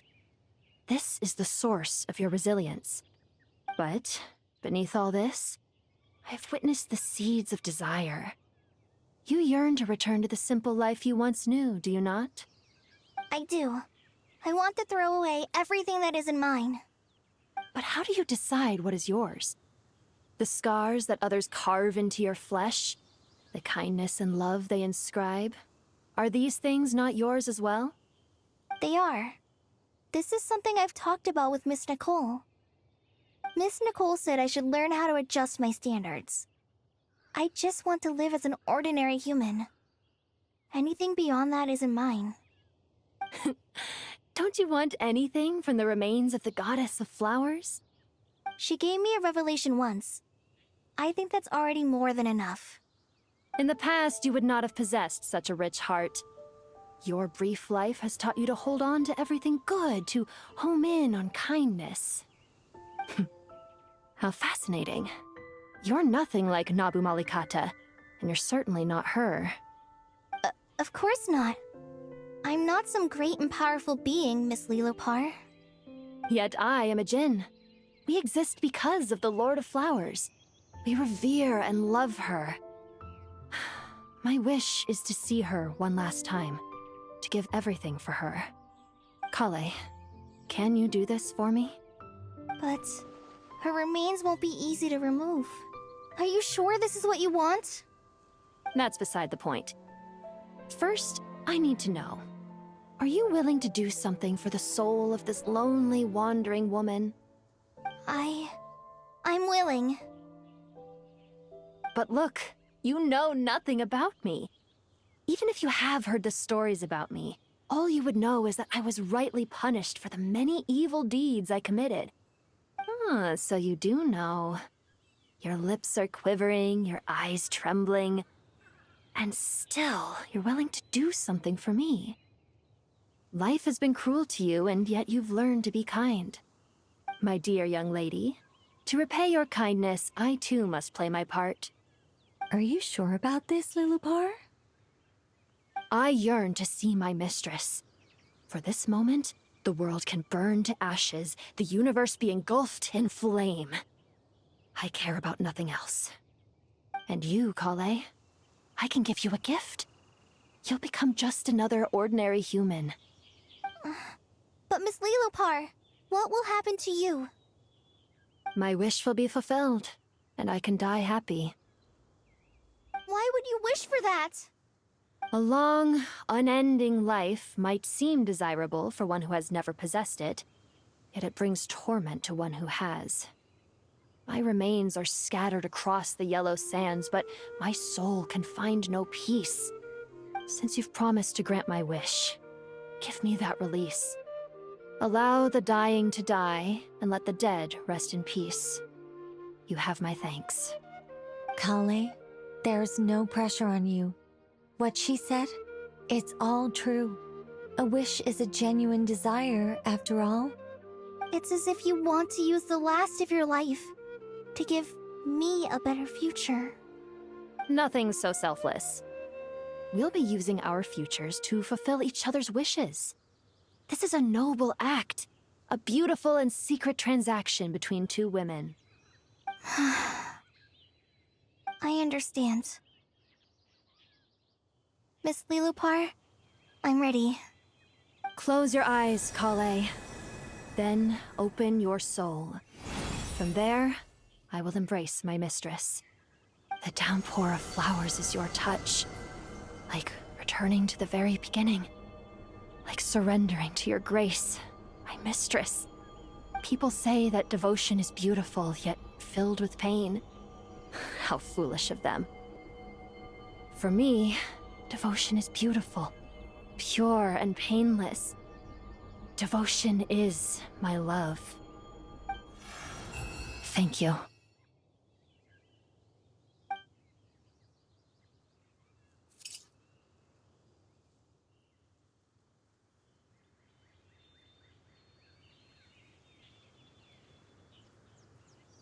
Lilopar! She disappeared? She left, carrying the blessing of flowers. Kale, are you alright?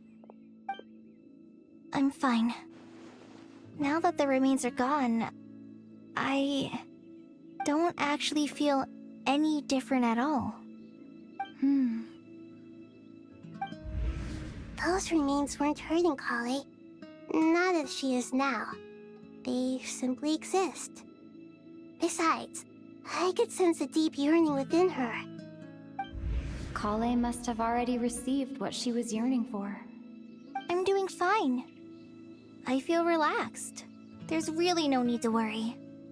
Then my wish has come true, too. To become ordinary? That's just one of my wishes. Actually, I have a few more. For instance, I want to protect the people I meet and help them find happiness. That sort of thing. So between Miss Lilopar and me, you've fulfilled 2 wishes already, and protected 2 people. Wonderful, isn't it? I feel so fantastically happy. I guess that settles things here. So what's next? What do you want to do when we get back to town? Clay, look who I've brought to see you.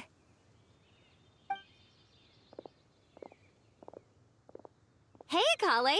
I heard you guys were holding some kind of secret event. How come you started without me? Huh? Oh no, it's nothing like that. We were just saying goodbye to an old friend. Really? Who? Me. The old me. So that's what this is all about. Did you come all the way to Mondstadt for that? Because we knew the old you so we could witness the change? Exactly. The old me is gone. I puffed her into the air, and she became a fluffy pink cloud, floating into the sky, before disappearing forever. Do you think, maybe up in the sky, she has friends waiting for her with test tubes, flasks, and bows? Oh, when you put it like that, it doesn't sound so bad after all. What do you think, Miss Nicole? I think maybe that's right. At least, if it were up to me, I'd consider that a happy ending.